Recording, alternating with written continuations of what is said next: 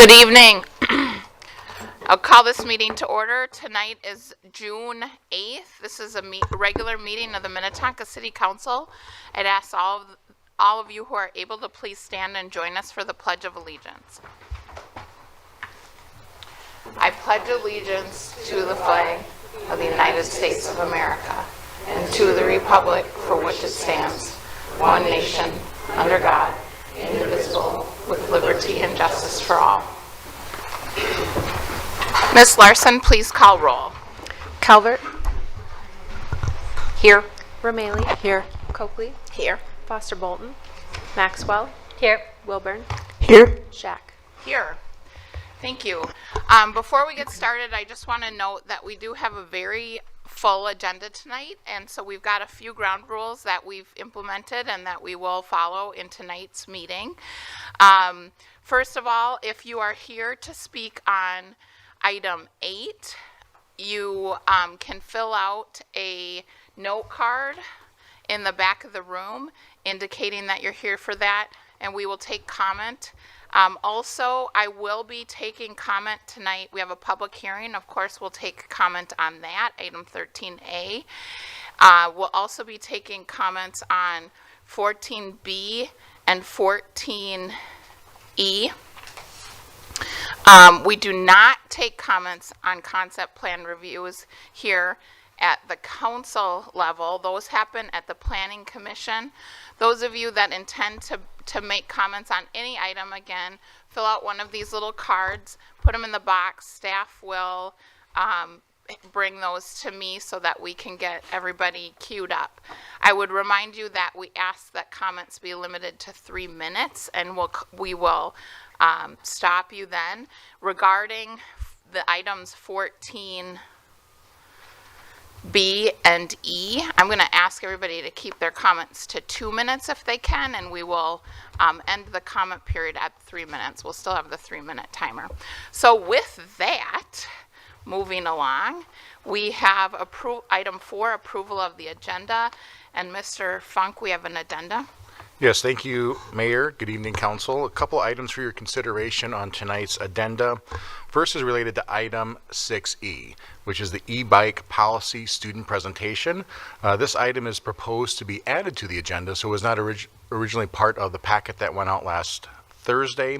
Item materials are attached to the addenda, and we'll have a presentation this evening from the Minnetonka Vantage Public Policy students, and they will present their e-bike policy recommendations. So it'll be item 6E addition. And then moving on to item 10D, which is the proposed assessed clean energy special assessment for 12501 Whitewater Drive. There are 2 suggested changes to section 2.06 of the resolution, really clarifying a couple things. One is the finance period. Rather than 30 years in the original resolution, it is 29 years. And then the second item, because of the 1 year less time frame, changes the accrual date to January 1st, 2027. The other item for your consideration this evening is item 14B, related to short-term rental ordinance. 2 mentions on this item.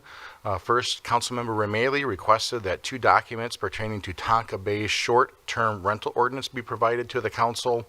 Both documents have been attached to this item. And then second, additional comments have been received since last Thursday through Minnetonka Matters. As you know, Mayor and Council, the packet goes out on Thursday, so there's been comments received after last week's publication. Those are also attached in your addenda. And then last, related to item 14C, is a concept plan for Quick Trip at 9800 and 9820 Minnetonka Boulevard, 3119 F Street and 3112 Gizmo Lane, and 3100 Gizmo Lane. So again, neighborhood feedback has been received after publication of the packet since last Thursday, and those have been attached to this addenda item. So the recommended action from staff is a motion to add item 6E to the agenda and then approve the agenda as amended. Thank you. Thank you, Mr. Funk. Council, I would take a motion to approve the agenda as amended. Councilmember Calvert. Thank you, Mayor. I make the motion to approve the agenda as amended. Councilmember Maxwell. I second. I have a motion by Councilmember Calvert, a second by Councilmember Maxwell. Ms. Larson, please call roll. Calvert, Yes. Rameli, Yes. Coakley, Yes. Maxwell, Yes. Wilburn, Yes. Shack. Yes, motion carries. Item 5 is approval of the minutes, and we have 3 sets of minutes. 5A, the April 20th, 2026 study session minutes, April 11th, 2026 study session minutes, and, May 11th, 2026 study session minutes, and May 18th, 2026 regular meeting minutes. Councilmember Calvert. Thank you, Mayor. I'd like to move approval of the April 20th, 2026 study session minutes, the May 11th, 2026 study session minutes, and the May 18th, 2026 regular meeting minutes. Councilmember Rameli. I will second. Thank you. I have a motion by Councilmember Calvert, a second by Councilmember Rameli. Ms. Larson, please call roll. Calvert, Yes. Rameli, Yes. Coakley, Yes. Maxwell, Yes. Wilburn, Yes. Shack. Yes, motion carries. On to item 6, which is special matters. And we have our first special matter is Representative Patty Acom. I'm not sure I see her here. Now, Councilmember Acom was on the council, or excuse me, Representative Acom was on the council when we started at 6:30, so I hope she knew. Perhaps she didn't know our meeting started at 6. So we will table that item. Do I need a motion to table that to come back, or can we skip it? Mr. Nelson? Yep. Mayor, you can move on to the next item and Okay. you can come back, so I think you Okay. can skip it. When and if Representative Acom arrives, we'll slot her in as appropriate. So, another friendly face, we have item 6B, which is Red Cross Blood Drive on June 30th at the Minnetonka Community Center, and we have former Mayor Brad Wiersum here to present to us about this. Mayor Wiersum. Greetings, Mayor Shack, council members, Mr. Funk and staff. Good to see you all. Good to be back. I'm not used to being on this side of the dais, but I think I'll muddle through. As is on the screen, one of the things former mayors try to do is try to stay busy, and one of the things that I've done is I'm now on the board of the, and pardon my grovelly voice, it's I think it's allergies, knock on wood, I hope it's not a cold, but that started today. But anyway, I am now on the board of the Twin Cities Red Cross. And the Red Cross has blood drives throughout the region, many each year.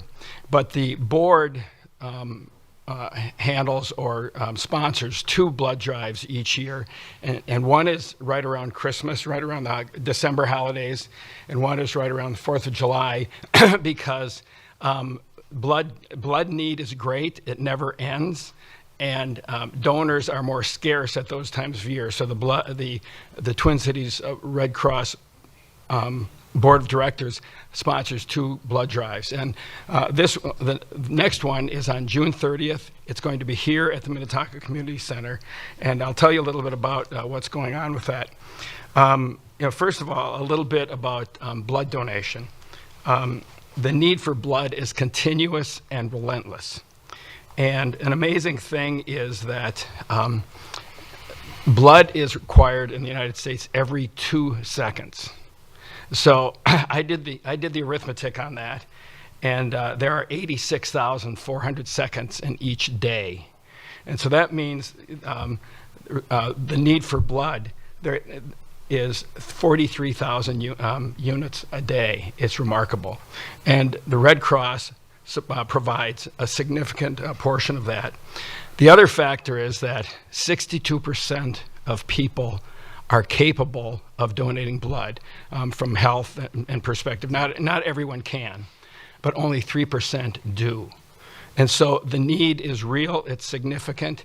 And the thing, in my years of public service, one of the things that I always focused on was if I could do something that would save a life, that was something I really wanted to do. And being a blood donor saves lives. So there are some QR codes here and some information, and I really hope that people will sign up for the blood drive And the Red Cross does a kind of a nice job of bribing people to come into. Everyone who donates will get a pass to Valley Fair. And also, there's a graphic, there's a Looney Tunes Red Cross graphic that you might have seen in the packet, and there's a T-shirt featuring that. And so everyone will get a T-shirt. And I think there will be some other, they do a nice job, so I think there will be some other bling and trinkets around for people who come in and donate. So again, that date is June 30th. The time is 11 to 5 p.m. here at the community center.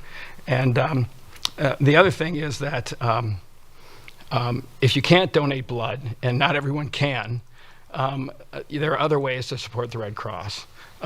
They are always looking for volunteers, and that can be relief for natural disasters or many other things. And then it takes money to make things run. So if you want to donate financially, you can go to redcross.org and make contributions there. So this is a really worthwhile cause. I'm excited that it's going to be in Minnetonka. It's great to see you. I wish my voice was working better tonight, but great to see you all. And if you have any questions, I'll take them. But other than that, I'll move on. Thank you so much, Mayor Wearsome. Any questions, Council?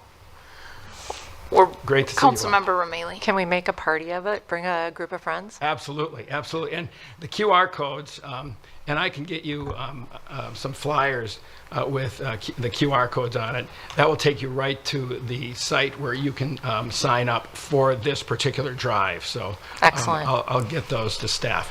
All right. Well, you make a very compelling argument, and if saving a life isn't good enough, hopefully a free ticket to Valley Fair is. Hopefully that puts it over the top. Yeah. Thanks so much. Thank you so much. And I don't think you need to be a Minnetonka resident to sign up, so bring your friends and family, get them signed up, and hopefully we fill every slot they have available. Oh, Thank you, Mayor Shea. don't go anywhere. Councilmember Coakley has a question. Go ahead. I did have one question for you. What age? Because I'm thinking like the kids.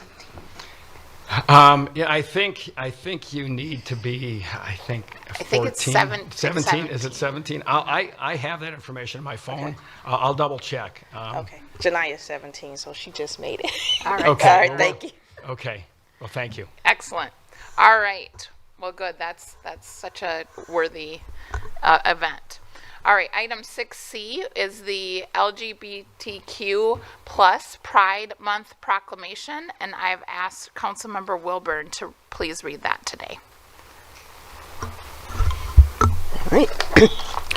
Whereas the month of June is celebrated as Lesbian, Gay, Bisexual, Transgender, and Queer Pride Month, commemorating the historic 1969 Stonewall riots in New York City and the first Pride March in June 1970, and whereas Pride Month brings awareness to historic and present-day discrimination, harassment, and violence towards individuals who identify as LGBTQ+, and whereas Pride Month affirms the dignity, equal rights, and visibility of individuals who identify as LGBTQ+, builds community, and celebrates sexual identity, diversity, and gender variance, and whereas LGBTQ+ people have made and continue to make great and lasting contributions that strengthen the fabric of society, and whereas all people deserve to live with dignity and respect, free from fear and violence, and protected against discrimination, regardless of their gender identity or sexual orientation,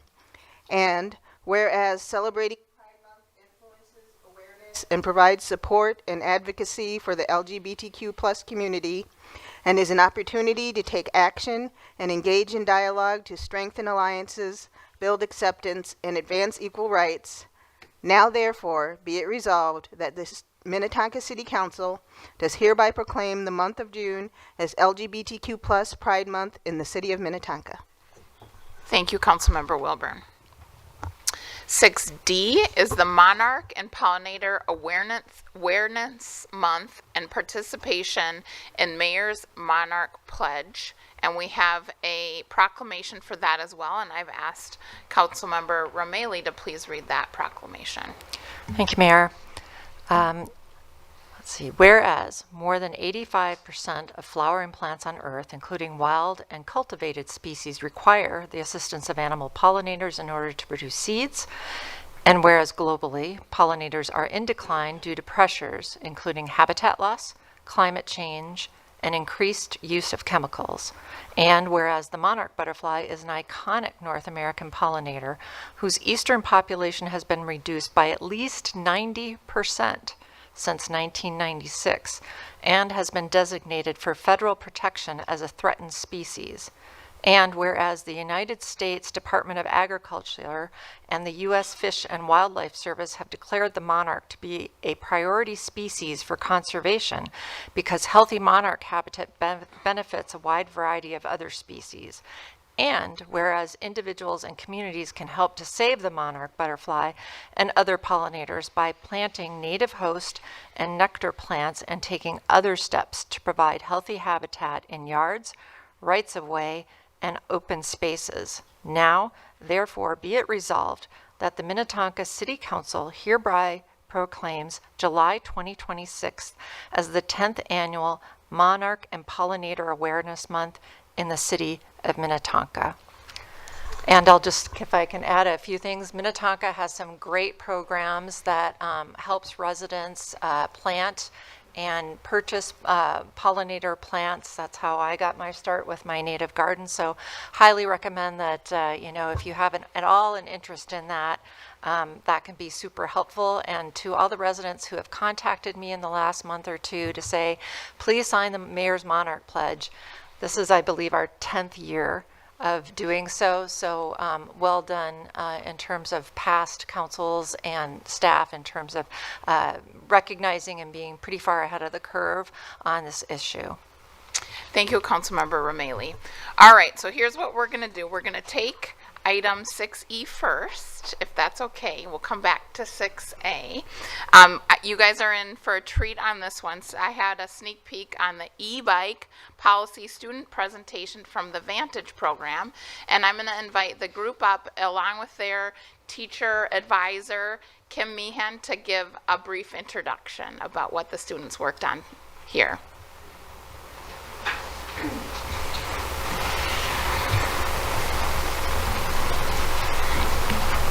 Well, good evening, council members and Mayor Shack. It's great to see you again.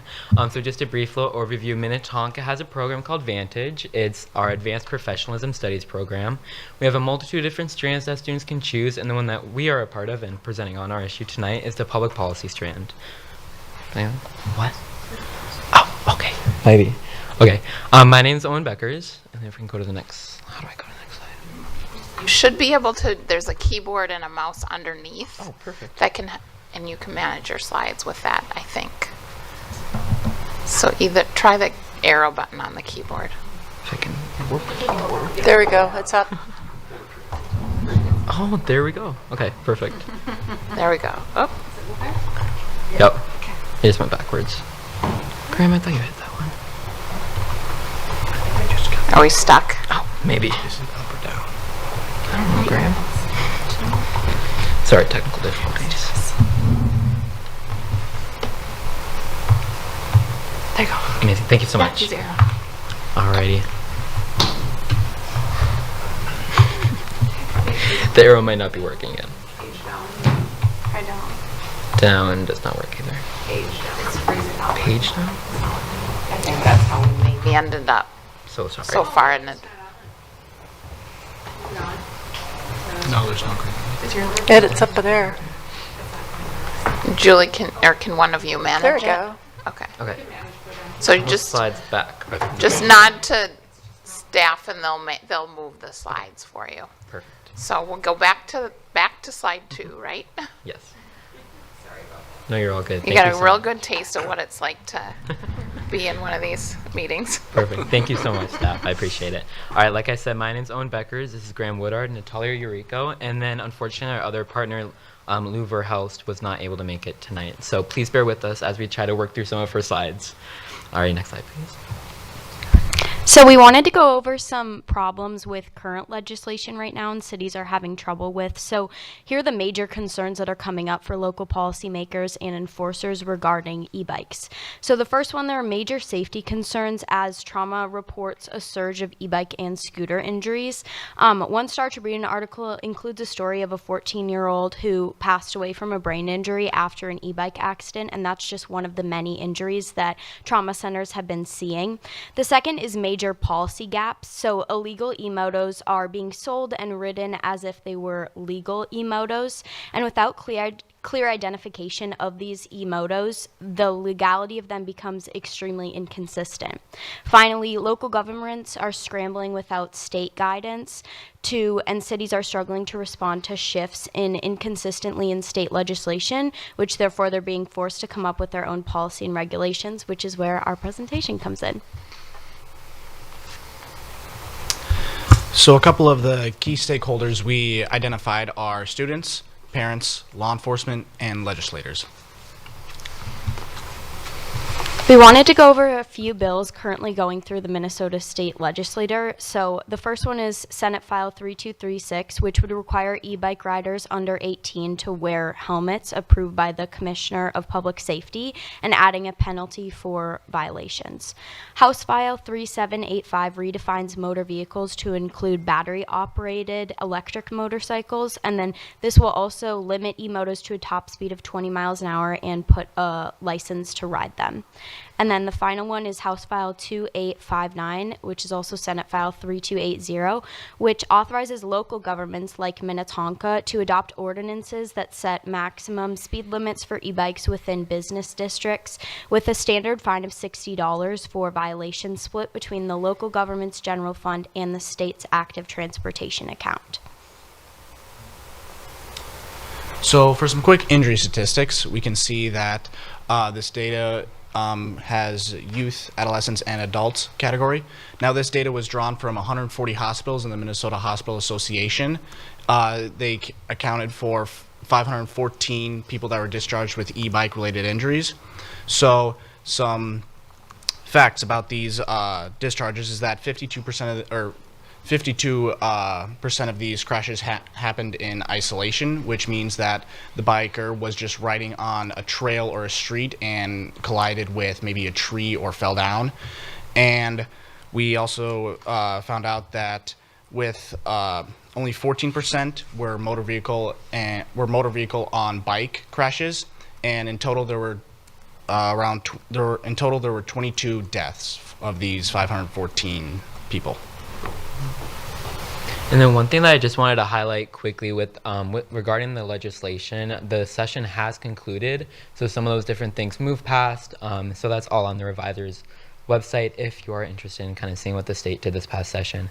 So here's a high intensity areas map that we kind of made. We found 3 key points where we saw a lot of e-bike crashes or different altercations with police department members. This was all gathered again through different Minnetonka student testimonials and a Minnetonka Police Department panel that we had come to our Vantage Classic a month or two ago. So the first one is the Minnetonka Target, which is on Highway 101 and Highway 7. There's a lot of reports that MHS and MME students after school went there on e-bikes, and there's a lot of different collisions with customers' cars in the parking lots and all those different kind of things that police were called out to. The second was Highway 7. This was highly highlighted by different parents in the district that we saw, because they would find, different students riding e-bikes on the side of Highway 7, which is obviously really dangerous and can cause a multitude of different injuries and collisions. And then the last one is Minnetonka Middle School East and Minnetonka Middle School West. We saw a lot with, again, kids getting out of school early, as the primary users of e-bikes are in those kind of middle school ages, or just about high school freshmen, high school sophomores. Next slide, please. Thank you.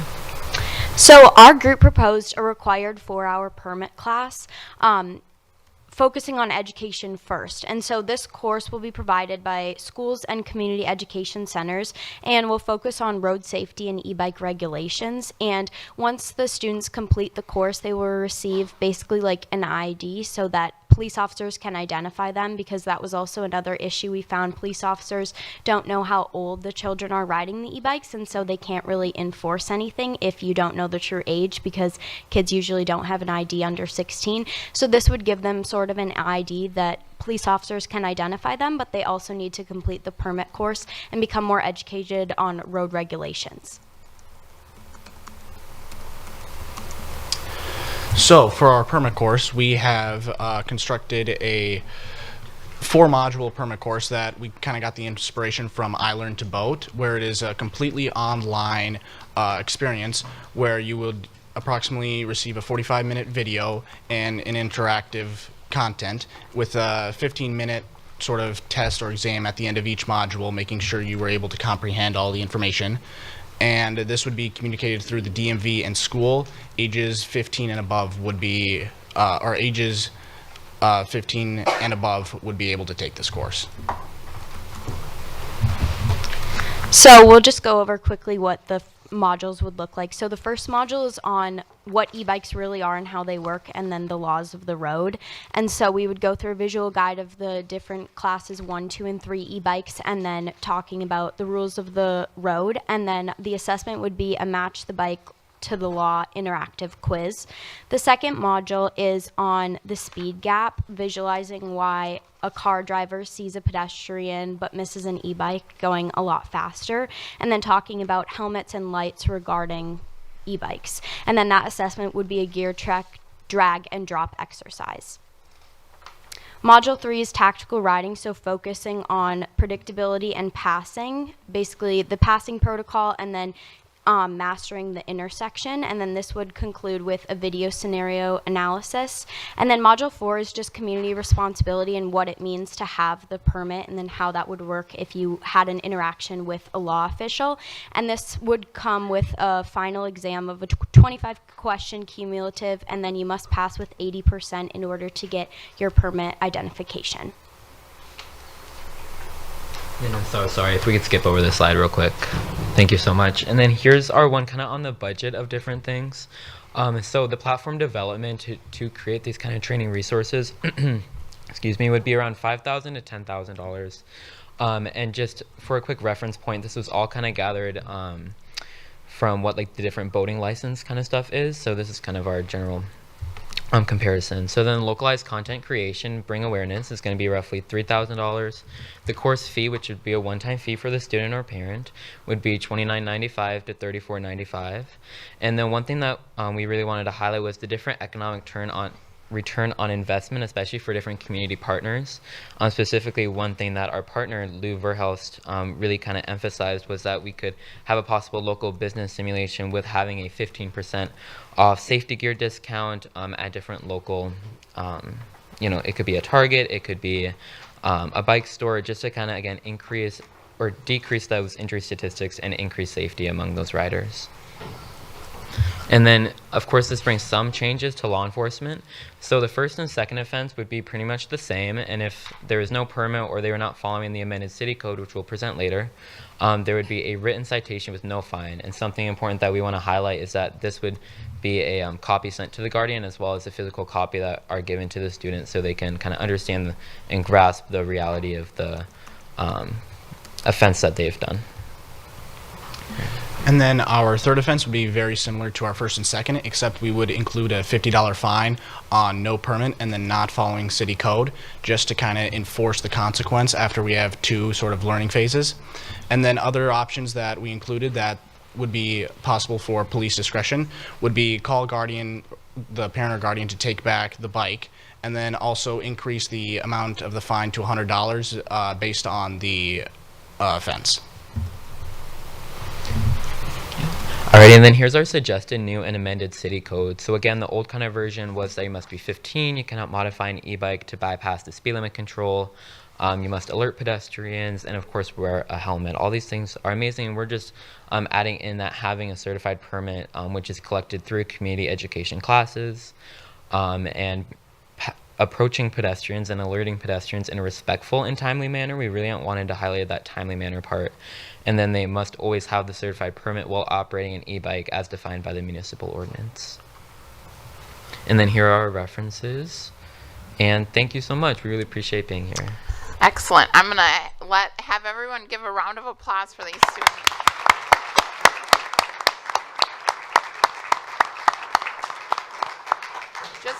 Just a quick overview for the audience. This group was selected amongst 4 teams, right? And the panel judging and selecting what included Chief Boerboom, a representative from the middle school, and myself during the class presentations. And all the groups did excellent. We really kind of were splitting hairs and picking the winner, but this group did a great job, and their understanding of local government far surpassed anything that I certainly could have comprehended at your age. So thank you so much for coming. Very impressive, and actually have some work product that we can mull over here at the city. So thanks again. Thank you. Okay, so we're going to go back up to item 6A, which is a presentation legislative recap from Representative Patty Acom. Come on up, Patty. I should say Representative Acom, thank you for coming, and we're really glad to have you. Well, it's my pleasure to be here, and I guess I picked a really poor meeting to be late. I didn't realize that the meeting time had gone to 6 p.m., so my apologies. I appreciate being here and for the opportunity to meet my actual ward member. So congratulations on your new role, and happy to be here with you tonight. I know you have a full agenda, so I don't want to take much of your time, but I just wanted to stop by and thank the council and the city for the partnership at the legislature, and to maybe just go over a couple of high-level things that that passed this year. One of the most important to me was some stability funding for HCMC to ensure that our safety net hospital will remain open. The impacts would be disastrous for HCMC to close for just a number of reasons. And so I was glad we were able to work that out in a very closely divided legislature in both the House and the Senate. And so the fact that we were able to come up with that was impressive. Now I can imagine there is more work that will be done on that front, but I'm glad we were able to at least take the pressure off in the short term. The other that I think is worthy is passing of the Office of the Inspector General. I think we all know the impacts of fraud that we have faced here in Minnesota, and so to have an independent Office of Inspector General to help in identifying, preventing, prosecuting in any type of fraud. Of course, $1 of fraud is too much, and so ensuring that we are addressing it in a comprehensive way will be important to all of us going forward. And then the last of the my top 3 is we passed a really robust capital investment bill, and which included a project for Minnetonka with your transition from part-time fire to full-time fire department, and expansion of the Cross County Road 73 fire station. So really happy that we were able to get that done. There is clearly more work that needs to happen and that we will continue to work on going forward, but happy to be able to get that across. And I will maybe just also say in short that, again, in our very closely divided legislature, not only were we also were able to protect and prevent things from being rolled back that were important advancements that we had taken in issues, maybe, for example, paid family medical leave. And also, I will, because the issue of affordable housing is such an important one, maybe just mention that preventing the zoning reform bill, which didn't ensure affordability, preventing that from passing was something that I'm glad we did. I do want to continue to work on affordable housing, and I really want to commend the city of Minnetonka for the really dedicated work and the leadership role you all present here in how cities can address affordable housing. So with that, I know you guys have a full agenda. I want you to know that my door is always open. I certainly want to partner with the city in whatever ways can be helpful. And so you know how to reach me. Well, thank you so much, Representative Acom. Don't go anywhere. Okay. I wanna personally thank you on behalf of myself, council, and city staff for what a champion you are for the city of Minnetonka at the state. And we're so grateful to have you there, and your accessibility and your advocacy for the city is, we appreciate it so much. I will open the floor to my colleagues here. If council, if you have anything brief, any questions or anything, comments you'd like to make, now's the time. Councilmember Calvert. We are very lucky to have you there. It was a pleasure to serve with you for however brief a time it was up here, and I think it's so important that you brought that city experience to the state legislature, because you really do understand what the municipalities need, and certainly what Minnetonka needs. And, you know, these are very challenging times in government in general, and it has been quite a year for all of us. So I'm just very grateful that you didn't go anywhere, that you're still there. Please don't go anywhere. Please stay there. You're doing a wonderful job, and we're very lucky to have you there. Thanks, I appreciate that. Great. All right, thank you, Representative Acom, and we will not be strangers. And just before I go, I just wanted to commend the students, and what a great topic that you chose, and I was taking notes. So, so anyway, well done. We'll continue to work on all of that city and state government. So great. Thank you. Have a good rest of your meeting. Thank you, thank you. Okay, moving on. Item 7, reports from city manager and council members. Mr. Funk. Thank you, Mayor and Council. 4 items for you this evening. First, this last week was our first farmers market. We had 870 people visit the first week compared to 587 a year ago. So really an uptick this last year. So really give a shout out to our rec director, Kelly O'Day, and his staff for their coordination of the farmers market. We have 28 vendors, which I also think is a high.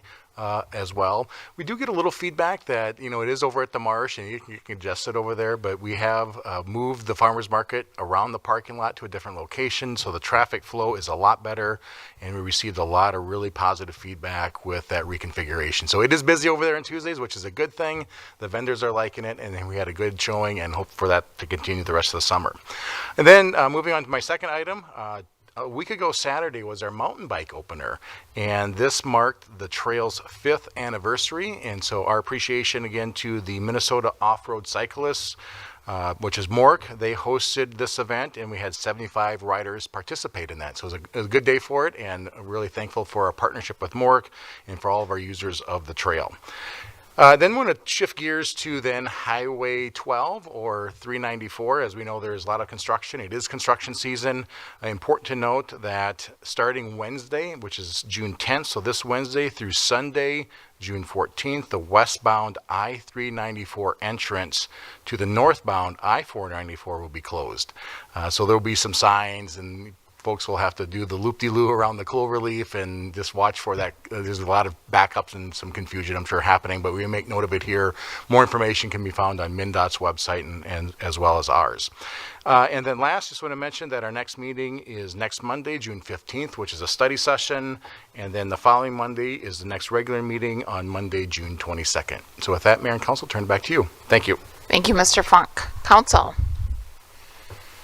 Councilmember Calvert. Thank you, Mayor. I'm just very grateful that former Mayor Brad Wierson was talking about the blood drive. There was a blood drive. I work for the city of St. Paul, actually, and there was a blood drive there in the last few weeks, and there is a critical need. It's not just that it's all the time. There's actually a shortage right now, and blood products do expire, so please try to make that that event on June 30th. And I I just wanted to mention there have been some disturbing events that have happened at Hopkins High School in recent weeks and months. So since January 1st, there have been 3 separate incidences of anti-Semitic and homophobic graffiti, including swastikas, 3 different occasions written in the bathrooms at Hopkins High School. And there was also a really horrific social media post depicting an African-American student with a knee on his neck with racist and sexualized comments. And apparently that is not a crime. The vandalism, however, is a crime.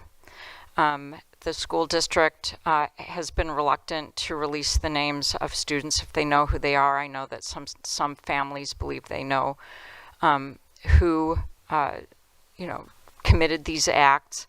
And I just want to say we have some new leadership coming into the schools at Hopkins schools, and school districts out here in the West Metro are separate units of government. The city doesn't have jurisdiction over them, and they don't have jurisdiction over us.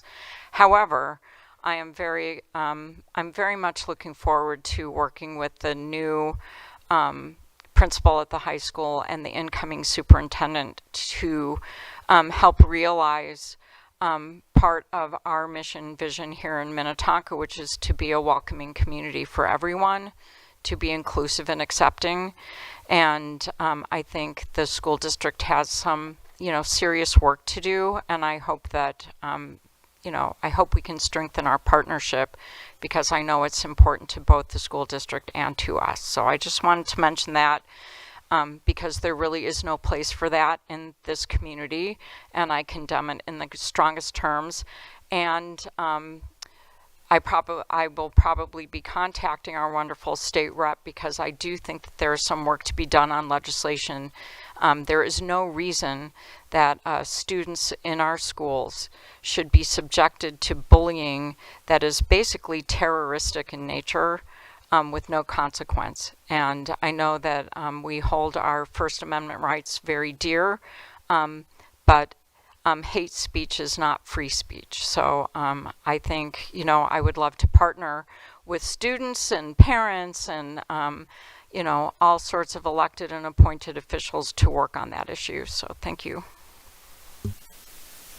Thank you, Councilmember Calvert. Anybody else? Councilmember Romali. Thanks. Now to move on to something totally different.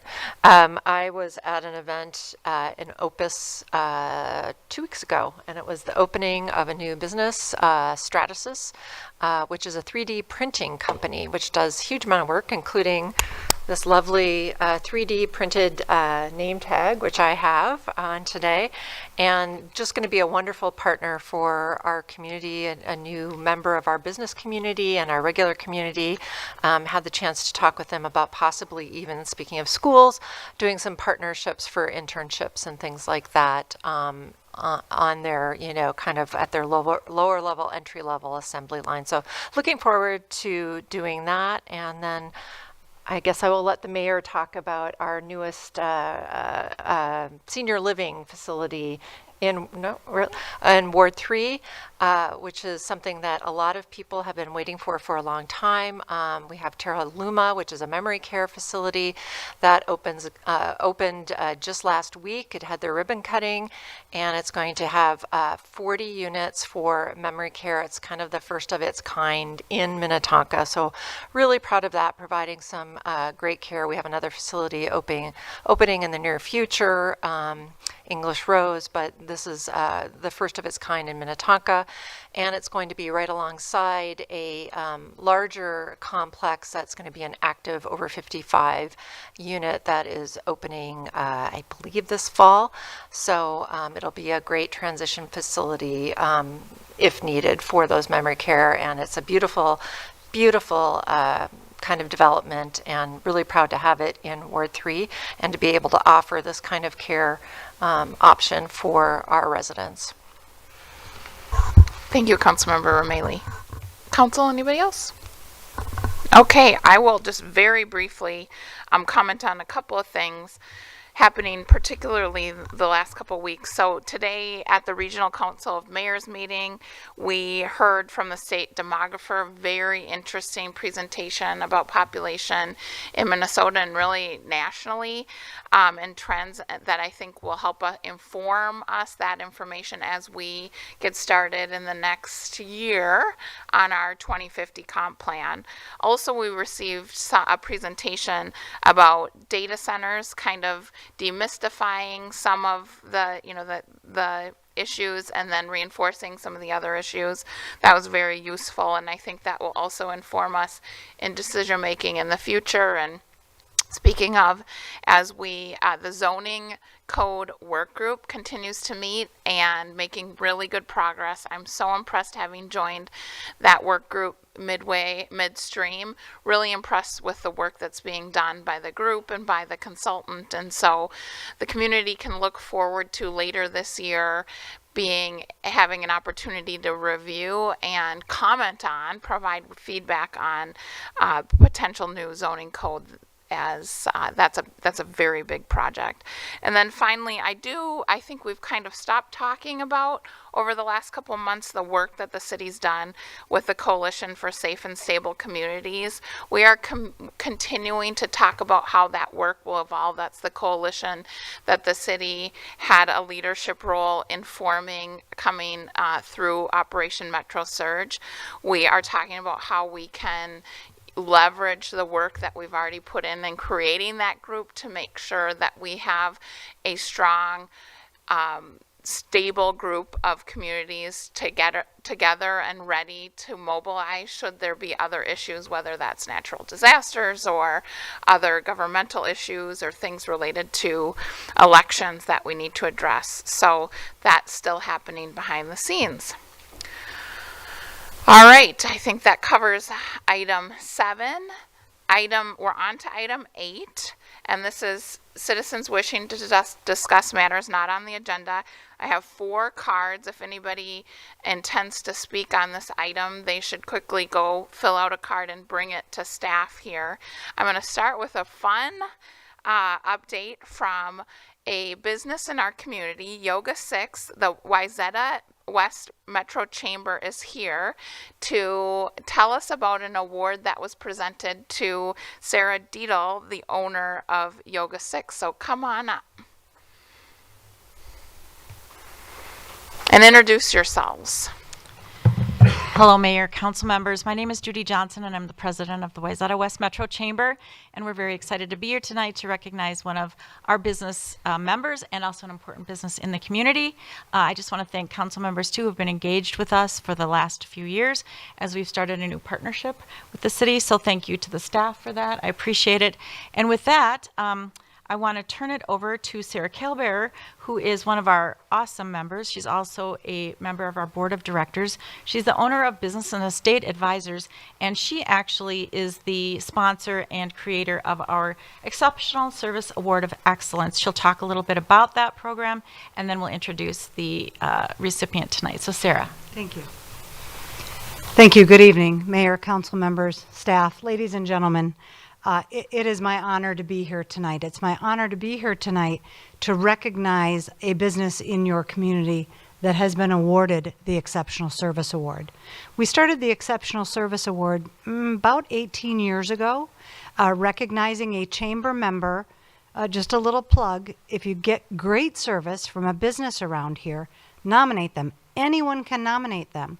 And when you go to the chamber's website, the Wayzata Metro Chamber, if you don't see the business listed, let us know anyway, and we will go talk to the business about joining the chamber, because it is that exceptional service and those strong businesses that increase our community and our standard of living and our comfort and our respect for one another.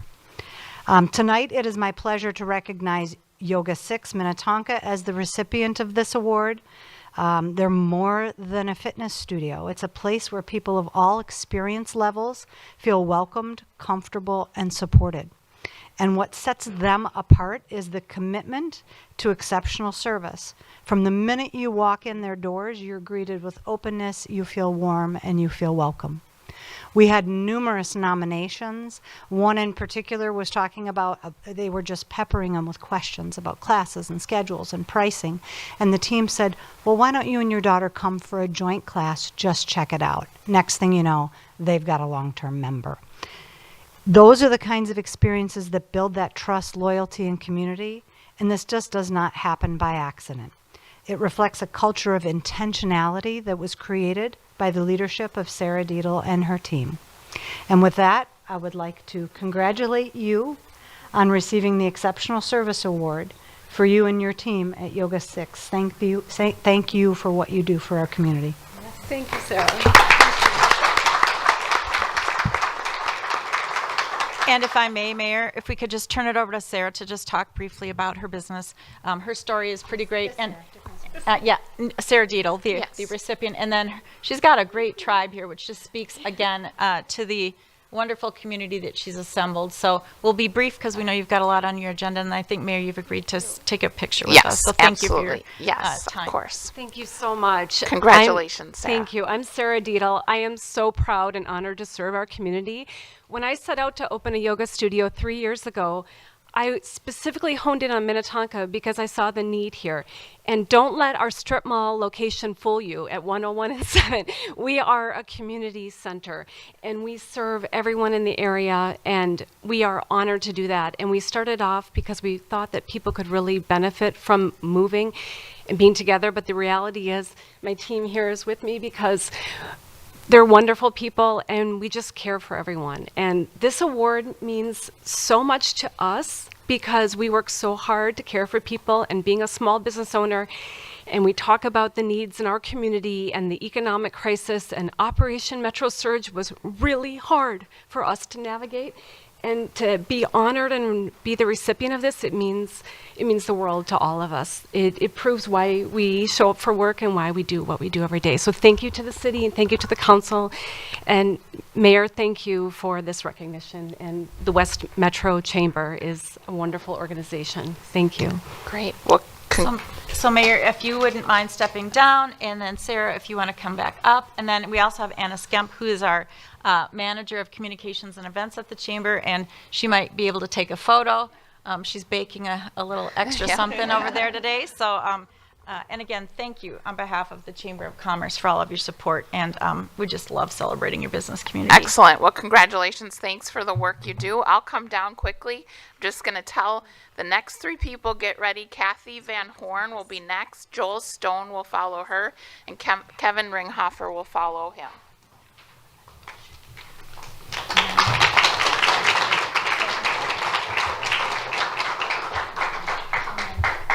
We'll be on the end. Oh, here? Yeah, okay. Okay. Perfect. Thank you. Great. Thank you. Thank you. Congratulations. Thank you.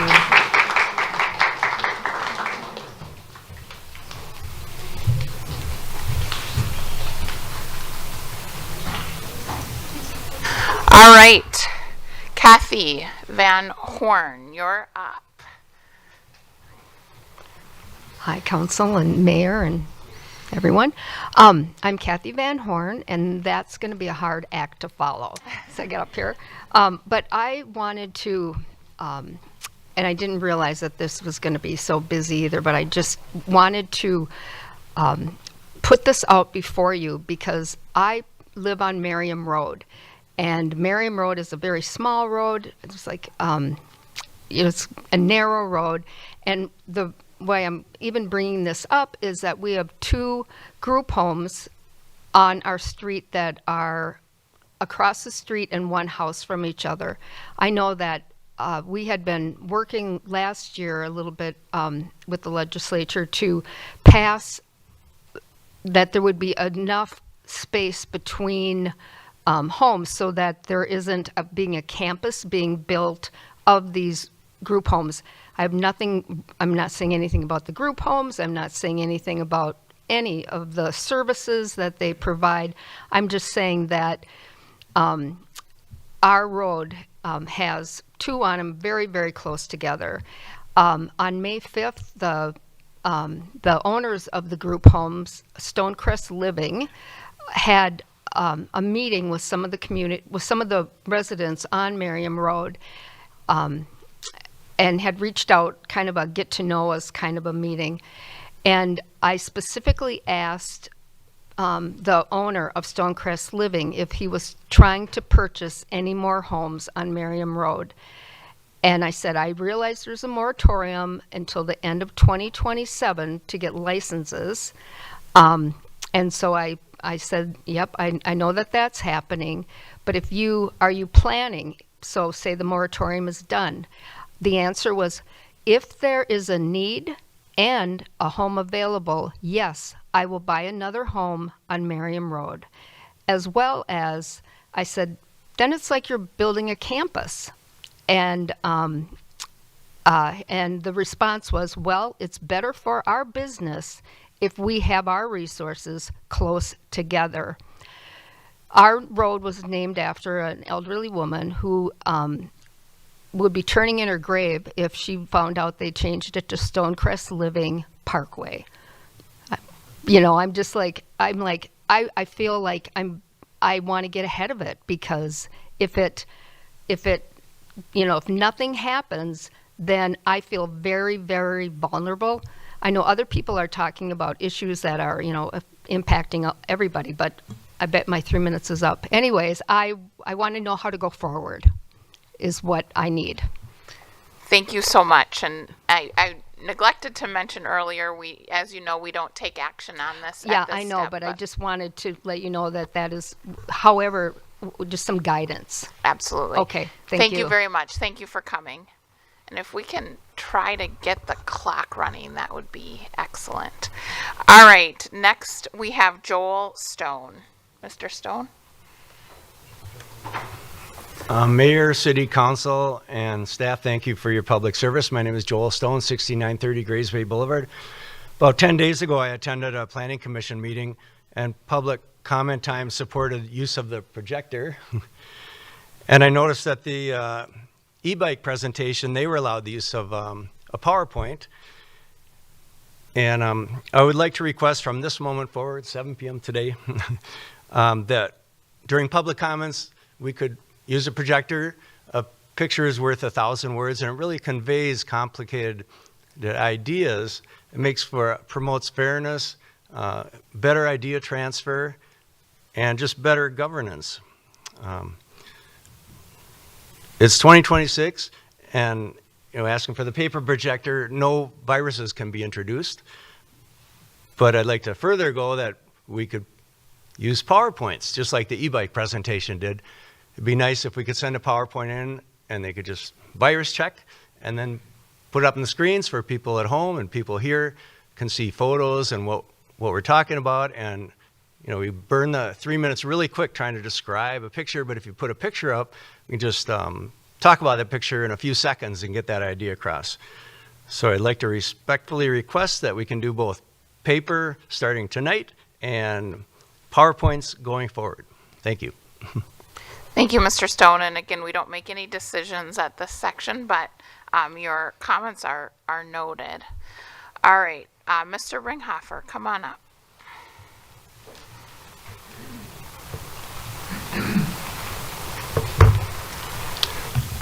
Good evening, Mayor and Council. I'm Kevin Ringhofer, 2200 Indian Road West, and a part of the Minnetonka Community Housing Team. I'm here to inquire about the status of changing the pre-eviction notice and lengthening the pre-eviction notice beyond the 2 weeks to at least 30 days. There still is an urgent need. I got some new information last week that one agency stopped their applications or suspended taking applications for rental assistance on June 3rd for the month because they had that many applications that they wanted to make sure that they wouldn't exhaust their funds before they got through that 50. They may start it up later in the month, but it just kind of stresses that there still is a significant need.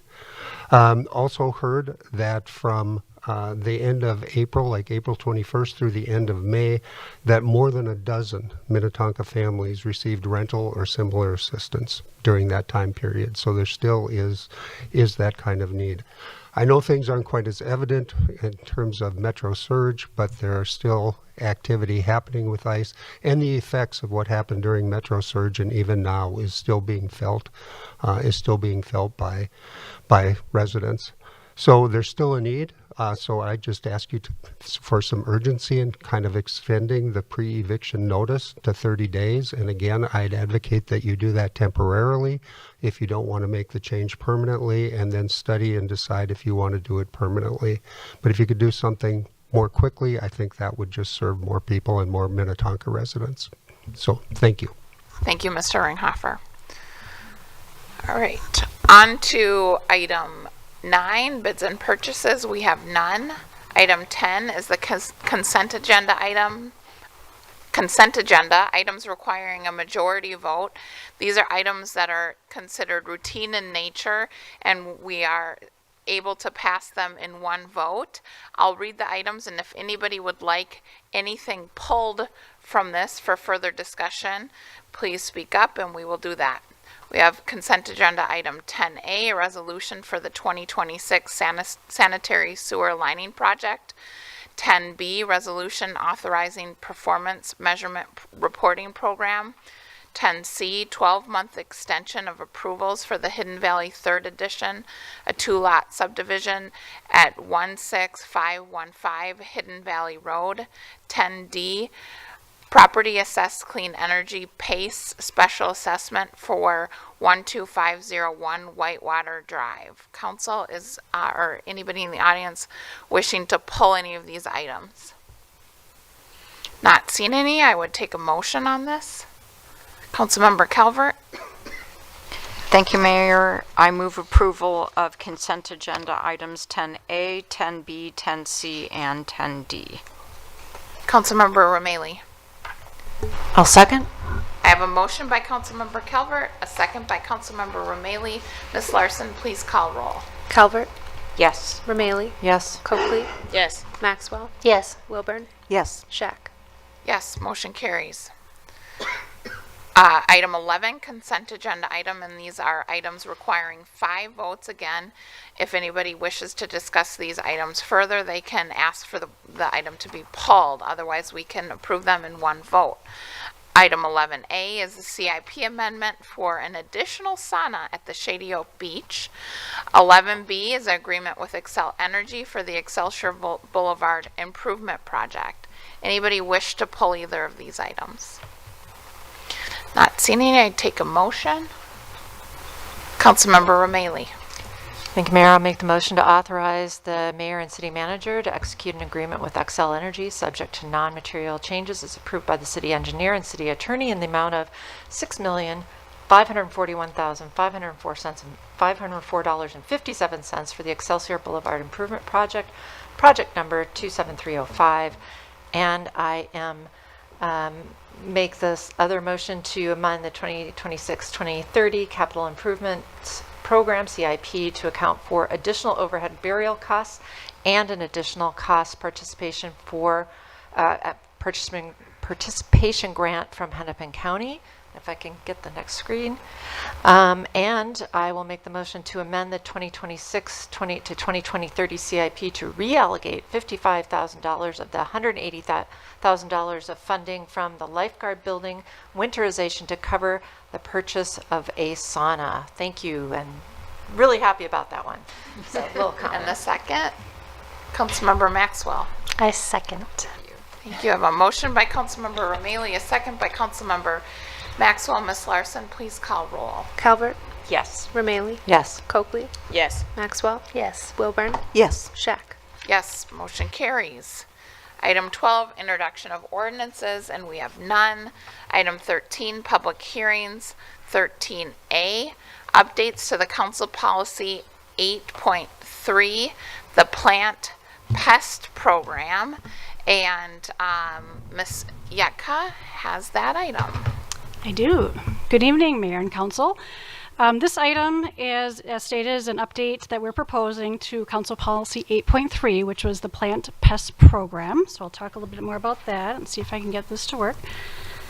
So what we're asking for tonight is to hold a public hearing. This does require a public hearing, and that hearing has been noticed in the paper, and then adopt a resolution that updates the policy as we talk about here.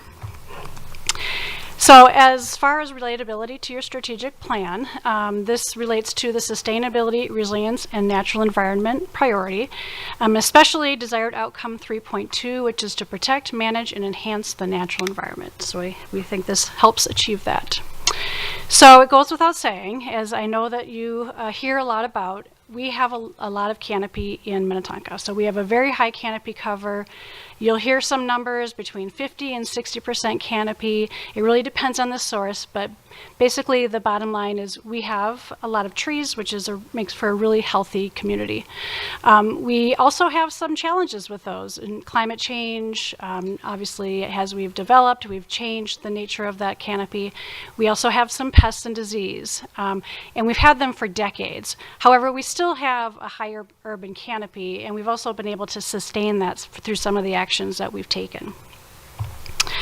I'm going to talk about three tree pests and disease that are in this policy. One is Dutch elm disease. Dutch elm disease is a disease that's spread by beetles. It's a fungal disease. It's been around since the 70s and 80s. You may remember in Minneapolis and St. Paul, they had to take down the big grand elm trees. It's a disease that's been around for a long time. We really consider it endemic in our community, but we also have been selectively removing trees to help prevent the spread of that disease. Another disease that we talk about often is oak wilt. And as you know, oaks are kind of an iconic Minnetonka tree species, and there is unfortunately an oak wilt disease that's spread through root grafts and also through beetles, and it can be prevented by treating trees, but it is something that we do pay attention to because oaks are really sort of part of that old growth forest that we have. It primarily is really it's an issue with red oaks. All oaks can get it, but red oaks are really susceptible.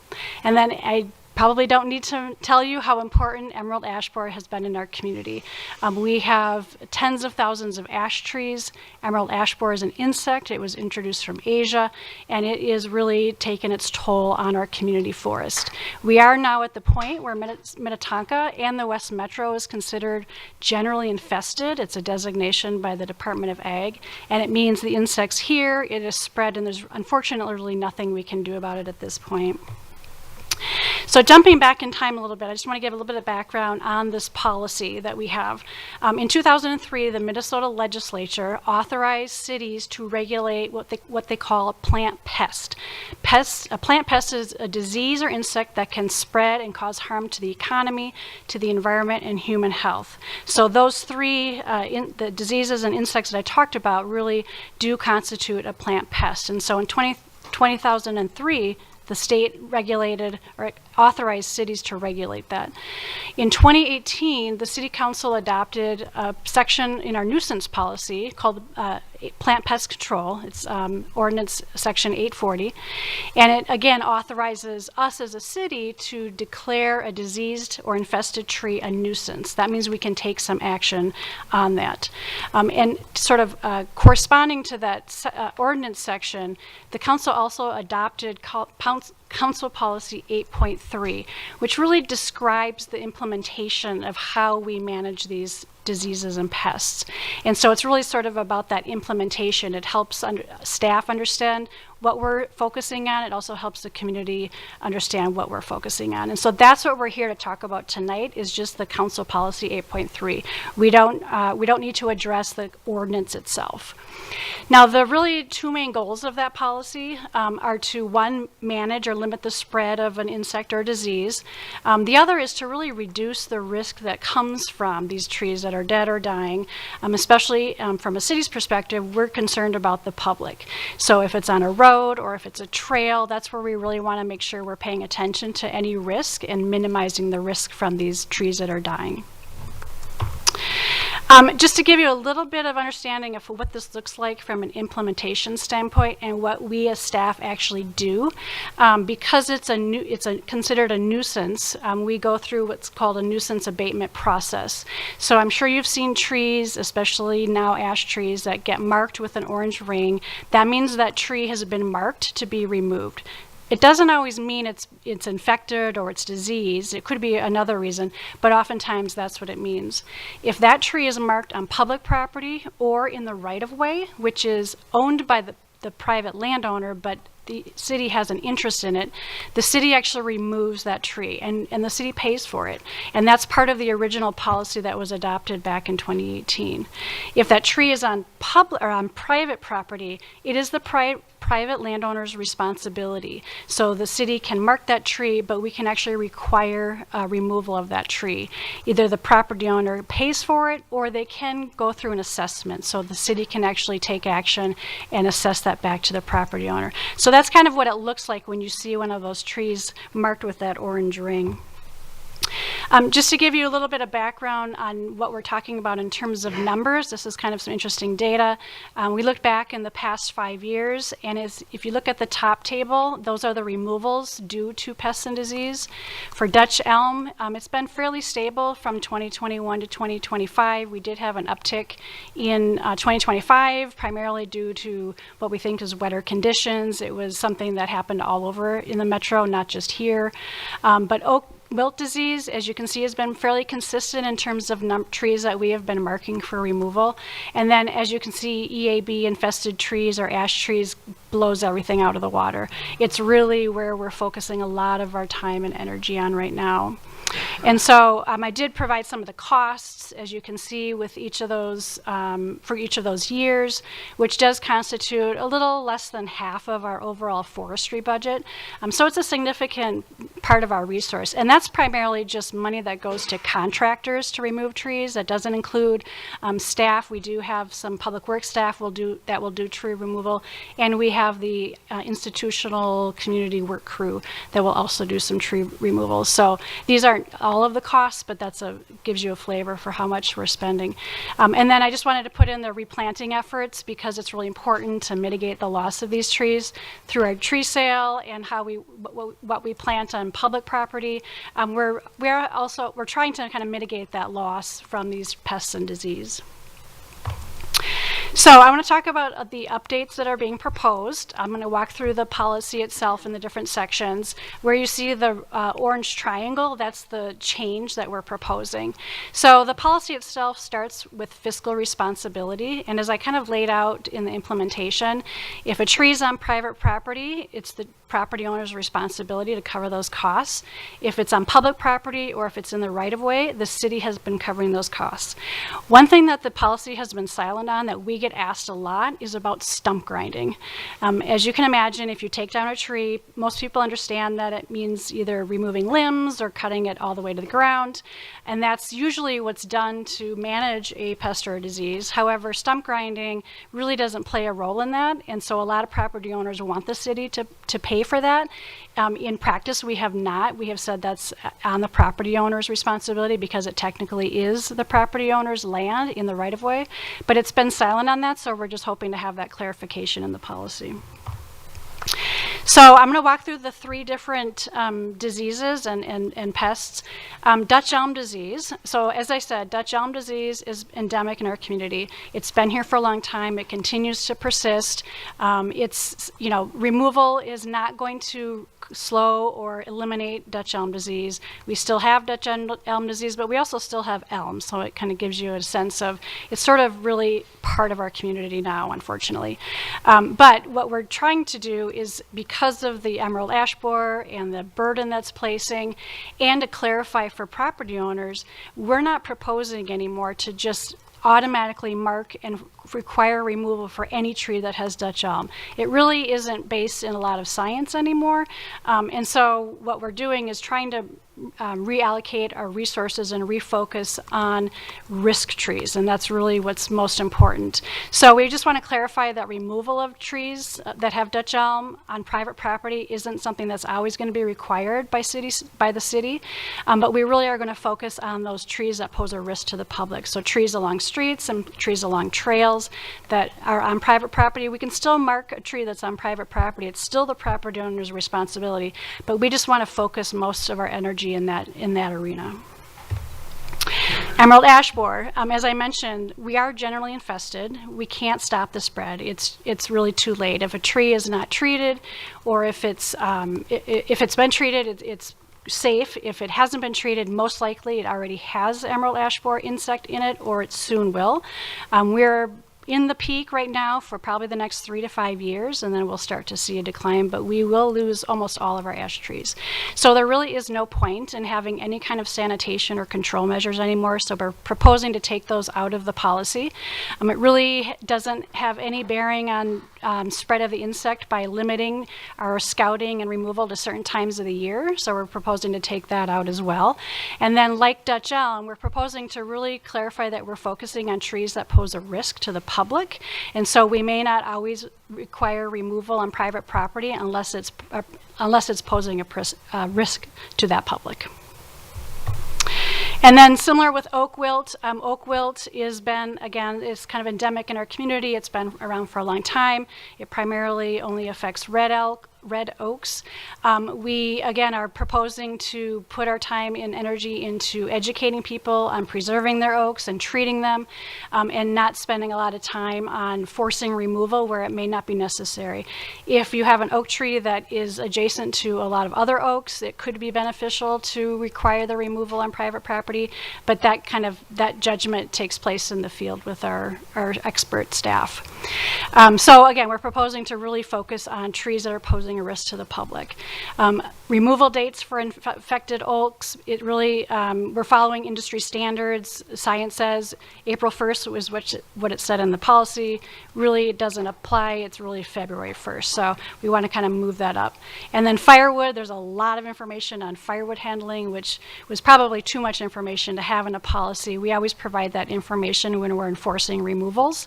But we just want to clarify that firewood should be covered until July 1st, not July 4th. And again, it's just aligning it with expert advice and the agency standards that we have. So what do other cities do? So we have, obviously, the cities around us, Plymouth, Eden Prairie, St. Louis Park, even in Bloomington. It's worth saying these cities do not have the canopy cover we have. For instance, St. Louis Park is a much more urban community. In general, emerald ash borer is obviously not just affecting us, it's affecting all of the communities. And so really other communities are pivoting more to what we're doing. We're saying we're not enforcing removal on private property anymore. It's not about containing it. It's just about focusing on risk and mitigating those hazards to the public.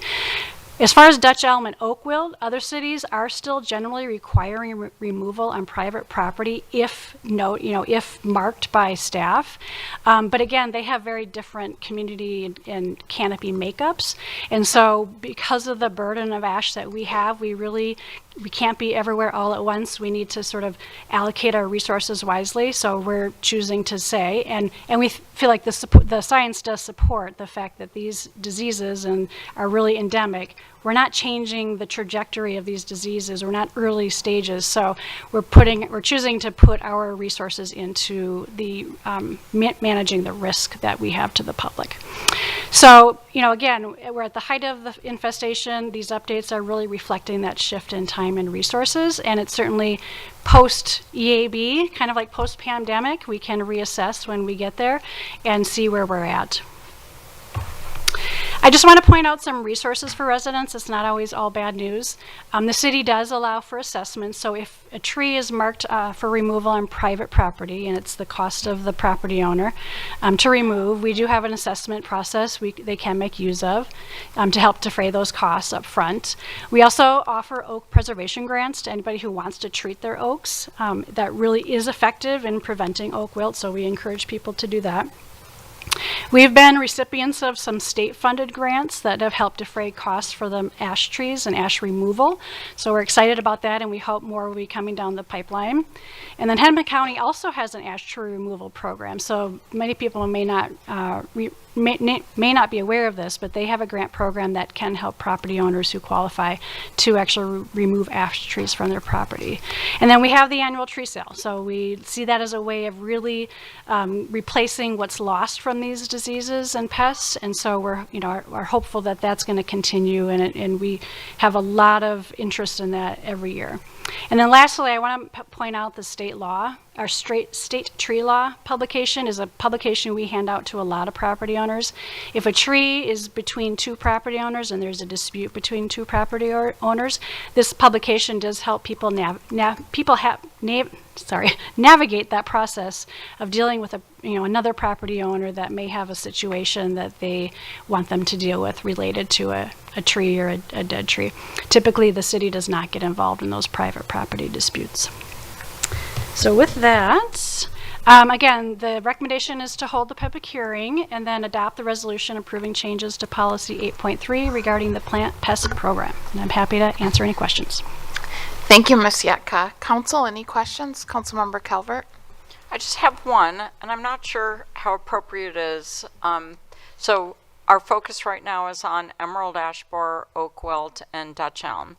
And in my travels in our city, I'm also noticing some kind of pine issues. So a lot of our pines seem to be affected, and I was wondering if pine beetle blight or something else seems to be affecting our pine trees, and if so, how will that fit into this? That's a good question, Councilmember Calvert. I haven't heard that pine.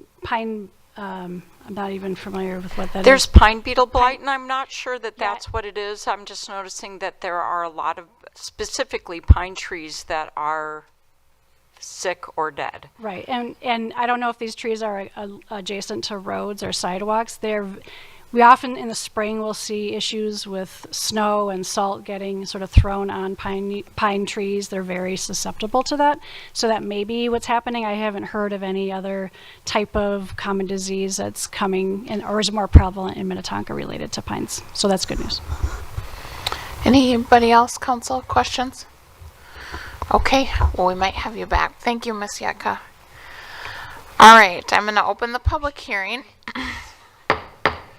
I don't have anybody who has signed up to speak on this, but because it is noticed as a public hearing, I will keep the floor open and offer anybody who wants to speak on this item. Last call. Not seeing anybody, I will close the public hearing and bring it back to council for discussion on this. Anybody?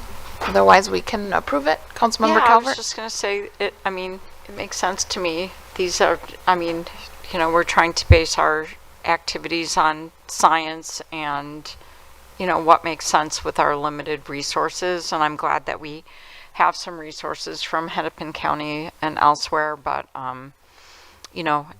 if they're going to die anyway, the only thing that I would say is that I know that eventually, and even over the past few years, with especially emerald ash borer, people have, I'm sure they've contacted all of us about dead trees and, sort of demanding that neighbors take them down, do this or do that. There's a church in my neighborhood that has 4 dead ash trees that I'm sure that they would, love some help to replace. So, but we only have so much money. So this makes a lot of sense to me, and I just encourage everyone to access the resources that we have, because we do have tree replacement, and there are resources to help you take your trees down or afford to take your trees down. All right. Anybody else? Otherwise, I would take a motion. Councilmember Maxwell.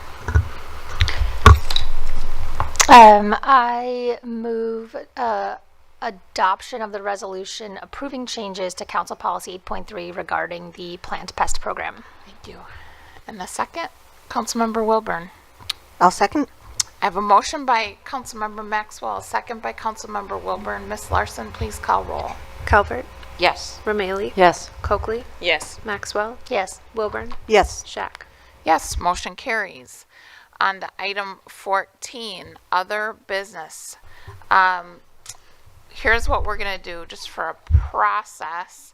Let's do item 14A, and then we'll take a 5-minute break and come back for the rest of the agenda. So next up is 14A, concept plan review for Cooper's Hawk, an on-sale intoxicating and off-sale liquor establishment in the Ridgedale Mall area.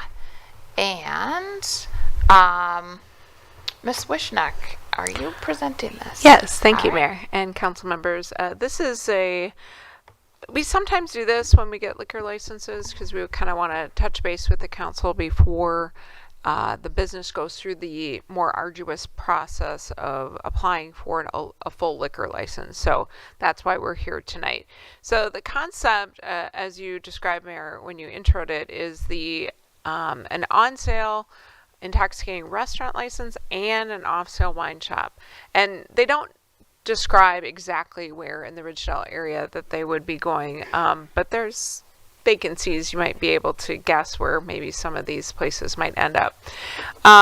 For reference, you currently have 11 off-sale locations, and if you looked at the list, you can see that the list does not include like our breweries that sell beer in growlers, that sort of thing. So in a number of years ago, I think it was 2010, the City Council updated the policy regarding liquor licenses and specifically off-sale liquor license. So that's what's excerpt on your screen so that you can see the thinking at the time is the City Council at that time determined 12 off-sale locations were adequate to serve the city of Minnetonka residents, and basically that you have as your sole discretion to decide whether or not you want to issue more. And even if the number falls below 12, you also kind of had that in your minds, or at least the people sitting in your chairs at the time thought about you don't necessarily need to approve any more establishments. Some of the conditions by which at that time the policy considered is there a distinctive specialty service that is being offered by this business. The second option would be, is that a complementary part of a business that would add positively to the experience of living and working in the city. And then finally, could it be part of a village center that wasn't currently served? So all of those factors were kind of like the decision-making points at which the council wanted to consider as they talked about more off-sale licenses.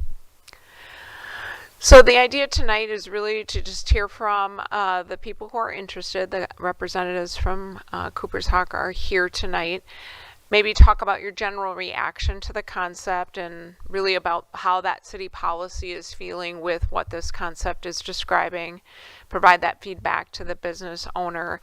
And then if the applicant or the business owner wants to proceed, they do have to go through the official liquor applications. And I know you know this, but the public might not. There's 2 additional hearings that are required for them to actually get and obtain approval. So there's a lot of process involved. And if it's a restaurant too, there's a conditional use permit that would have to accompany it as well, which has its own set of public hearings. So with that, Mayor, again, I'll turn it back to you and then we'll have questions later. Thank you. Thank you, Ms. Wishak. Okay, I will, well, first of all, we'll bring the folks from Cooper's Hawk up, and then we'll deal with any questions we might have. So come on up, introduce yourselves, give us your name and address. Thank you, Mayor, members of council, staff. My name is Daniel Christians, legal counsel for Cooper's Hawk with Madigan Dahl Harlan in Minneapolis, and I'm with Jennifer Lucina, who's a senior development manager for Cooper's Hawk. I am here to answer any of the legal questions for this concept plan review, which we hope will eventually come to Minnetonka. Ms. Lucina has much more exciting information to present. I did want to make one clarification, not so much a correction, that's in the background report. where it kind of, in paragraph 2, where it states on-sale liquor licenses may only be issued to hotels, restaurants, and clubs, not to off-sale liquor stores. That is correct. We don't believe an ordinance amendment would take place or would be required in this situation, because the concept plan that they're looking at would have the common vestibule with 2 separate entrances, where the restaurant would be one address essentially, wine shop, not a total liquor store, would be the separate address. So it's going to have the state required barriers, and the wine shop would be the exclusive off-sale premises from 340A 412 subdivision 14, which is similar to the concept that was approved, or the way in which I believe it is Top 10 Liquors, formerly Wineside, now forked. Much different food concept plan here, but that's the way in which that was approved prior. So with that, I will turn it over to Ms. Lucina here for much more exciting information. Thank you so much. We did have a slide. Yeah, we'll go ahead and operate that for you. Oh, lovely. Thank you. All right. Just tell us when. I think you can. Perfect. Thank you so much. Good evening, everyone. My name is Jennifer Lucina. I'm the Manager of Development Entitlements for Cooper's Hawk Winery and Restaurant. I'd like to start by saying thank you so much for your time. I realize that there's a lot of business to attend to, so I do appreciate the time that you're taking right now to hear about our concept. I'm not sure if anyone here is familiar with our brand, so I'd like to move through our presentation to introduce to you who Cooper's Hawk is, what we do, and how we are different. If you have any questions, please feel free to ask. Can you go back one slide? Yeah, there we go. Sorry. So I'd like to start out with our food. Cooper's Hawk is a unique dining experience in that we are a restaurant, but we also have a few added benefits that you'll find out through the presentation. You'll find that Cooper's Hawk, we have a very extensive menu from our scratch kitchen. There's something for everyone: appetizers, salad, sandwiches. We also have entrees such as Parmesan crusted chicken, gnocchi carbonara, and filet mignon. We offer multiple selections that are sure to satisfy anyone's tastes. We also offer an additional brunch menu on Saturday, Sunday mornings. We have daily chef recommendations that change every month. We have an extensive gluten-free menu, which I am so thankful that we have. What a great option to have. We also have a private dining menu, catering program as well, and we're constantly updating our menu selections so that we stay current and give our guests a wide variety of options. I did send along our menus for your review, excuse me. In the next slide, our wine. Along with our extensive menu, we offer our own proprietary brand of wine. Cooper's Hawk makes their own wine, and that is the wine we would be selling in our retail area. Our wine is what sets us apart from all our other restaurants.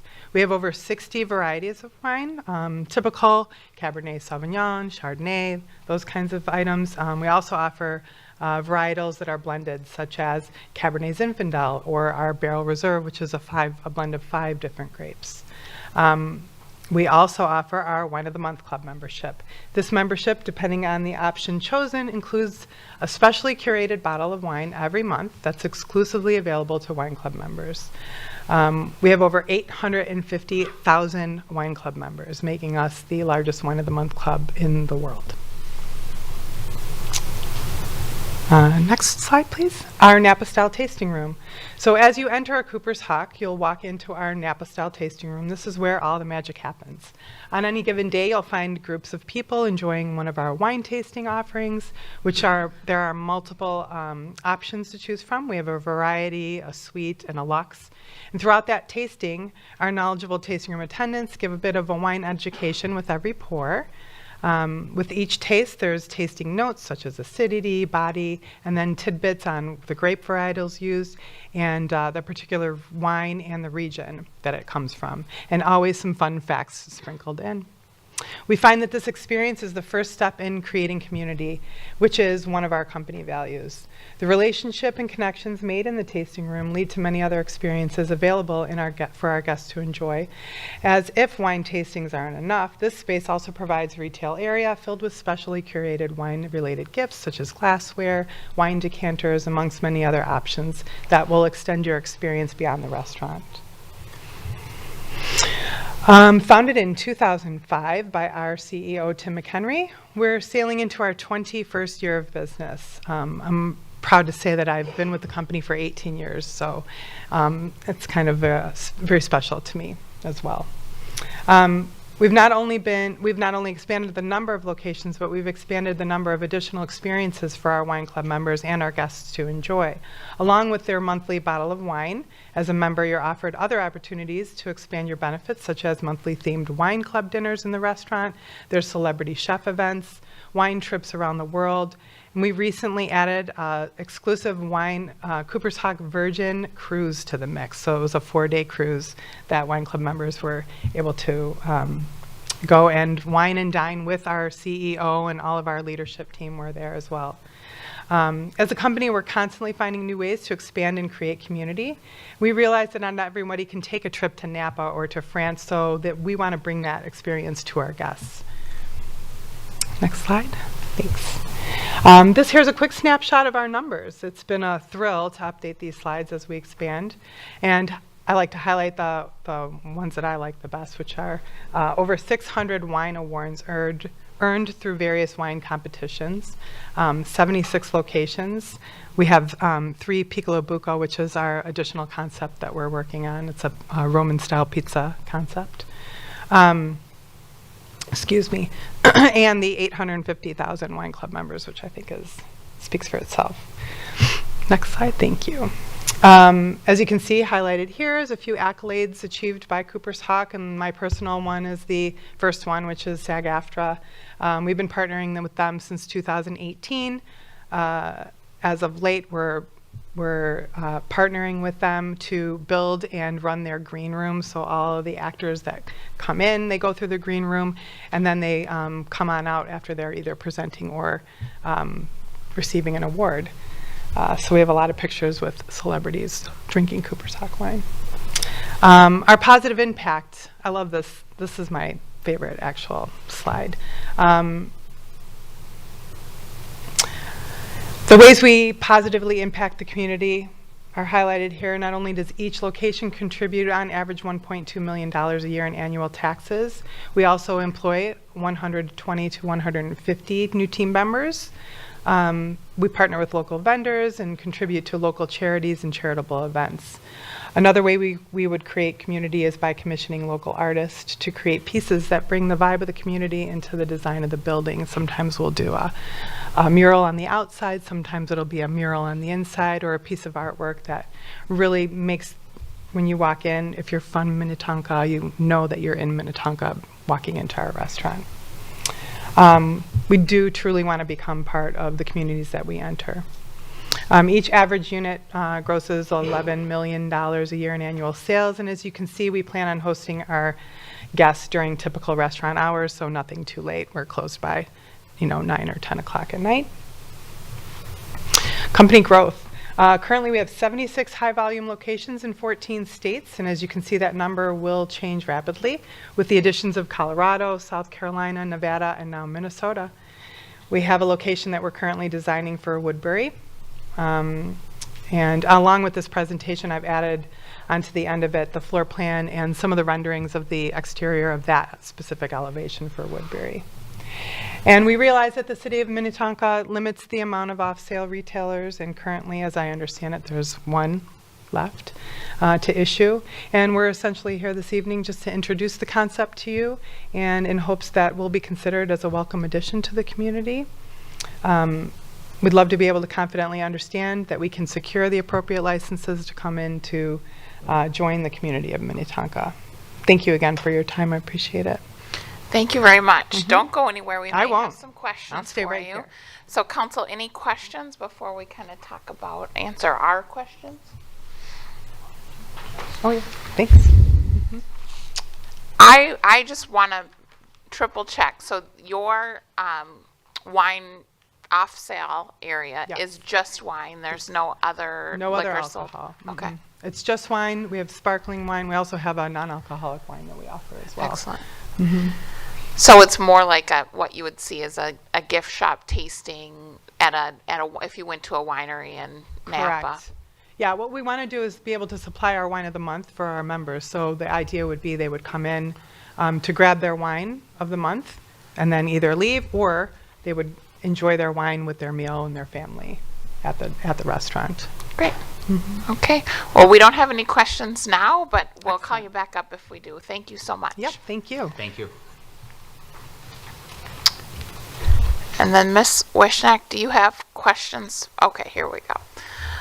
So council, we need to kind of, I think that the biggest task here is the off-sale liquor component to understand. Is there an appetite in the Ridgedale area to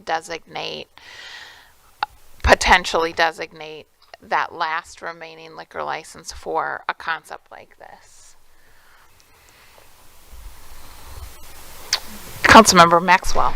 Yeah, I have a question probably for staff. Is Wineside still open as off sale, or did that change? Wishnak. Thank you, Mayor and Councilmember Maxwell. That transition happened let's see, it could be 2 years ago already. Forked moved in that place, and there was a lot of discussion at the time how that was going to transition. Originally, it was owned by the same owner, and that was important to the city, but they were able to work through it. Forked is owned separately from Top 10 Liquors. But we still have that off-sale Top 10 Liquors in that same building, the Bonaventure building, right? Mayor, if I may add, Ms. Wishnak. you have an on sale for Forked, you have an off sale for the Top 10, same that you would be asking for here.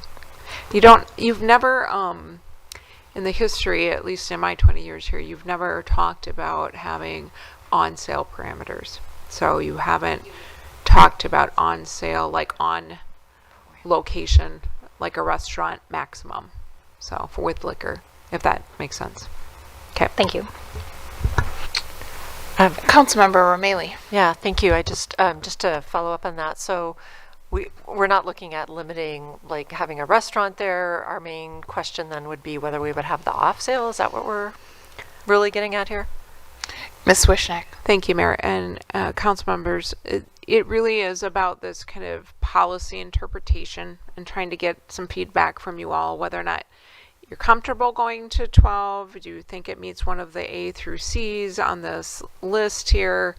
You know, it is in Ridgedale. We do have, as Councilmember Maxwell said, we had a previous kind of version of this.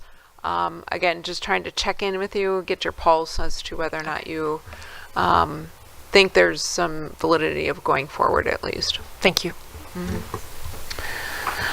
I'm not seeing folks jump up to speak on this. I've given this quite a bit of thought, and I will say, you know, even more so, I had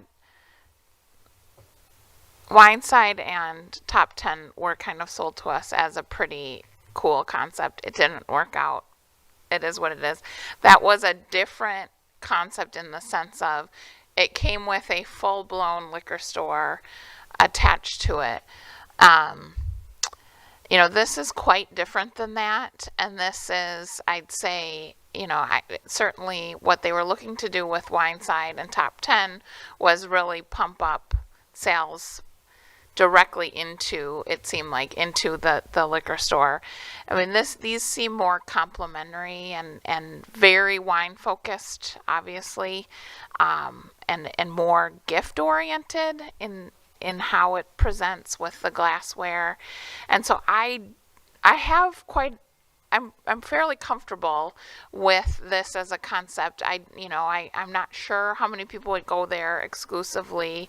They're certainly very targeted customer because they're only offering their own wine. And so I feel okay about it. I think, you know, this is a destination. I think the Ridgedale area is the place for destinations like this. There is, you know, an appeal to the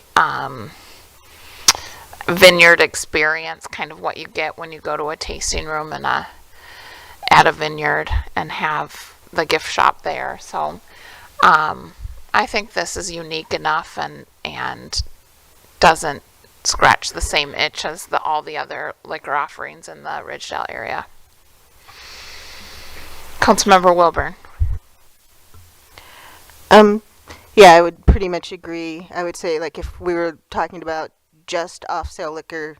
If you ask me, do we need another location in the Ridgedale area? No, we don't. But I also can't off the top of my head think of anywhere in Minnetonka that is lacking that.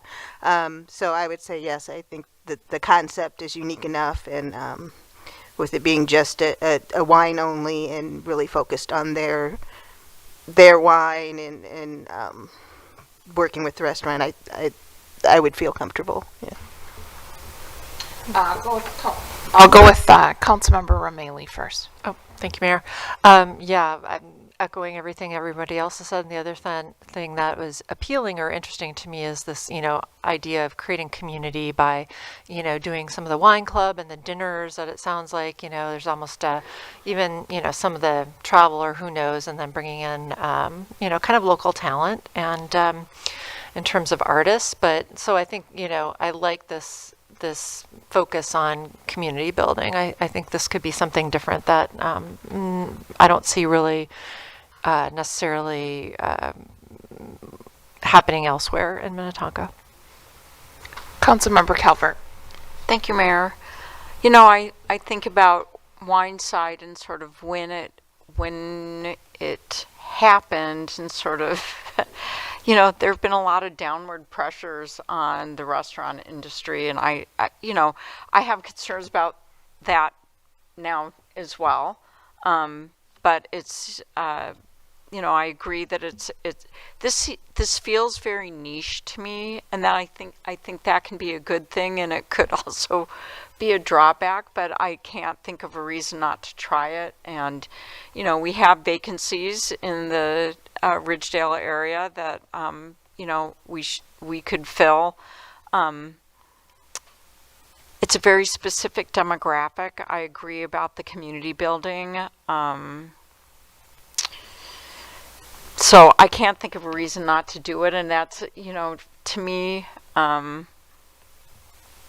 it feels so niche that I was a little reluctant. But on the other hand, the food looks great.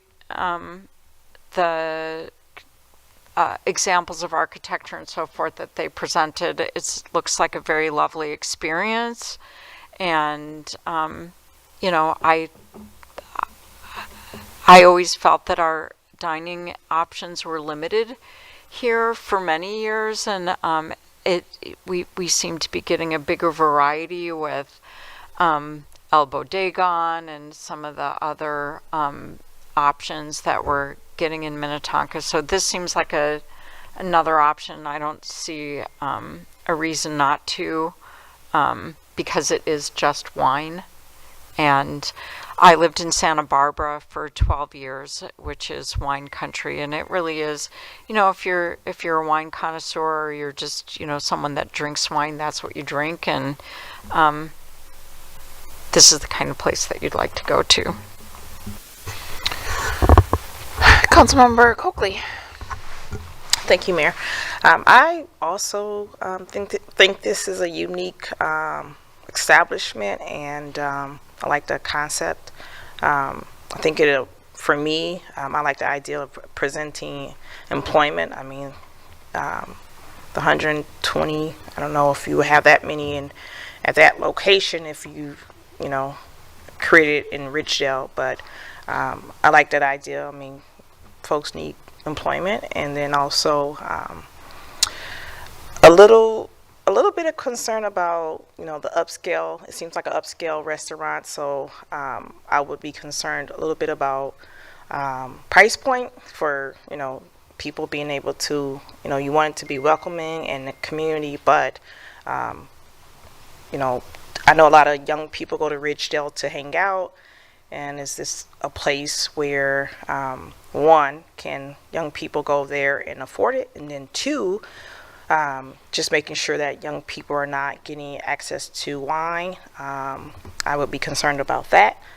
And other than that, I mean, I really like the idea of the concept and it being a nice place. So, Councilmember Maxwell. I agree. I don't have too much unique to add over what the other council members said, but I think it does fit that Category A offering a distinctive specialty service. In this case, it's a unique enough concept that we haven't seen in other areas of the city. I also feel if we can do up to 12 and we've got one, is there something that I'm hoping for, I want to save it for, or if we use it for this, we can't, and there's nothing else that I feel like we need to save it for, so I'm in support of this concept moving forward to a full proposal. Excellent. Well, Ms. Wishnek, I think you have what you need.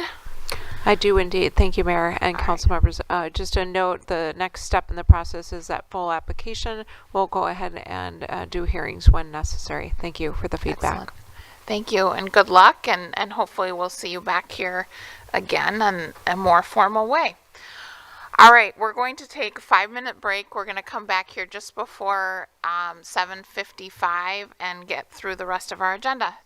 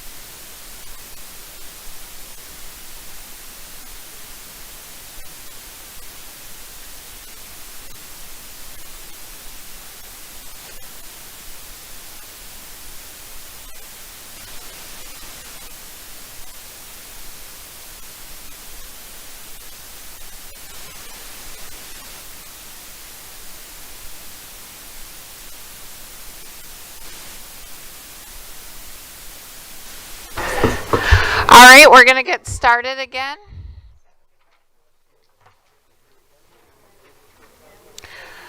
All right, the next item on the agenda, item 14B, and Ms. Wishak. Thank you, Mayor and Council. Again, this is a draft ordinance for your consideration about the short-term rentals. Just a forecast for what we'll need is adopting the ordinance requires 4 votes. On the right-hand side of the screen, I just have a snippet of what the actual changes are. But I'll go through that a little bit closer in detail later on in the presentation. I do want to kind of show the path of how we ended up where we did today. So we're going to reflect back and then show you where we're headed. The rental registry itself started in 2024, and prior to that, there weren't actually any specific ordinances relating to rental properties. For reference, we have about 10,000 rental properties in the city at the moment. There are currently 24 short-term rentals in the city that are registered under this rental registry program, and there is a notation on the registry today that says, do you rent it for less than 30 days or less? And so we know that by that checking that box, that's how folks have self-identified the short-term rentals. We did present you with rental research at the March 2nd meeting. It was a study session. We kind of went in depth about all the different things in different ordinances in different cities and different options the council had. And so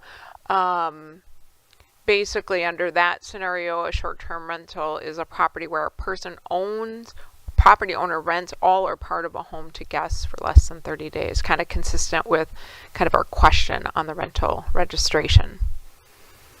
Am I sounding okay? I'm sorry. Mike, you were looking at me. I'm not very loud. Okay. Maybe in the back that's usually not my problem, but so when you look at me, I think something's wrong. Okay. How about that? Is that better? All right. Council concerns at that time, you talked about investor-owned properties. We had discussions about impact on values, impact on access to housing stock for ownership, and then safety and absentee landlords. At that time, the council didn't express consensus on a total ban on short-term rentals, but they were interested in exploring other regulatory options. So that's what you were doing at that time. And then you provided direction to draft an ordinance, and we would see it again, which we did on April 27th. And we had a draft ready for you. And at that draft, it was more about licensing, right? We had licensing as the premise. We would do short-term rentals as a specific license. Just a clarification, we weren't thinking about licensing all types of rentals, just short-term.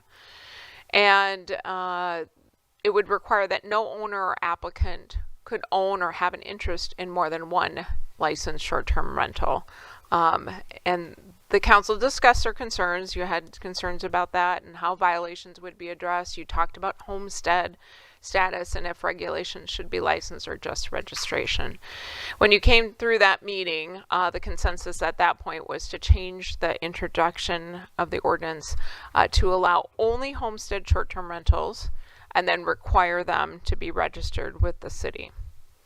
And that's what this updated draft amendment does.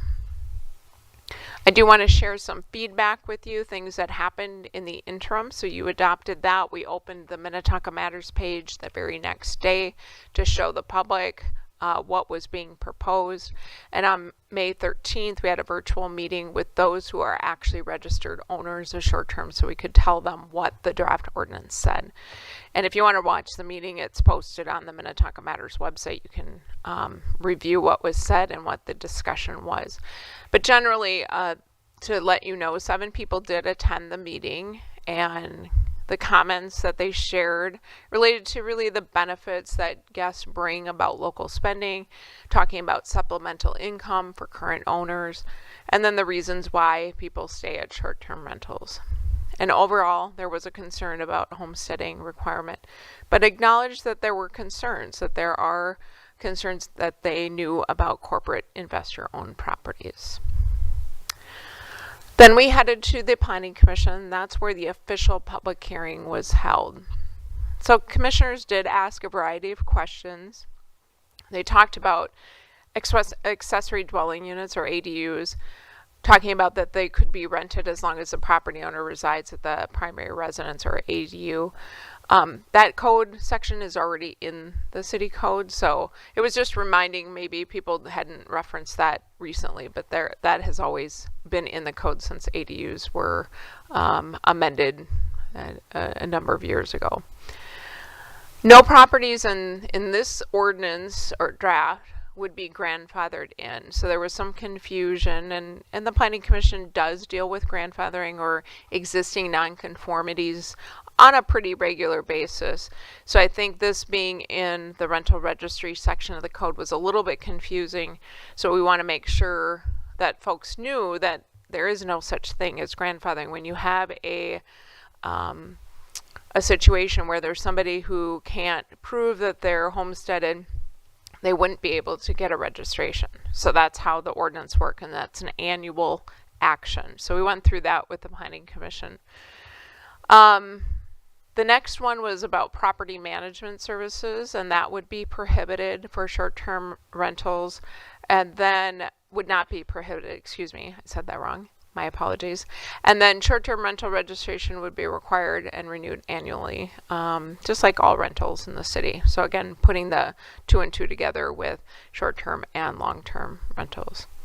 There were 6 individuals who appeared at the public hearing.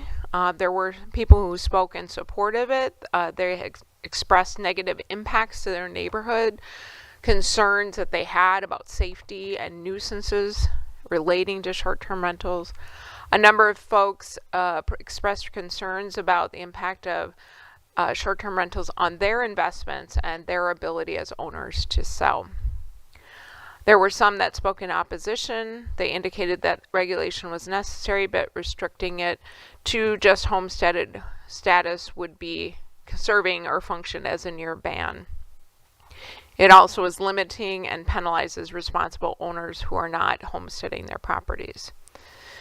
Additionally, someone noted that short-term rentals fill a housing gap within the city. And finally, some indicated professional management can help mitigate some of the concerns that were expressed.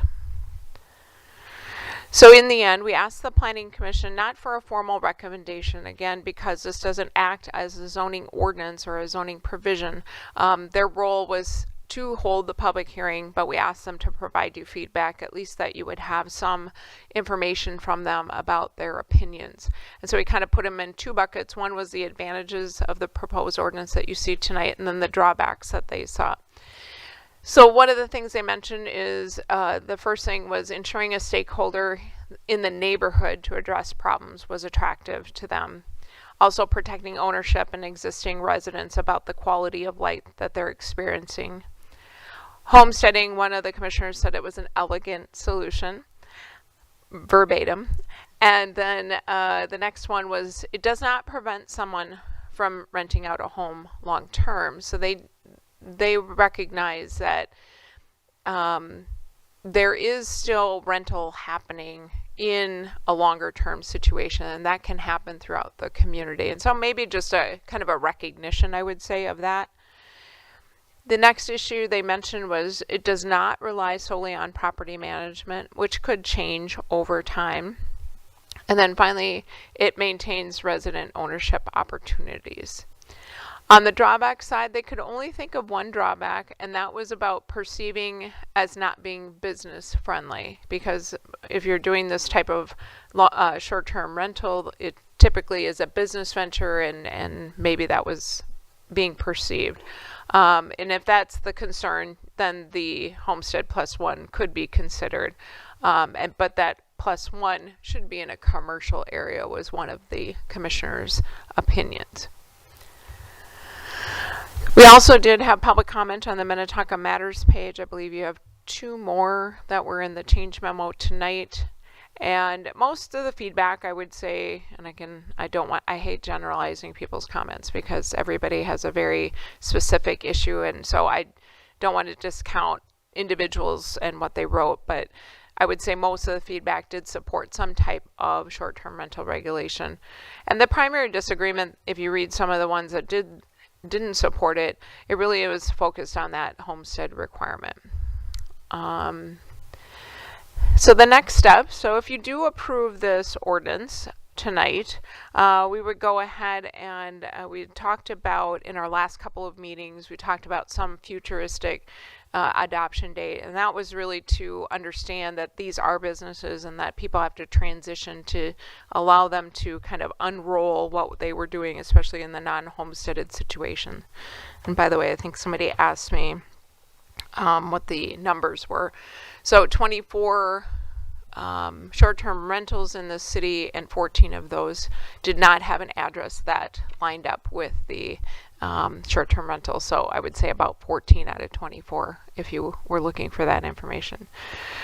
We would do kind of a mid check-in, so that's 6 months between, June and January. So right in the middle, we kind of said, we need to remind people, outreach again. We've already done some of the initial outreach in the letters to the owners, but we'd have to outline those compliance dates again and check in with those folks to remind them.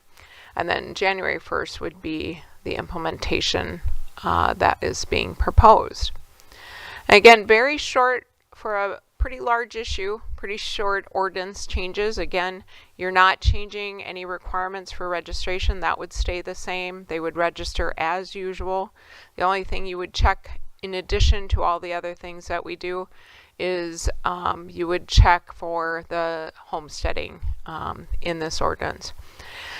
So with that, Mayor, I will turn it back to you for any questions. I'd be happy to answer. And I'll leave it at that. Council. Thank you, Ms. Wishneck. We've talked a lot about this, but we've honed in on this language here.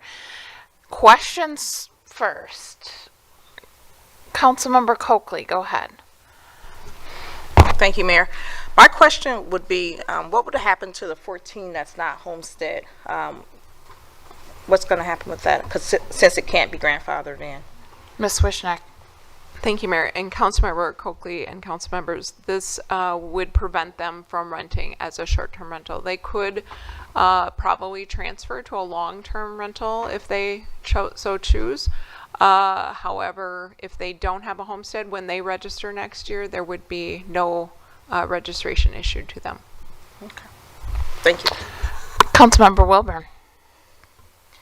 Of the 14 non-homesteaded properties, are any of those considered private equity, LLC, any of the ownership that people are concerned about? Ms. Wishneck. Mayor and Councilmember Wilburn, let me reference my list again and I can come back to you with that answer. Thank you, Mayor. Okay, in the meantime, Councilmember Maxwell. Yeah, could you remind me of the definition of a homesteaded property, homestead status, and how that relates to owner occupied? A lot of the resident feedback was around owner occupied. I just want to make sure we all understand what those verbiage mean and what exactly this means in this ordinance. Ms. Wishneck. Thank you, Mayor and council members. There is no city definition for homesteading because it's a state statute. So when somebody applies to have homesteading in the city of Minnetonka, they fill out the paperwork on Hennepin County's website, and there's homesteading requirements that are there. But if you read the statute, there's lots of language and requirements. But it does talk about, and I don't want to get too detailed here unless we have more questions, but there is reference to primary residence and that sort of thing in the homesteading statute. And so there's lots of things that tie to maybe somebody's personal income taxes, etc. And so that's homesteading, basic homesteading. You have to live in your home for a period of time, 183 days, something like that. But there's a ton of other regulations. So there's that. Now you said owner occupied. That one's a little looser to me. And I say that because there's actually not an owner occupied per se definition. I think we all know it kind of means, you know, you're in the house. If you are the owner, you live in the house. I mean, that's a really basic concept. But it's less, I guess, in my opinion, it's not as detailed as a homestead. Having owner-occupied property, then you would have to find compliance somehow, right, if you use those words. Or maybe you would want to make a definition. So if you're headed that route, I would encourage you to actually define what you mean when you say owner occupied, because just having someone be an owner and occupy the property, that's not enough, I don't think, for enforcement reasons. So I'll leave it at that, and we can talk more about that as we go through the conversation. Thank you. Councilmember Rameli. Thank you, Mayor. Thanks for that answer. Just two follow-ups, and thank you for the question, Councilmember Maxwell. First of all, two-parter, are there ever any times that we know, because I know that Hennepin County then enforces this homestead requirement, but my understanding is that Minnetonka used to do that, so that, you know, we do have some expertise or, you know, knowledge of this. Are there ever any times where there is not an individual owner, where a partnership or some other entity owns a home and can homestead it? Ms. Wishneck. Thank you, Mayor and Councilmember Rameli. I think it's best to say, if you look at the Hennepin County regulation, and it kind of gives you a list, you have to meet one of the conditions. I actually have a slide about this. Can you pull that up, Susan? I wasn't sure where the discussion was headed, so I had a predetermined slide that showed this. Hennepin County has a list of conditions, and we're going to get to it in a second. And I think that's important to address your specific question. No pressure, Susan. Sorry.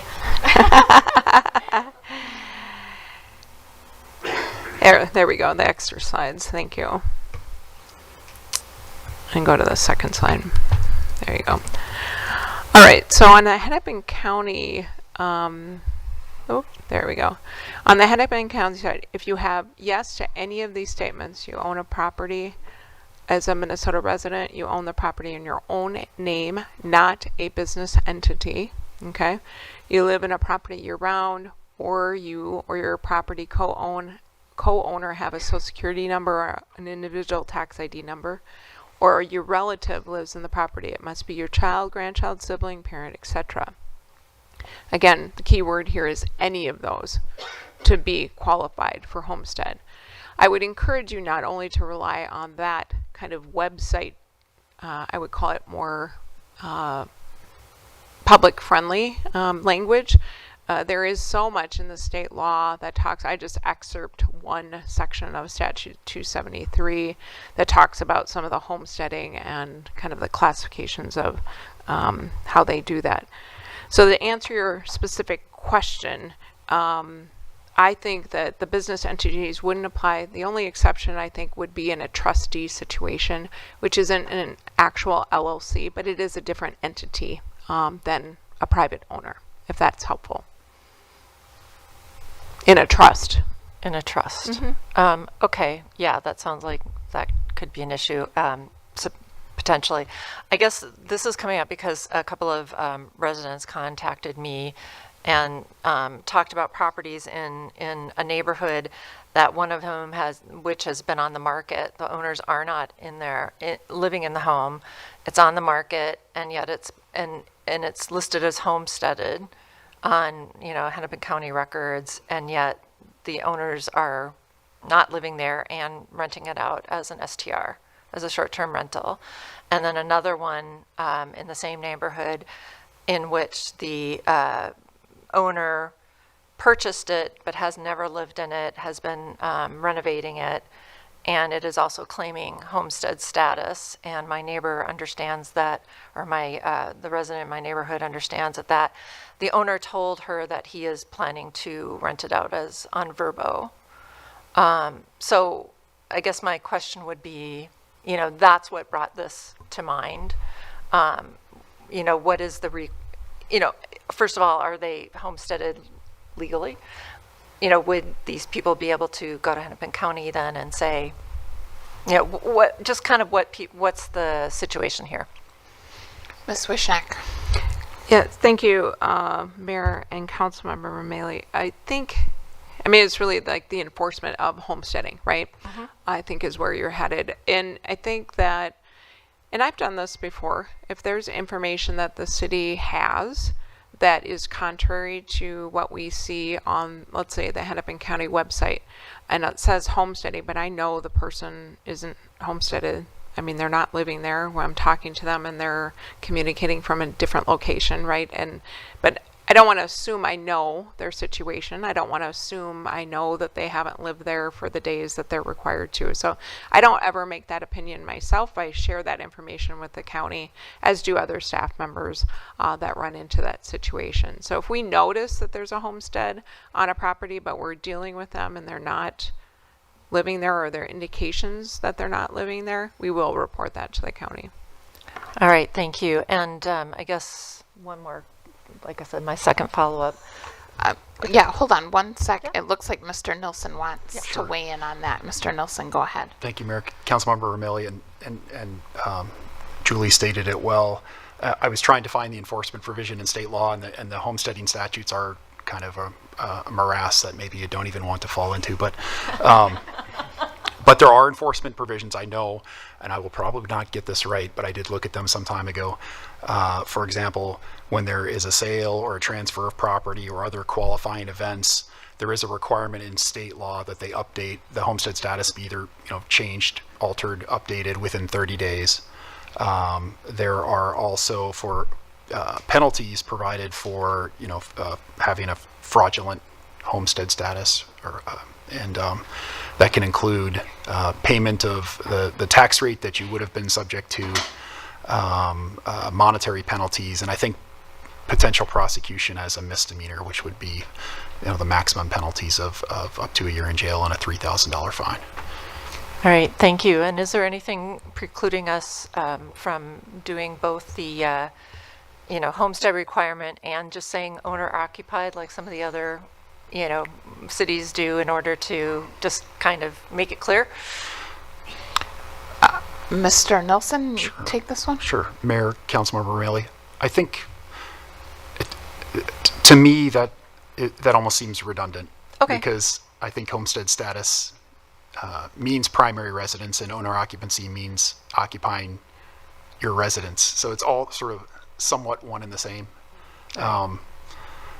Again, from an enforcement perspective, staff, would want something that is fairly easily objectifiably verifiable without too much of a resource-intensive nature, and having a filing to start with and point to an application is something that can do that well. Thank you. I think that answers some of our residents' kind of questions on this. All right, Council, other questions? Mayor, I do have an answer for the question before. Okay, go ahead, Ms. Wishnek. Thank you. We have 5 LLCs out of 14 that are non-homesteaded. 5 of the 14 of the 24, if that makes sense. 24 total, 14 are non-homesteaded, 5 are LLCs. Thank you. That is helpful. Okay, here's what we're gonna do. So just as a reminder, from the purposes of kind of process, the public hearing was held in this, that was handled by the Planning Commission. So this isn't technically a public hearing, but what we're gonna do is we're gonna take comment, and we're gonna try to be as efficient as possible. I've got, I don't know, half dozen and more cards here. It looks 7 or 8 cards, and we're going to have our 3-minute timer set. I would be very grateful if you could try to keep it to 2 minutes, and we'll cut you off at the 3 minutes, okay? And we'll take, what I can assure you, I know this for a fact, is that most, if not all of us, did watch the Planning Commission meeting, and we have been receiving all of the communication both through email and as posted in the packet. So do your best not to be too redundant, although I know there are some points you're wishing to hit home, so I will give you that opportunity. I'm going to have people line up in threes, essentially. So we're going to start with Janine Hornig, and then following her will be Andy Luce, and following him will be Mark Henney. So if you all three kind of come up so you're queued up, so we're not taking a ton of time. Ms. Hornig, please come on up.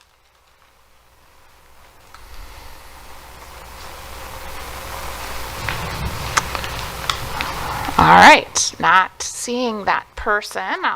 We'll try again later. Mr. Luce, why don't you start? And then third in the queue is, sometimes the writing's hard to read. Ivy Nivik will be third. Good evening, Mr. Luce. Good evening, Mayor Shack, council members, staff. Thank you very much, and I'll be brief. Andy Luce, 16922 Grays Bay Boulevard. I moved into the neighborhood almost exactly a year ago, all the way from Bloomington, Minnesota. I work at the airport, so I switched my 8-minute commute to a 30-minute drudgery on 494. I did that because I wanted to have the lake experience over here on Grays Bay, where the houses are all this close together and all that. Okay, so I moved in. Everything was going great. The place immediately to my west I discovered was a short-term rental. The trouble spot for me, just two quick things, is the unpredictable nature of these things. You just don't know where you're going to get. It's a crapshoot. Most recently, this past weekend, the folks came in on Saturday night, like at midnight. Trailer doors from the U-Haul or whatever banging around and all that woke me up. Saturday night, not such a huge deal. But these things are almost ruining my experience being on the lake, because every second or third weekend then there's going to be this different behavior with the moving in, moving out process, and then that during the week with the different folks that are there. Granted, if it's a family, maybe it's a little better, but if it's just a group of young people, it's noisier, and I've seen this in other areas as well, not just this property right next door to me. So the unpredictable nature is number one. The second thing that's very personal to me is I fly for the big airline in town here, and it's good that I'm rested when I go to work. And yeah, there's a one-off once in a while with a siren or a barking dog or something, but if it's every fourth or fifth day with noise for something like this, which to me is avoidable by strengthening the language in this ordinance, I'd greatly appreciate it. And thank you so much for your time tonight. Thank you. Mr. Henney, and then Ivy Nivik, and following her will be Joel Stone. So, Mr. Henney, go ahead. Good evening, Madam Mayor and City Council members. My name is Mark Haney. I'm a 32-year resident of Minnetonka. I live on Wellington Circle in Minnesota, in Minnetonka with my wife and daughters. I'm here today to encourage you to pass the short-term rental ordinance, and including the important provision that STRs be limited to homestead properties. I want to make clear that our comments today, or my comments today, are about the 30 days, those that are under 30 days. I have many wonderful neighbors who are part of our communities that have rented long-term houses for years. They are part of our community like everyone else, and we love them dearly. So it is limited to that. But we should be clear about what's happening here. This is part of a bigger pattern. Private equity and corporate investors are reaching into every corner of American life that families and communities care about and finding ways to extract profits. Youth sports, veterinary care, healthcare, daycare, the pattern is always the same. They buy in, they raise prices, they cut what they can, and they walk away with all the profits. Now Airbnb, VRBO, and the investors who use them are doing the same things to our neighborhoods with short-term rentals, which could be better described as mini hotels. Residents built this community. We moved to communities that were zoned for residential purposes. We paid taxes, we've kept up our homes, made beautiful neighborhoods, supported the schools, made safe neighborhoods for children, and looked out for our neighbors. Outside investors want to cash in on that work and leave us holding the risks and the costs. This is about privatizing profits and socializing the risks and losses. It's a terrible bargain, and it's a deal we don't have to accept. I have three principal concerns: safety and quality of life. The short-term renters are passing through, they're on vacation, they do not know their neighbors, and they often don't act like neighbors. Parking, noise, speeding, late-night parties, destruction of properties. When owners live a city away or state away or on the coasts, there's nobody to call when things go wrong, and they do go wrong. Property upkeep. Investor owners cut costs to maximize returns. Lawns, snow, repairs, appearance, safety, background checks. The whole block pays for the lower property values. Every home converted to a short-term rental is one less home for a Minnetonka family to buy or rent for the long term. Prices go up, property taxes go up, young families and long-term residents get pushed out. The homestead requirement is a key piece. When the operator actually lives in the home, their interests line up with the neighborhoods. They screen their guests, they keep the place up, they answer the door when there's a problem. This is the difference between a neighborhood and an absentee landlord cashing checks from out of state.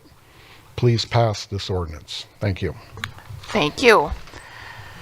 All right, Ms. Nivik, and then Mr. Stone, and then Mr. Ringhofer. Welcome. Hi. Hey. Okay. Thank you for letting me chat today. I actually just found out about this a couple hours ago, so I had to put all my notes on my phone as I didn't have as much time to prepare as probably most people did. But I'm here. I absolutely think that part of the ordinance is really great. I think the homesteading part is something that's unnecessary. In my opinion, I am one of the homesteaded owners here in Minnetonka, so I have a short-term rental, and I'm very active in it. I, still clean my own Airbnb typically most of the time. And I'm active in just vetting who's going to stay in my property because it is my primary residence. But when I travel or I'm out of town, it's obviously a lovely opportunity to be able to rent it out. But anyway, with that being said, I just wanted to say I've been running short-term rentals for 12 years. I've never owned more than one. Most of the investors in the neighborhoods are actually your neighbors. As we found out, there's only 5 that are LLCs. So typically it is somebody who, is doing it for the benefit of maybe offsetting their mortgage, or people who have the ADUs, which again also need to be owner occupied for those to be on the same lot.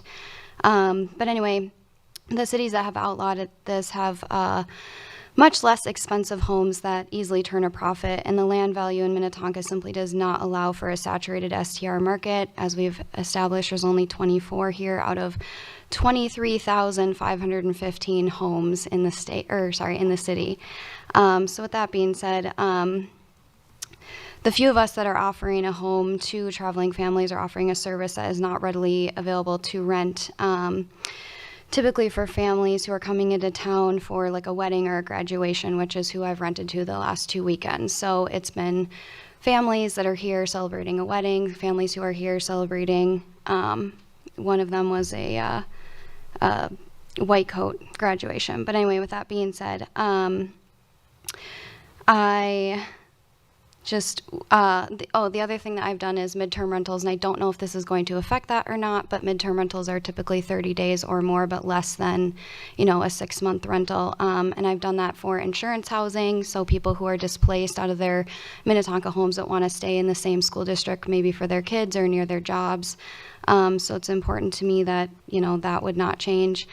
And so anyway, typically the nationwide investors that have invested have caused massive imbalances. That's in places like Seattle and Los Angeles, not really here in Minnetonka. I have, sorry, I'm going to skip ahead to a couple of mine. So Also wanted to bring up what would be the alternative for people who do need an entire home, like with a kitchen because they're traveling with children, or a yard for pets, that type of thing. So anyway, my suggestions are just that there'd be a 3-day minimum on all reservations. That helps rule out parties or people who are gonna just rent the property for one night. Or do what Inver Grove Heights has done, which is higher property taxes with a special tax code for STR, which would be I'm going to higher- interrupt you, Ms. Nivick. Yep. We're past the 3 minutes. Okay, thank you. Thank you very much. Yes, thanks. Okay, next up is Joel Stone, Kevin Ringhofer to follow him, and Holly Godfrey after that.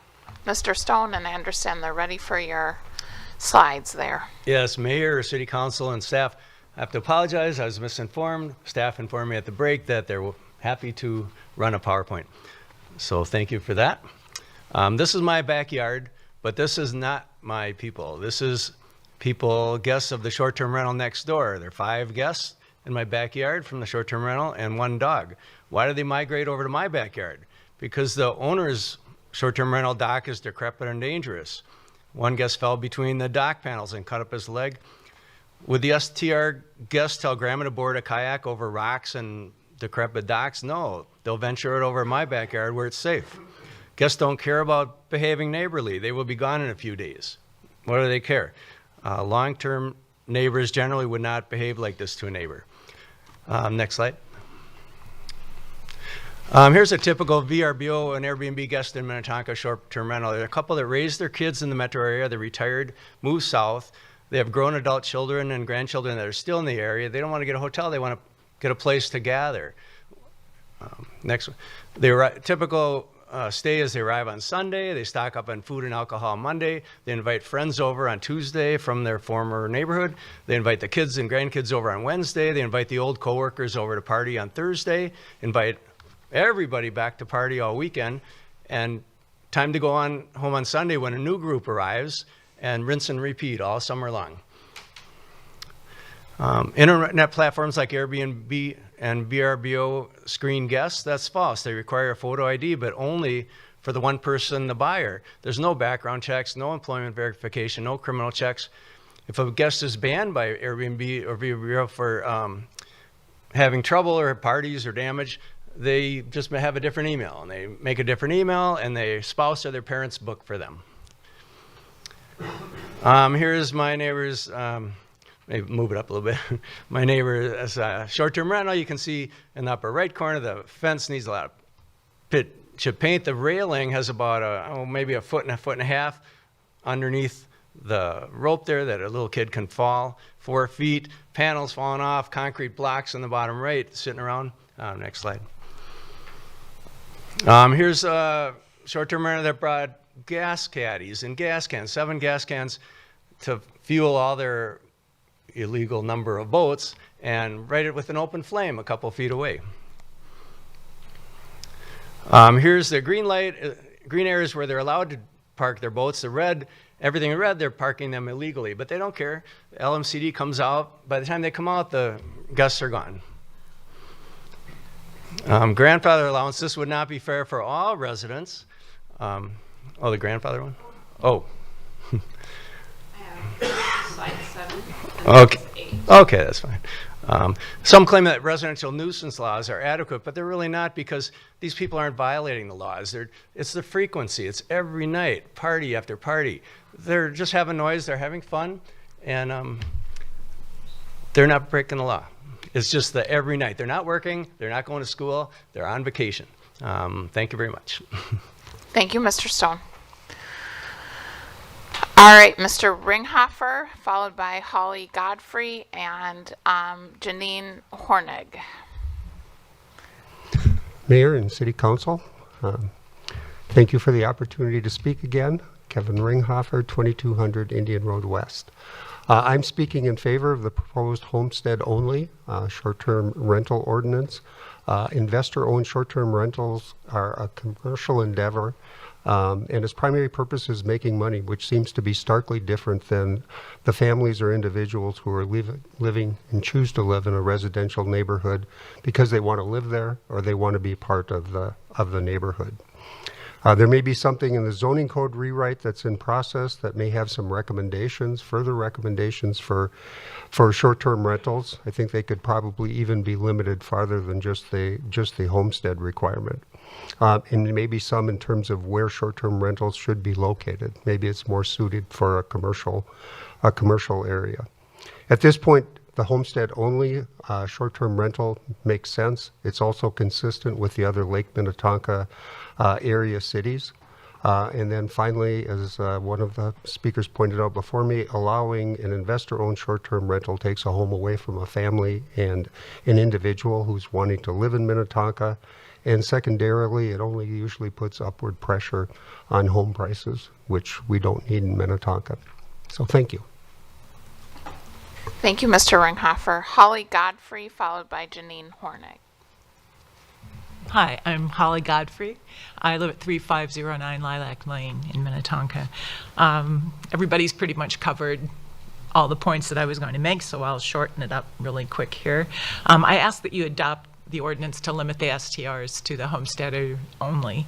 I'm concerned about the impact of having investor-owned STRs, and there's not too many now maybe, but I think the idea is getting ahead of this and having our ordinances in place before this becomes, the hot spot. I'm concerned that the investor-owned STRs, they don't really have the connection to the community. I don't think that they're going to be interested in community building, supporting a neighborhood.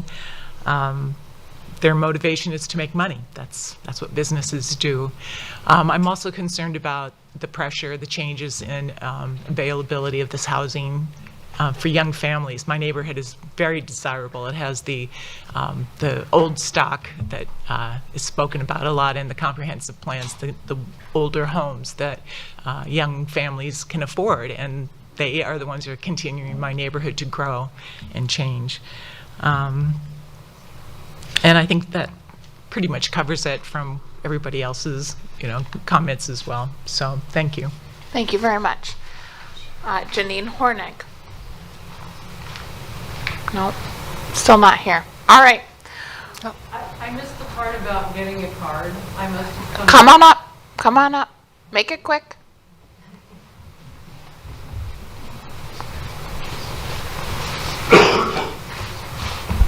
Please give us your name and your address. My name is Catherine Johnson. I am a homeowner in Ward 4. I live on Williston Road. I strongly encourage the City Council to pass the proposed ordinance limiting short-term rentals to homesteaded properties. The core issue is simple. Investors who buy Minnetonka homes to operate as short-term rentals have no stake in the well-being of our community. They extract income from our neighborhoods and they leave the costs to Minnetonka residents and taxpayers. The proposed homestead requirement is sensible, a balanced safeguard. It preserves the homeowner's right to rent space in a home they actually live in, while preventing the conversion of residential properties into commercial mini hotels run by absentee landlords for party houses. The proposed ordinance is simple, straightforward, and in particular, easy and inexpensive to enforce. Passing this ordinance does not preclude making small adjustments to it in the future if a critical need for such a change arises. It's better to make good progress now rather than wait for a perfect solution to appear. Thank you very much. Thank you. Mayor, Council. All right, Council. So we've talked a lot about this and, happy to consider any input that people want to add.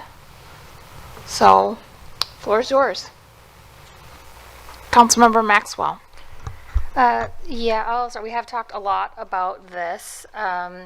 One comment that I made at the study session that I'll make here again because I haven't heard it mentioned is that with this requirement to have homestead for residents who, say, lived here, raised their family here, they live here in the summers on the lake when it's nice, and then they homestead in a different state with different taxes, and they're gone for the winters, those people I feel have a vested interest in the community. They have the right to use their, I feel should have the right to use their property while they're gone to house people instead of being empty for that part of the year. So that's something that I feel this ordinance as it's written misses. It prevents that type of use.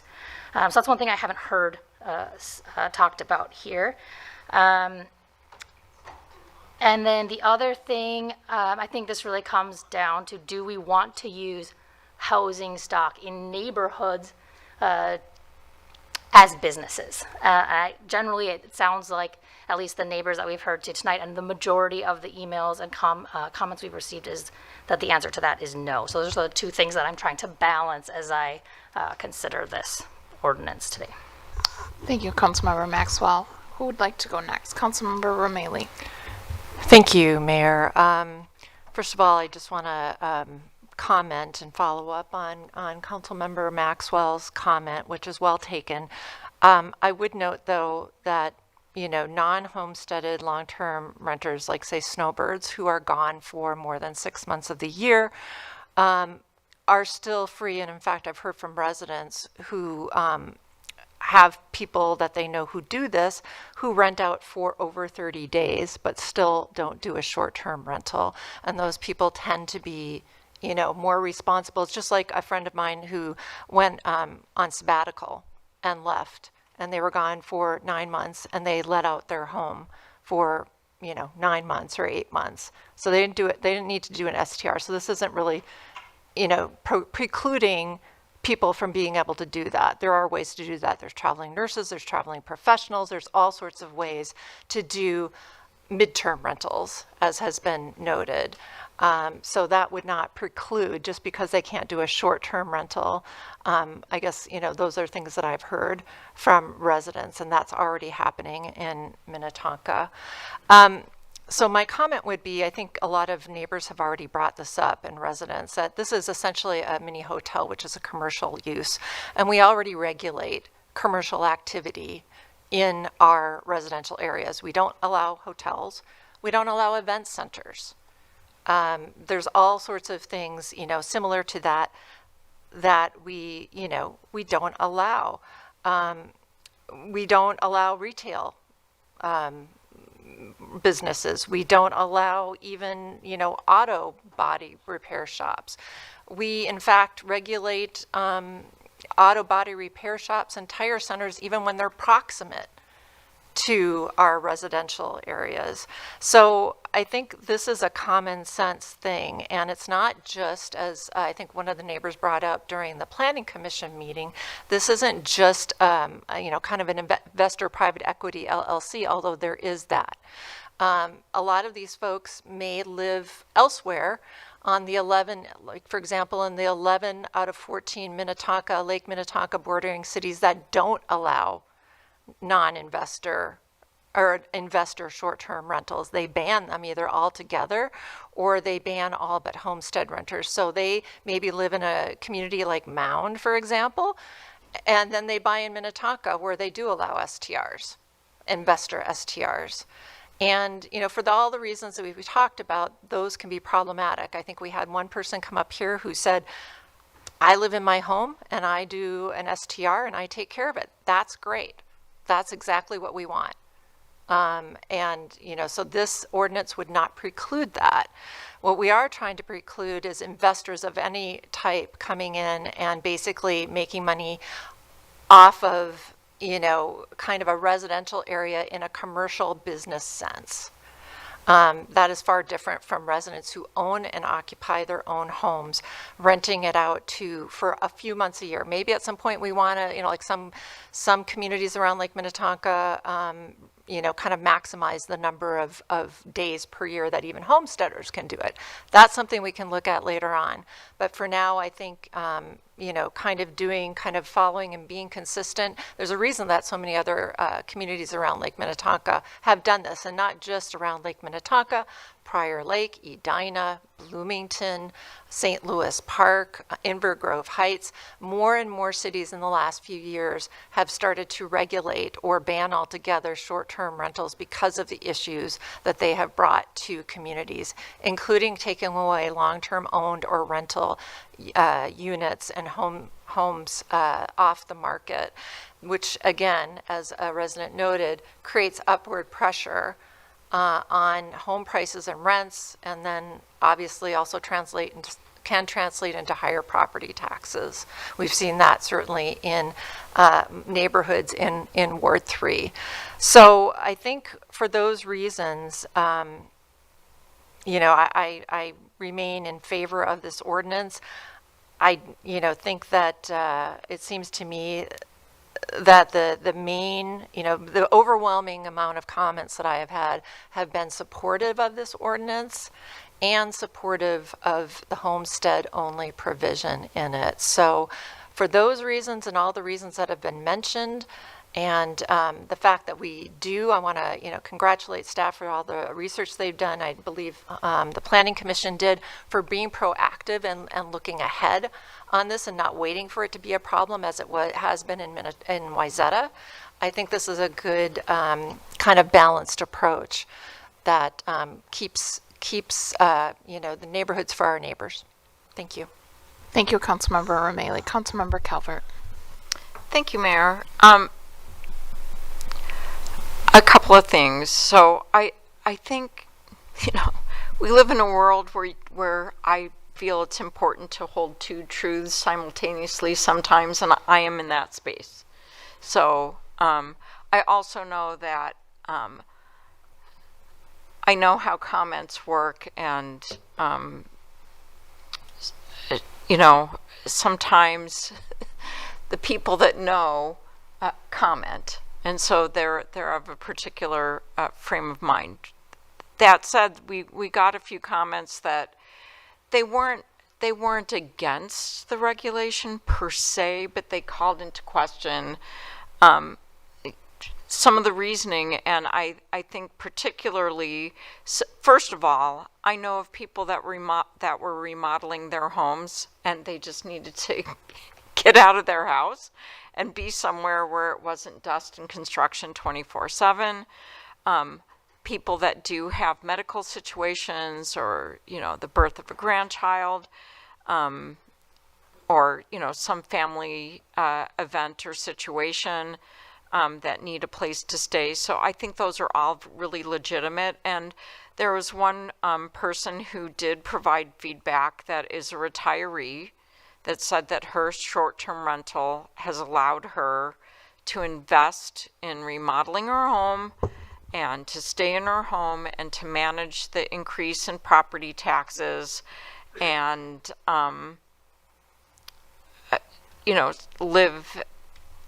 live in her property long term. So I think that and these are short-term rentals. So so there's that. And I just wanted to I'm sort of in an ambivalent space. I understand why people are for it, and I feel like maybe we're getting ahead of a problem. It's one of those things that it isn't really that much of a problem, except for a few people that have expressed it. So it's not like an overwhelming, citywide issue. But I wanted to ask Councilmember Maxwell if she could say the second thing that you said. So the first thing had to do with, I think, like the snowbirds, and I couldn't hear you very well, and I just wanted to make sure I heard you. Councilmember Maxwell. The second thing I said was, do we want to use housing stock in family neighborhoods as sites of business? As businesses. Councilmember Coakley or Wilburn, either one of you, go ahead. Yeah, so similar to Councilmember Maxwell, my thoughts is I'm just concerned about the 9 people that are non-homestead but not a private equity that would not be able to continue to have short-term rentals. And I realize there may be other options, but you know, we don't know people's situations. There may be a reason why they prefer short-term rentals as opposed to trying to have longer rentals in the properties.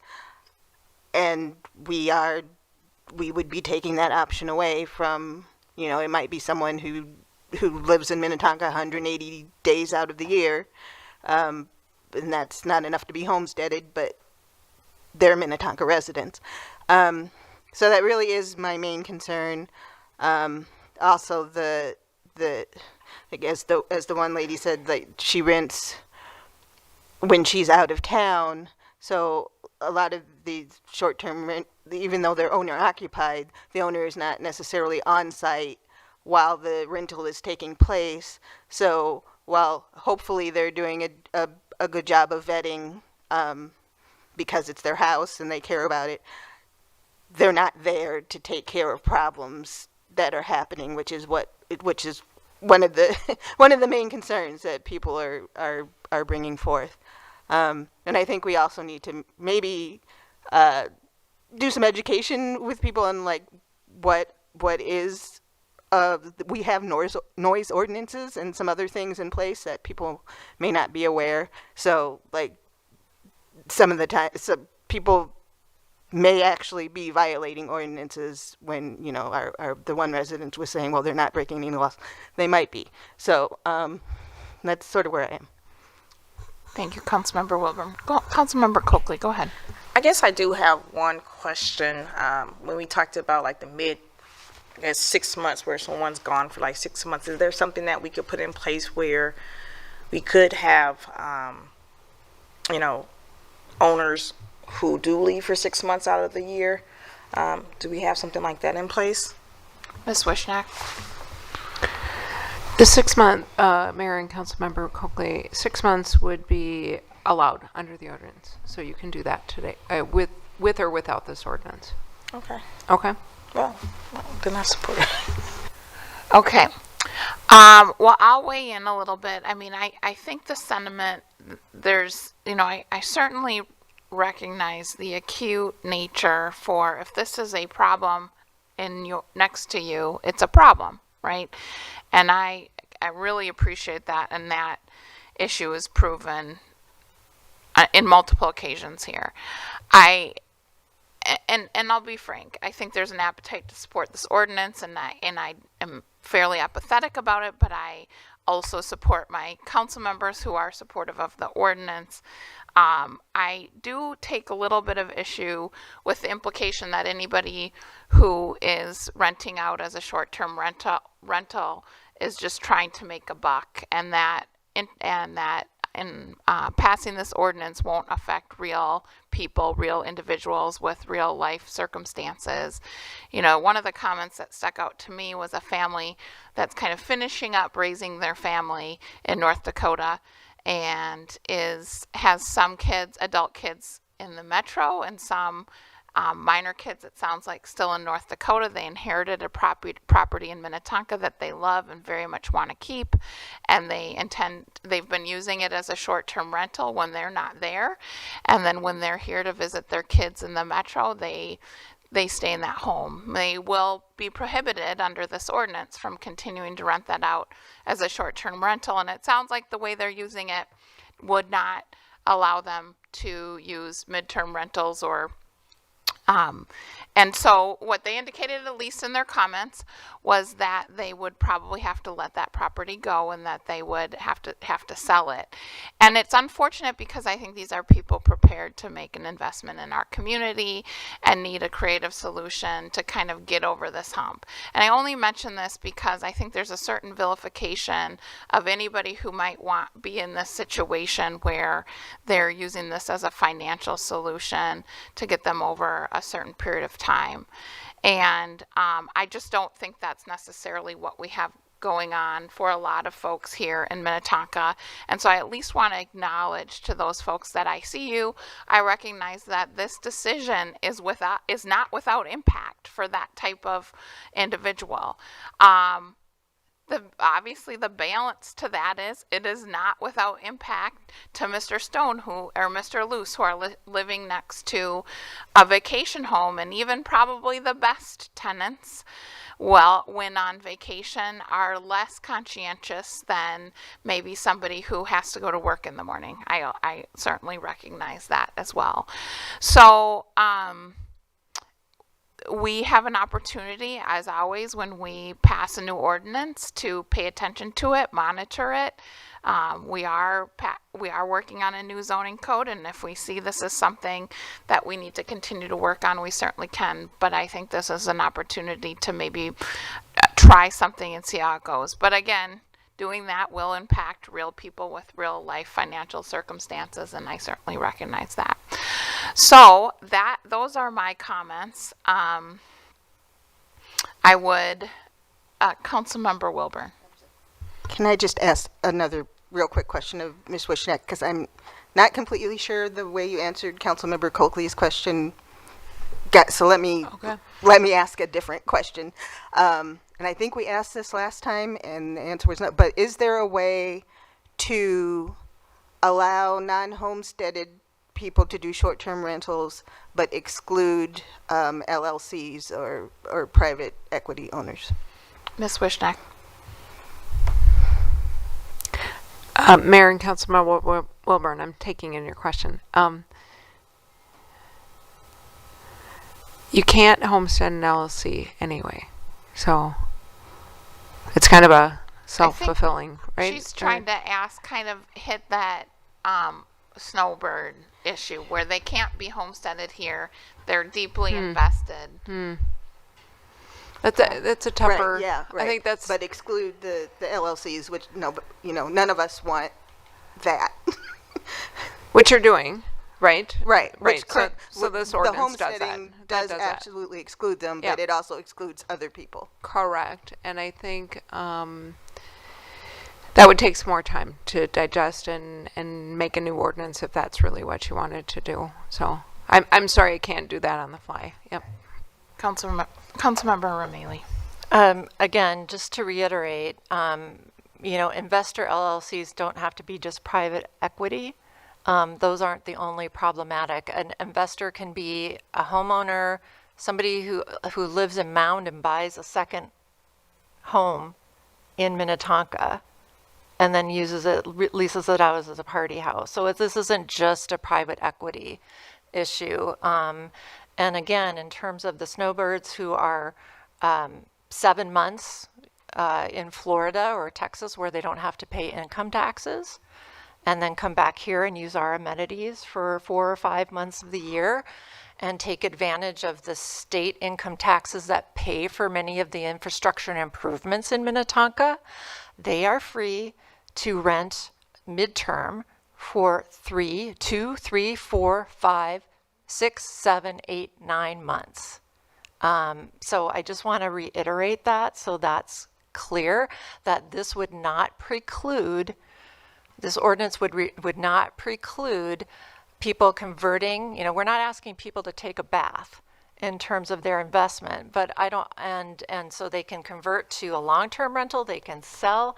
But I would ask, are we as a city interested in basically subsidizing or supporting commercial uses of residential property in Minnetonka, or should they convert to long-term rentals or selling, which will benefit the community in terms of long-term housing and community cohesion? These are the people who are going to be volunteering for our boards and commissions, on our school boards, on our PTAs, and doing all the things that make Minnetonka a terrific place to live for families. So that would be, kind of my comment and rejoinder to that I would ask my fellow council members to take into consideration. All right. Well, we've got do we have any follow-up? So those of you or us that it's time to make a decision. So we would, I think we start probably with a motion. Councilmember Romali. I'll make a motion to adopt the ordinance. And do we have a second? Councilmember Coakley. I second. I have a motion by Councilmember Romali and a second by Councilmember Coakley. Ms. Larson, please call roll. Calvert? I'm going to vote yes, and I just want to acknowledge that I very much agree with Mayor Shack's comments. Thank you. Romali? Yes. Coakley? Yes. Maxwell? Yes. Wilburn? Yes. Shack? Yes, motion carries. All right, thank you, Council, for sticking with us there. Item 14C, concept plan for Quick Trip at 1900 and 9820 Minnetonka Boulevard, 3119 F Street, 3112 Gizmo Lane, and 3100 Gizmo Lane. And Ms. Thomas, this is you. Yes, thank you, Mayor Shack and council members. I'm not going to repeat all of those addresses, but this site is located generally in the northwest quadrant of the Minnetonka Boulevard 169 interchange. It is comprised of this existing Sinclair gas station and then 4 existing single dwellings. The lots that are located on Minnetonka Boulevard proper are actually both zoned commercial, even though one is an existing single-family home. They're guided in the 2040 comp plan for commercial use. The single-family homes to the north, part of this site design, are zoned R1, which is low-density residential, but they're actually guided for mixed use, as is all of the properties to the north here. Mixed use, as you know, doesn't mean a mix of uses has to go on the site, but rather that a variety of different uses may be appropriate for the site. The Quick Trip concept plan contemplates removing all of those existing buildings and constructing a roughly 7,000 square foot Quick Trip convenience store and then gas pumps to the west. Vehicle access on the concept is shown from both Minnetonka Boulevard and F Street to the west.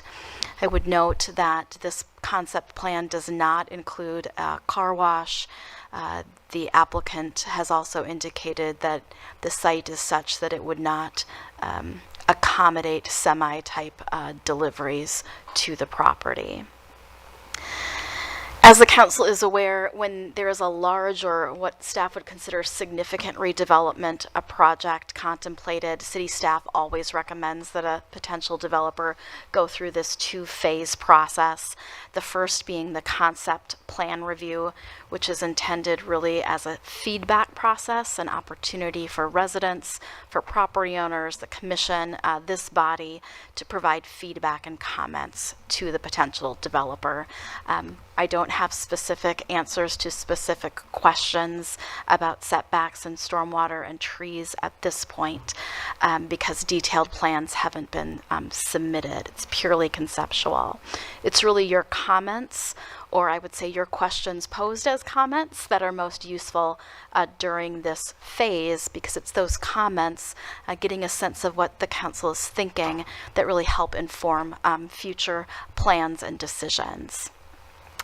So to that end, Quick Trip hosted a neighborhood meeting back in February. It was attended by 17 people from the area.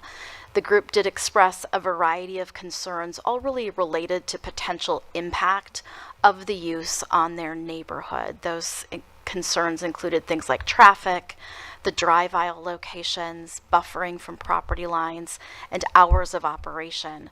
And with those hours, things like lights, noise, etc. The Planning Commission then considered the concept on May 28th. Members of the public again expressed similar concerns from their neighborhood meeting.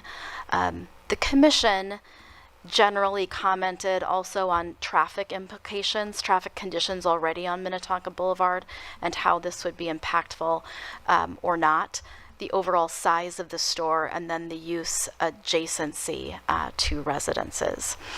Two commissioners actually indicated that their concerns were such that they did not think that this concept should move forward to a formal review.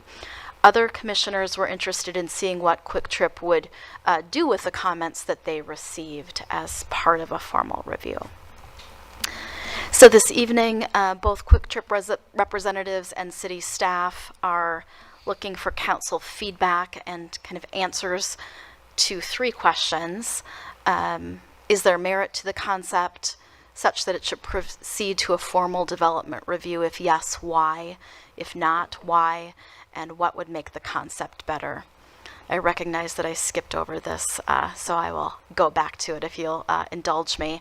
If this concept plan were to proceed in the future to a formal review, it would likely come back to both the Planning Commission and this body for first a rezoning from residential to commercial for those properties off of F Street and Gizmo. Would require, under the current zoning ordinance, a conditional use permit for an auto-related use. I can't off the top of my head determine if what we have in the draft zoning ordinance right now. It would also require site and building plan review for construction of a commercial building. So again, looking for your feedback this evening, and I will turn it back to the mayor. Thank you, Ms. Thomas. Council, any questions? Councilmember Wilburn.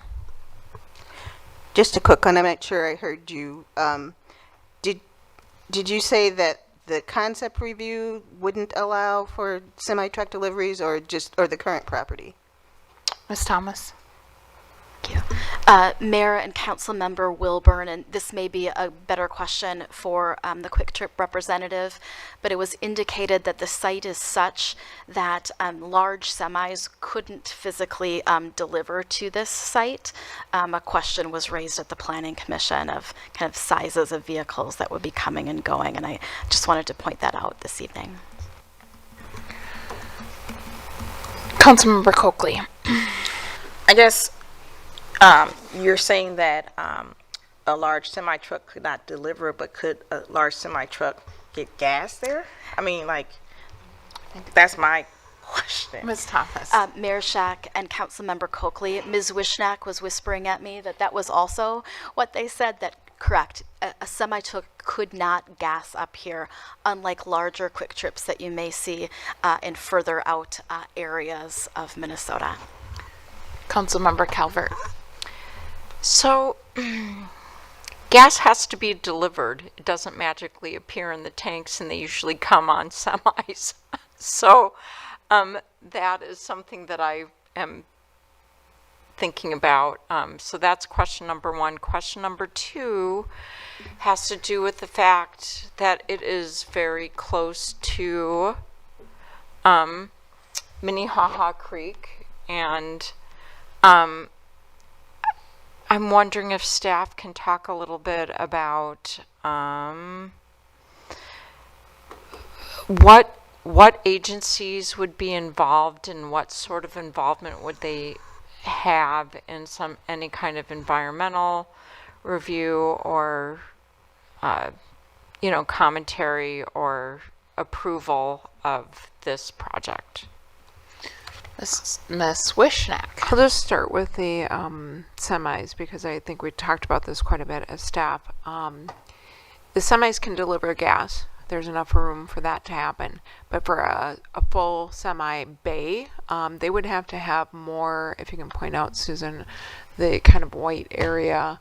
This is just for cars. So if they would have a semi area for gas filling, that would be a whole nother area, and so they just don't physically have enough room. So the field for filling is just not there.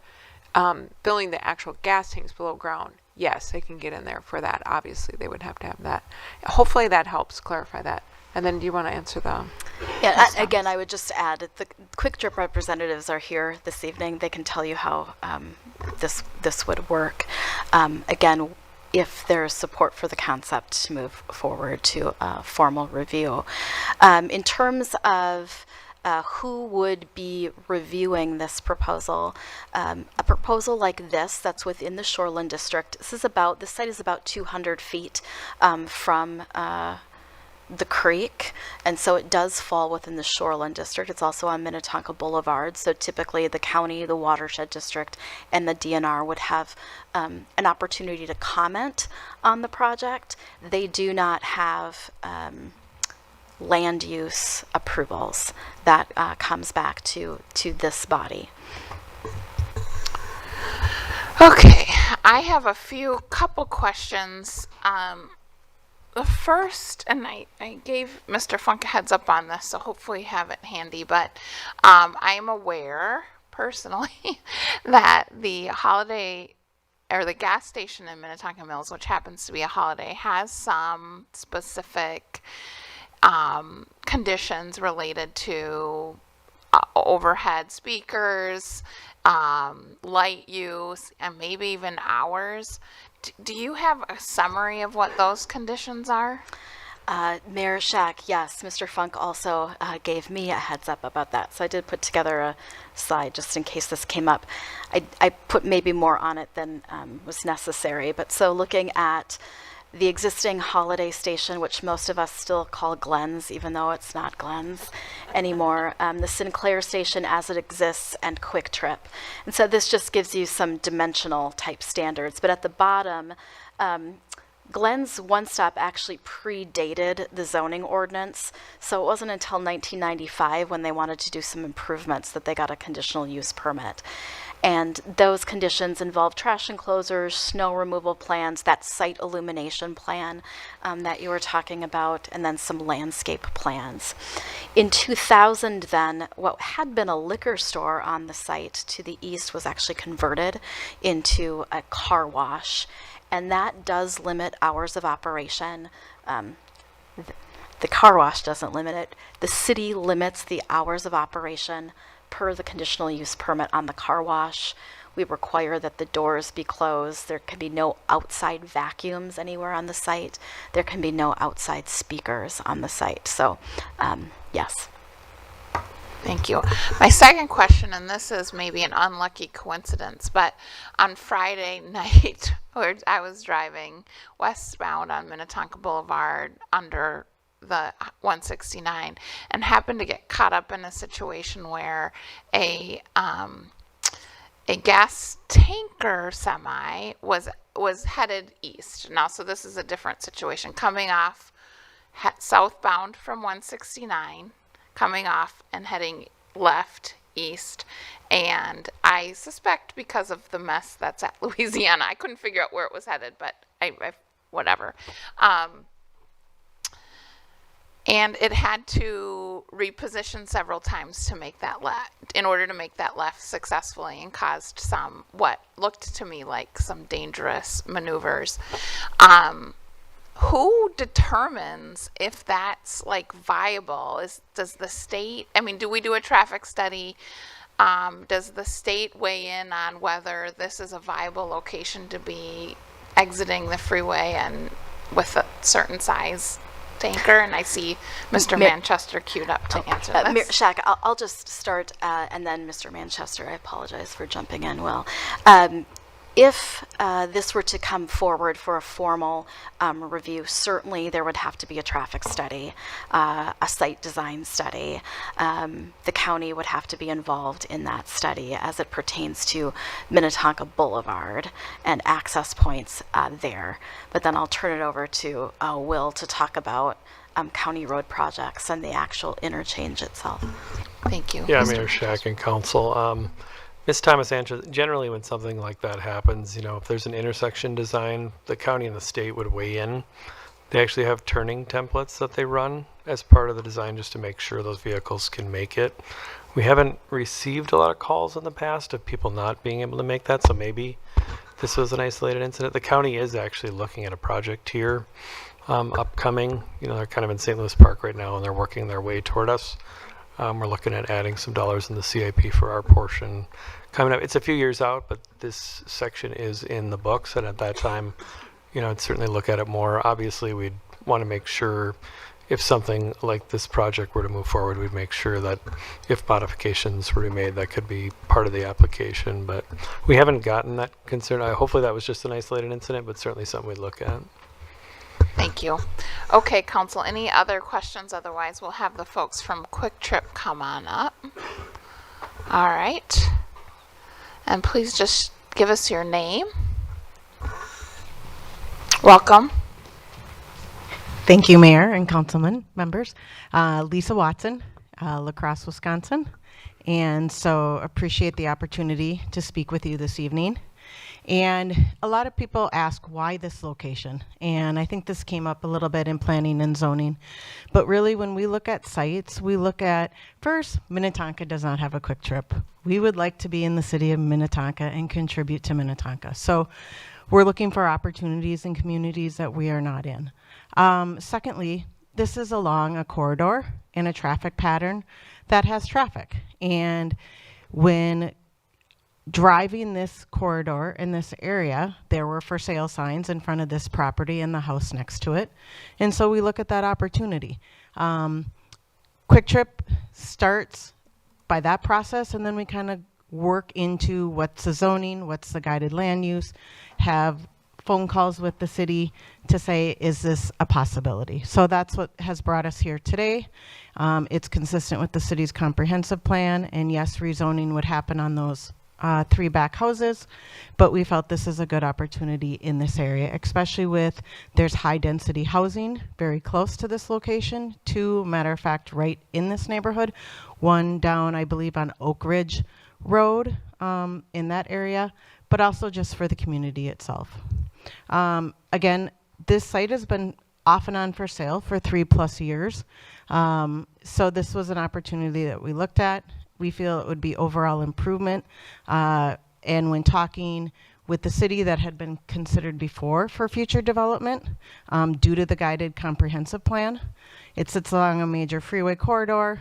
One of the things we look for is providing an increased tax base. And so this redevelopment of this would provide a significant increased tax base for this area. We also provide 25 full-time, part-time jobs. Usually the split is 40-60, but we offer a livable, competitive wage in our stores. Many C-stores do not. And so Quick Trip provides not only a livable, competitive wage, but also opportunity to grow within our company. Many of our coworkers have their careers with Quick Trip of 20+ years in our stores, which is actually very unheard of. Our turnover is the lowest in the C-store business at 34%. The industry standard is 100%. And so we're very proud of the fact that we provide actually career opportunities and people to move not only from store to store, but even could move, if they wanted to move to La Crosse or move to a distribution center, they could do that. They also receive profit sharing. It is different, again, from any C-store model. Quick Trip puts away 40% off the top of their profits to give back to every coworker, whether full-time or part-time. And so there's an invested commitment to our stores and the service that they provide. I kind of call it the cheers of the neighborhoods and our communities, where those coworkers get to know those people who come in that store every day and are fully committed to helping our coworkers. We have many stories, and I could give you guys lots of examples where coworkers will help elderly people with groceries out to their car. They will clean up puke in a mom's car from a kid who just got sick. They will fill a tire. They will change a tire. They will do many, many tasks above and beyond that you are not going to find in another C-store brand. And then providing insurance options, healthcare, pet insurance, sick leave, many other benefits. We provide goods and services within a walkable, safe distance. I noticed in this community, in this area, this would be in walkable distance for a lot of those residents in that neighborhood. And we promote sustainability. We can add chargers. We do things with gray water. There's different things that we provide. We provide bike racks. We provide a lot of different processes within our own organization to promote sustainability. And we promote and support community involvement. One of the things you'll see, and you may or may not have heard, is we give back significantly to our communities. That's from everything from supporting local events, fundraisers, giving back to our food shelves. We don't throw away food. We give it to our local food community partners who need potentially food. So there's lots of opportunity there. This is a map, and it came up in Planning Commission of, well, we don't need another C-store, or we don't need another, we have grocery stores. Again, not within walkable distance. And not every parent or person wants to go to a Cub, to a large big box, an Aldi even, or a Target to pick up a simple thing of butter, a simple thing of milk. I have a sick child at night. There could be lots of reasons that people may visit our store later in the day and forgot eggs to make something. So it is a solution and is within walkable distance. The only other thing I'll point out is we are a family-owned business. We are from the Midwest. We have operated since 1965. We started in farming communities. Our founder was a farmer. He drove truck. And we celebrated 60 years 2 years ago. So we are very proud of the fact that we are one of the very few companies who can say they are still family owned. We operate in 8 Midwest states. We employ more than 38,000 coworkers. The other thing that makes us different is we use vertical integration. What that means is we make it, we ship it, we sell it. And the benefit of that is it's a cost benefit to the customer. Because we can control all the costs in La Crosse, we are able to reduce the costs to the customer. And it is proven. When eggs were very expensive, we were selling eggs for 99 cents a dozen. And so bananas, 29 cents. Potatoes, $1.99 a bag. So there's many things that we can provide that a lot of the big boxes cannot match our pricing. And then 50% of our sales is food. Many people think we're gas stations, so fuel is our big driver, but actually 50% of our sales is food because of our hotspot and because we can go places that maybe a Taco Bell or a McDonald's or a Chick-fil-A or some of those others will not go. We provide food options that are grab and go and take and bake. Again, we talked about the site plan. This is concept. We can do a lot of different things with the site plan. This is more for visual. As the staff has said, we can change this based on conditions and based on things that the feedback that we hear. The biggest thing I want to point out is we are willing to put barriers, lots of landscaping above and beyond what is currently there. So that's usually the biggest change is our aesthetic of our site and what we provide in protecting the neighborhood and protecting the neighbors around it, including offering different things to the different neighbors. We also talked about landscaping, lighting. We keep our light pollution on the site. We also provide cameras. Safety-wise, we do things differently. Our store is staffed. We have cameras around the store and outside. And there are many things from a safety. There's multiple people on. The other thing that has come up is safety, obviously, of fuel. Our tanks are double walled with a sensor in between both walls that are constantly monitored by someone in La Crosse. Our tanks are inspected monthly by a fuel technician from our team, and then annually we have a third-party vendor who inspects our tanks. And then again, this is just a site. There can be lots more landscaping. This is just a rendering to show potentially what it could look like. This I just wanted to show. We have increased our grocery offering significantly in our stores. This is a larger grocer area. This shows a hotspot with a larger hotspot area. And we added produce islands because that was one of the biggest requests that many of our communities asked for. They literally had no fresh fruit or veggie options, and so we went to a larger produce island. And I can answer any other questions that you might have. Thank you very much, Council. Any questions? Okay, I'm not seeing any. If we do, we'll have you come back up. But thank you for the Council. comprehensive presentation. Okay, So, somebody's going to put the screen up with our charge here. And the questions really are, is there merit to the concept to proceed to a formal development review? If yes, why? And or what would make the concept better? So if you want to provide your insight kind of directed to those questions, we'll get that to staff, and then the Quick Trip folks can decide what to do with it. And just as a reminder to the audience, the public meeting on this was at the Planning Commission. We don't take public comment at the council level for concept plans, but we did review what was provided to us via email and also the comments that were made at the Planning Commission.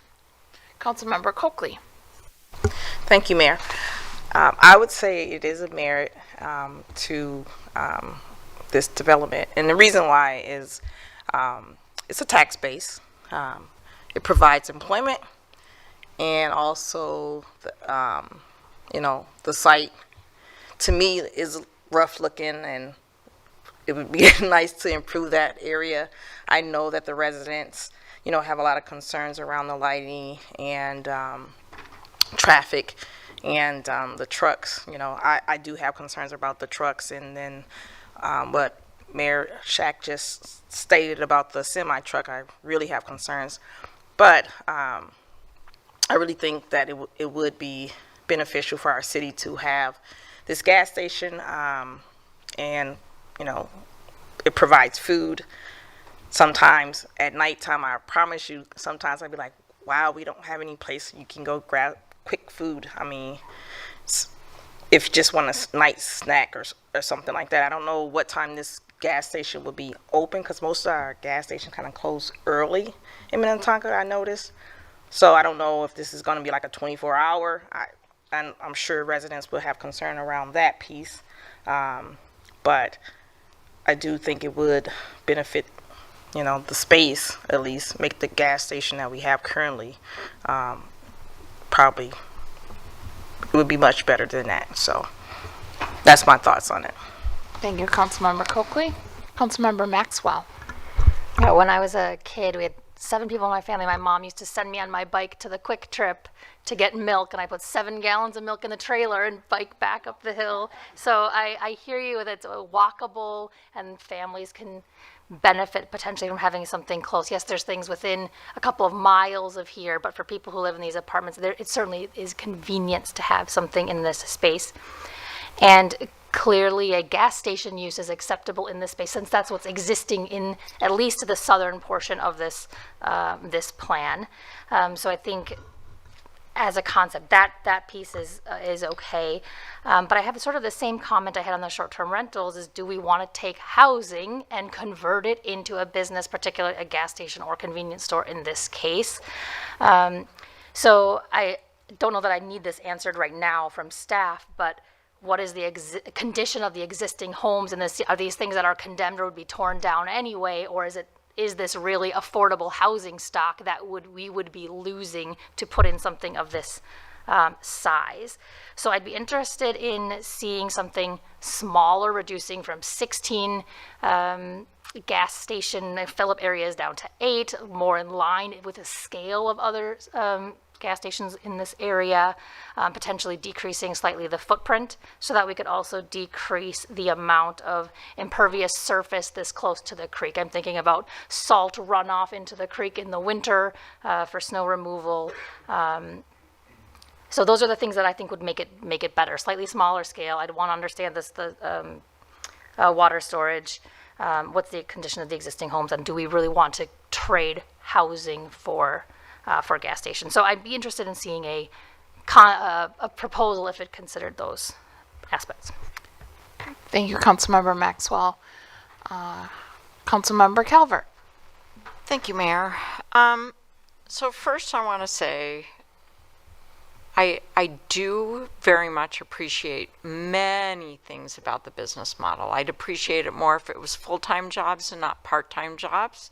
I'd love to know if they provide health insurance for people, since that is kind of a huge thing in our society right now that livable wages still don't pay for health care if your employer doesn't provide it for you. So I love the emphasis on the produce and the grocery options and the price points, the job creation, in theory, the improvement of a relatively derelict property that everyone knows. Something commercial is going to go there.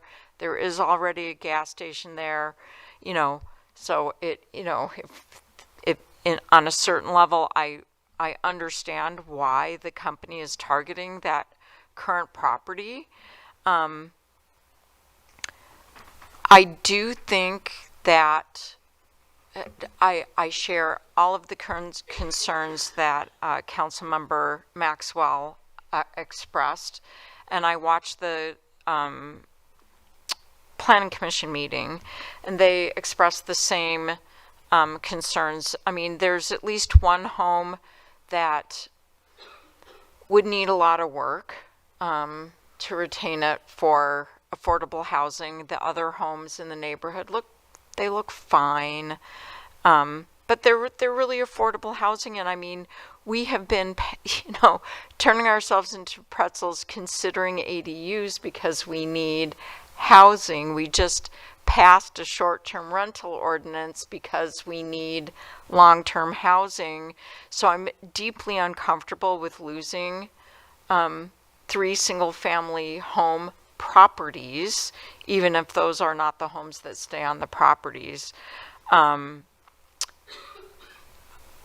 think the scale of the proposal is just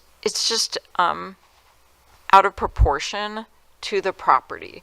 So currently that little gas station, which was probably built in the 40s or 50s or maybe the 60s, has 2 gas pumps. We're talking 16 gas pumps and a lot of impervious surface. So getting rid of some of the impervious surface, getting rid of, it would be for me to be comfortable with it, it would be very scaled down from what it is.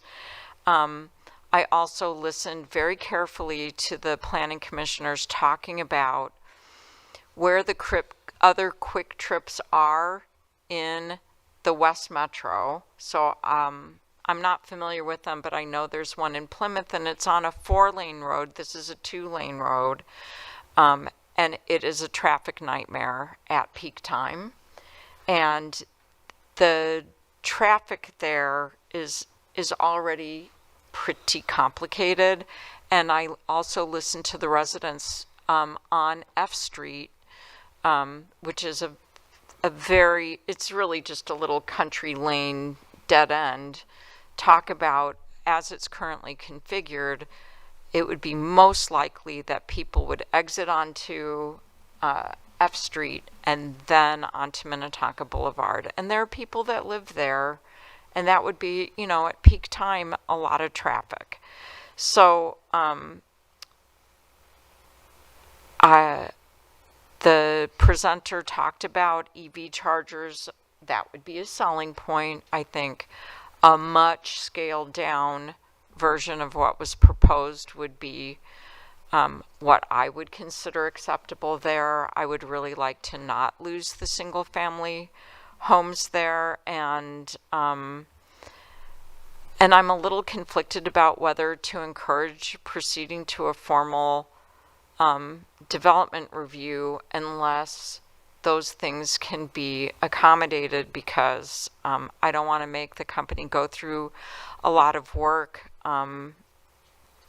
to get shot down. I want that, if they do this, I'd want it to go in, I'd want it to succeed.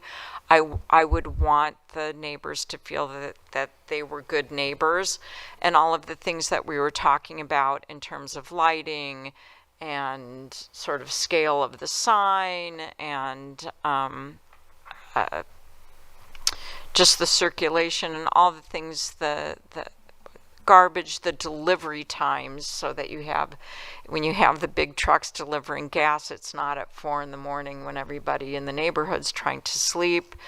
I love the idea of extra landscaping. We're famous for being a Tree City USA. that whole site could use a little sprucing up, so that would be a good selling point. And I don't want the company to think that I'm very pro-business, and I really love the business model, and I think that it does provide convenience for the neighbors. So there are things that are, I love the 40% that the company invests in their workers, and the opportunity to grow in the company, and the wages that they pay, which I'd love to know more about. But I do have concerns just about the site and the loss of naturally occurring affordable housing. Thank you, Councilmember Calvert. Anybody else want to weigh in on this? Councilmember Romali. Thank you. I think just based on our charge right now, is there merit for a concept to proceed to a form of development review? I think there is, with some caveats. And, I do like that, this provides food. 50% of sales coming from food is something worth considering. And for somebody whose husband hates Cub and Target and will not go into them, which leaves me to have to do it. It's really nice. I use my holiday store all the time, which is nearby, to go up and get the things, except it is much more expensive than going to those, kind of big box stores, unfortunately.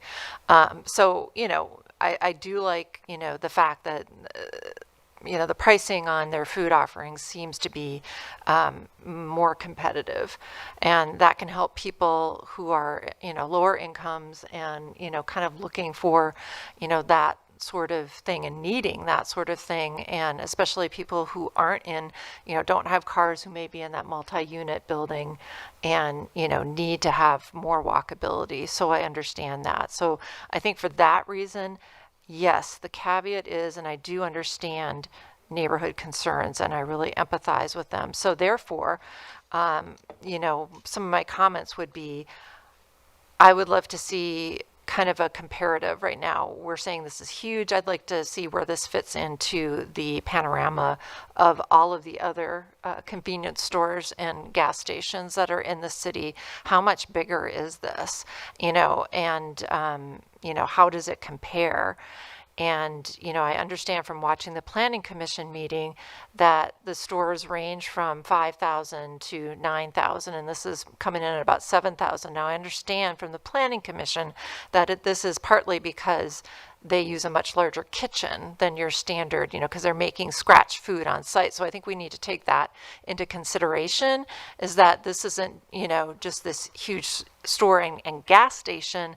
Part of this is because they're using a commercial kitchen where they're making scratch food and bringing in ingredients. So I think that's worth taking into consideration. Nonetheless, I would like to see, how this lines up. And I wouldn't mind seeing this, maybe go a little bit smaller in terms of the number of gas pumps and in terms of, the overall footprint, if possible. That would be a big plus for me looking at this going forward. The other things that kind of footprint-wise, I would like to see if it's at all possible to go forward without using all 4 of the residential sites. My understanding is that the company has already bought these sites, so it's not like the city, could necessarily own or buy them and then turn them into, these would be resold if we don't go forward with this project. At least that's my understanding. So it's not like we can take these back now and turn them into affordable housing. They could be sold, maybe they could be turned into a multi-unit building, but maybe not. So we don't know what would happen if we deny this. So that's my concern there. No, we're not taking public comment. We'll have you leave the meeting. We're not taking public comment. Okay, I could be wrong on that, so let's leave that there. That's a purchase agreement, so let's leave that there. I appreciate your input there. Basically, I would like to see that there is not, I I don't like the parking being right next to the residential. I'm not wild about that. So there's a parking area that would be kind of, even if there's buffering, maybe if there is more buffering. The other concerns I had would be the traffic study. I have the same concerns already expressed about the exit on F Street. I don't know if this could be, mitigated by exit and entrance both being on Minnetonka Boulevard. Perhaps I'm also would be interested in finding out how this could fit into a future Hennepin County project to improve that road. What is foreseen by the county. There are safety concerns, concerns about narrowness of road. Is this something that's going to be addressed within the next few years? I would like to see more on a security assurances. Again, the better separation and buffering from the residential areas. Again, the at least slightly smaller size, so it would be bringing it more into line while still being a viable business model. In terms of sustainability, I'm going to go on record as I always do. I would prefer to see this with a solar-ready roof. This would be a perfect site for solar. Would want to see minimized turf grass that needs pesticide use to, address some of the concerns about permeable surfaces and such. I would love to see a gray water, if this goes forward, gray water reuse for this. And then EV chargers, again, I would like to see at least 2 if this goes forward. And again, this could, benefit people both in the neighborhood, but also people in those multi-unit buildings, which I'm not sure if they have residential chargers there. So I would like to have more information on that. So lots of caveats. A lot of, would want to see work with the community. But we have seen these concerns in other projects with, light pollution, with noise pollution and things like that. And we have been able to work, intensively with developers and developments where in the end this hasn't been a problem. I'm not saying that's the case here, but I think, there's enough merit for this concept to proceed forward as it's a mixed use site in our comprehensive plan. So it does foresee mixed use, meaning a multitude of uses on this site, and that's how it's zoned. Thank you, Councilmember Romali. Councilmember Wilburn. I would also agree that there's merit to proceed, and I won't spend a lot of time. I'll just say that I echo the comments by council members Maxwell and Calvert. Thank you. Okay. I'm pretty torn on this because I have the reservations. I mean, the scale of the project compared to what is there is a concern for me, and the loss of the naturally occurring affordable housing that seems to be at least 3 of those viable to continue in perpetuity in some form. That said, I'm a realist as well. I recognize, I love Quick Trip. I would like a Quick Trip in this community. We often joke that Quick Trip is my brother-in-law's favorite restaurant. But the scale we're very realistic that a Quick Trip is not equal to the Sinclair, and that said, the options for that site are fairly limited because there is environmental cleanup that would be required, I'm sure, if this is no longer, probably if it's a Quick Trip, but certainly if it's no longer a gas station. And so that is a reality. It appears that this site and the site to the west have kind of seen their useful life. And so I am sensitive to, if not this, what? But that doesn't mean this is it. I often think what I can tell you with a almost 100% degree of certainty that this will not become a park, which is often what people wish for these type of parcels. So I think the comment about if there's an opportunity to bring the scale down, I would feel much better about it. The representative commented about buffering and landscaping, and I think that in projects where the developer can get neighborhood buy-in or work with the neighbors directly are the projects that are easier to get across the finish line. So, you know, if there's any nexus there to get something that everybody can live with, that makes these things easier for us. Those are the things. I mean, obviously, I think Quick Trip would have to be prepared to accept some conditions, much like Holiday in Minnetonka Mills had to do because of their adjacency to residential housing and frankly to the creek. So those are the things, you know, I'm torn in the comments because I always feel terribly about sending a developer on what may feel like a wild goose chase to spend a lot of money to see if they can thread the needle. So I'm not sure. I mean, certainly there'll be some hard conversations, I'm sure, to see if this is something that can get close enough to something that we could make happen. So clear as mud, I know. I think we would like to see something be able to work, but it feels like it might be far off from that.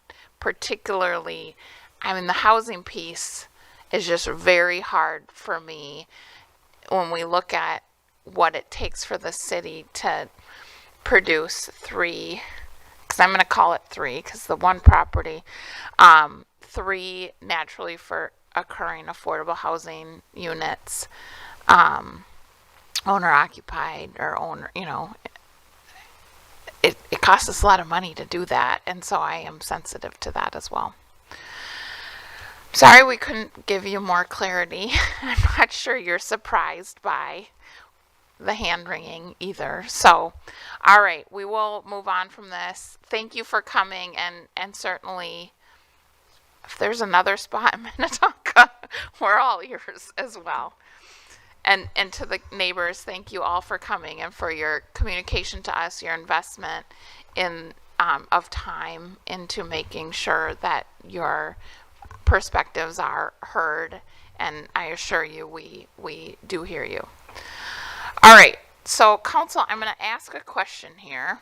Moving on. So we've got 3 items left, and I don't have a great sense on. We've been a little verbose so far. If people feel that we can get through these 3 items quickly, if we have a lot that we want to address for staff, then I would suggest that. I don't have any cards regarding item 14E. I'm not sure. I'm sure we have one person in the audience who's interested in this, who will be at the meeting that we move it to if we do move it. Is anybody here interested in spending time listening to us talk about the encampment policy? Raise your hand. There's one person leaving who he's not even interested. Okay. Okay. So we have the choice to move this to July 13th, or we can hustle through these next 3 items. We want to give the Endeavor Development its due time, but what do people think? I think item 14F is kind of low-hanging fruit. I don't think that's hugely controversial personally, and I think we can probably get through the encampment policy, but I won't die on that high hill. If you would rather put it off, I'm looking at you. If you're committed to moving it along, then we're committed to getting it through it. Okay. Okay, so we're going to move on because we got to do 14D one way or another. So 14D, concept plan for Endeavor Development at 1700 Bren Road West and adjacent properties. And Ms. Thomas, this is you as well. Yes, thank you again, Mayor Schack. Again, we're looking for your feedback to the applicant on this concept. No formal action taken this evening. This site, which staff has always referred to and as the Boston Scientific site is about 24 acres. This is a still shot taken from a drone video of the area. You can see the Boston Scientific site circled in red. This is looking southwest to northeast over the Opus area. It's comprised again of 4 lots. It contains an existing 224,000 square foot building and parking lots. Construction began in the mid-90s, and then there were additions to both the buildings and the lots over time. The concept plan contemplates removal of that building and those lots, and then construction of a 273,000 square foot building, roughly. The specific design of that building and the tenants have not been identified at this time.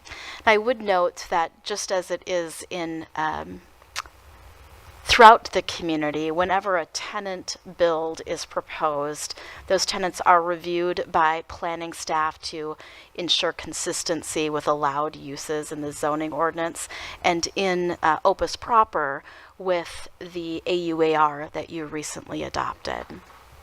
Just throw that out there, though tenants have not been identified. If something were to move to a formal review or something goes into existing buildings, that's just common practice for city staff to review those uses. Endeavor did host a neighborhood meeting several weeks ago. It was attended just by 3 area property owners and tenants. The primary concerns addressed traffic, some concern about existing truck traffic in the Opus area, some of which is just ongoing, some of which the commenters noted may be just a part of construction activity, so trucks not knowing exactly where they're going, but concern that this type of use would just increase or add similar traffic. The Planning Commission then considered this on May 14th. There were no public commenters then. Commissioners generally talked about there being merit for something of this type to proceed. It's really repurposing of an existing industrial site in what is really the most industrial remaining area of the Opus development. It continues a mixed use rather than that pendulum swinging maybe too far towards residential, continuing more of a mixed use in the area. They also felt that there would be good proximity to transit for potential employees at this site. They did note that any future proposal should really take site design into careful consideration, given the existing topography. If you've been out to the site, it's quite rolling, especially on the back side of the site. Trees, obviously, stormwater, consideration of sustainability features, and appropriate green spaces still being on the site, given what is just really the green nature of Opus. So this evening, as we just did, we are hoping to get your feedback if this were to proceed to a formal application. Right now, all that would be required, given the existing use on the site, given the zoning of the site, the comp plan, would be site and building plan review for this building. So with that, I would turn it back to the mayor. Thank you, Ms. Thomas. Council, any questions about this? Councilmember Wilburn. So I have a question about our tax base. So what happens when you have like the Boston Scientific building that is sitting empty as far as what the owner is required to pay in taxes? And what happens if you have a building that's tenant occupied that is not completely full or empty, et cetera? Ms. Wishnak? Thank you. I wish I had the finance director here. He probably could be more complete in his answer, but I'll take a stab at it. Typically, when you have buildings like this and they're unoccupied for longer periods of time, sometimes they will appeal their values and appeal them all the way for numbers of years, as you know.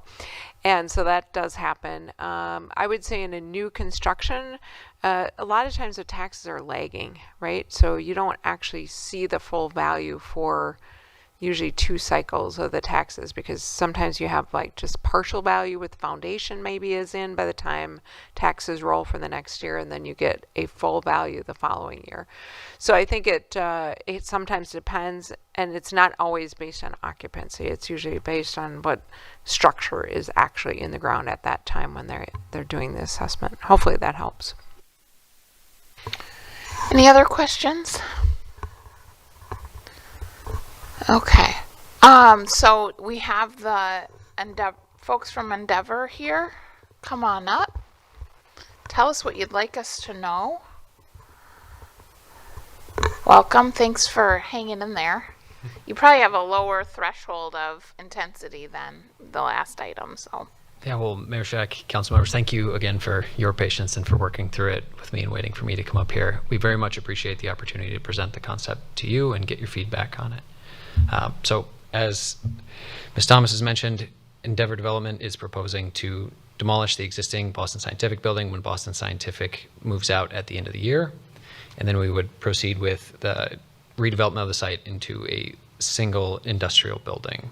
So Endeavor Development is, as you noted here, under agreement to purchase the building. We're doing geotechnical, environmental, and survey, all kinds of, I guess we would term that due diligence to make sure we can build what we're hoping to build.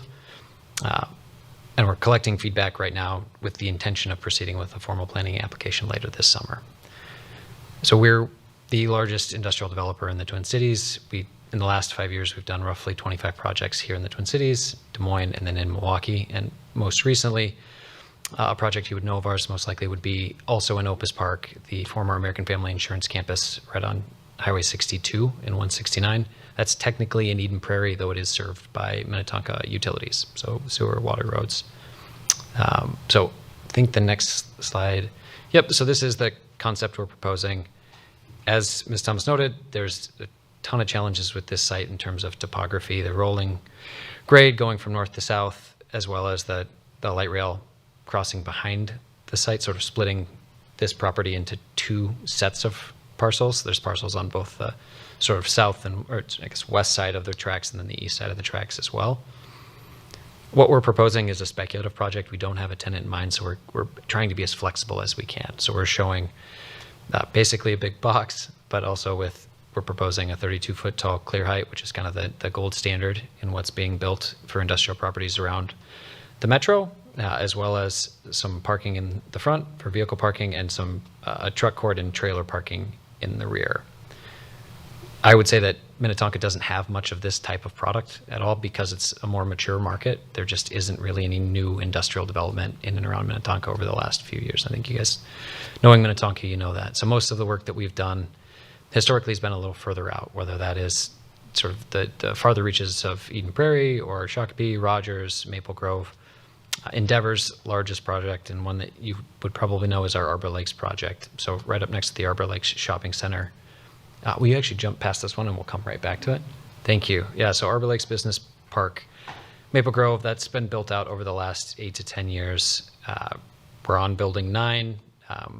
Actually, most recently leased it to Boston Scientific, right up along the 694, 494 intersection there. But I guess what I want to do and what we're trying to illustrate here is that the industrial product and the, I guess, business park product that we're building is very different than maybe what you perceive or would historically have perceived industrial to look like.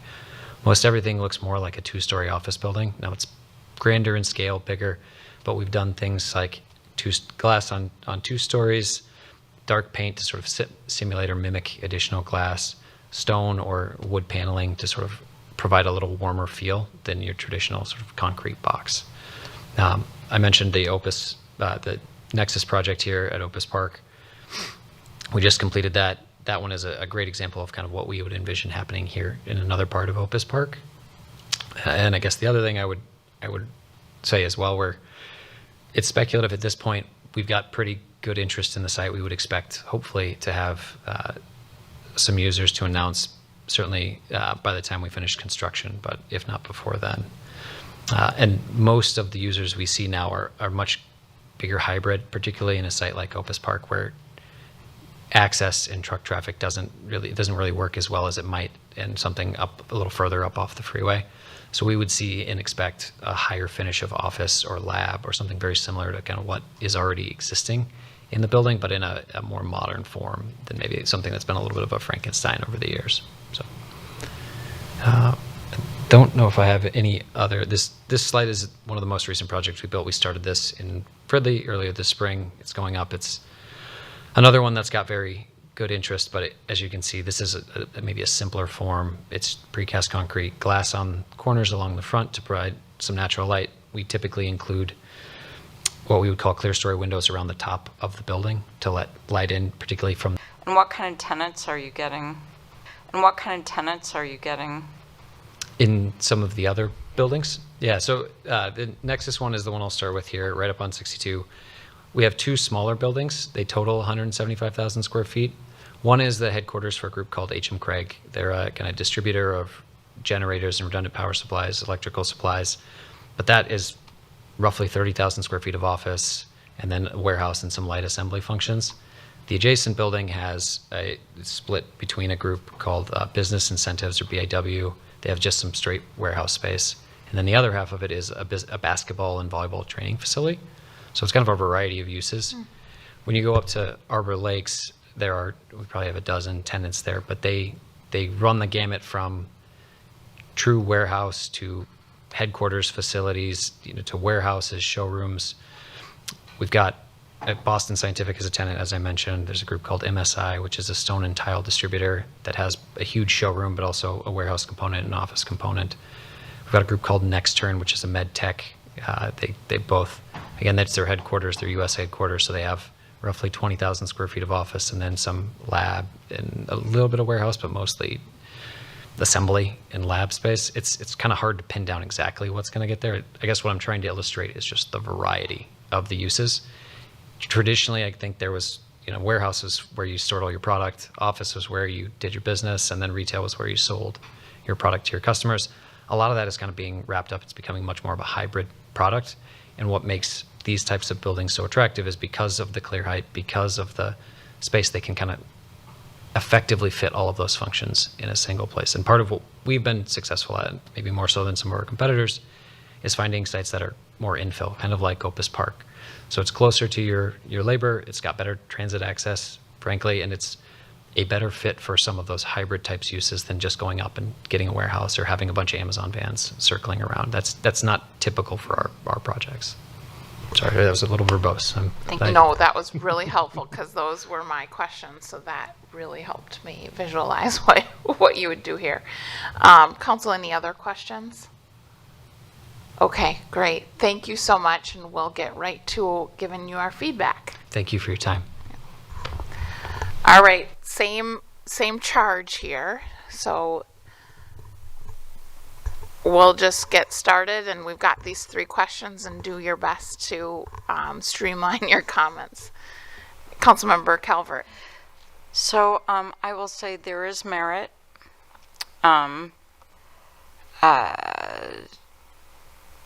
And what would make it better? So why is it good?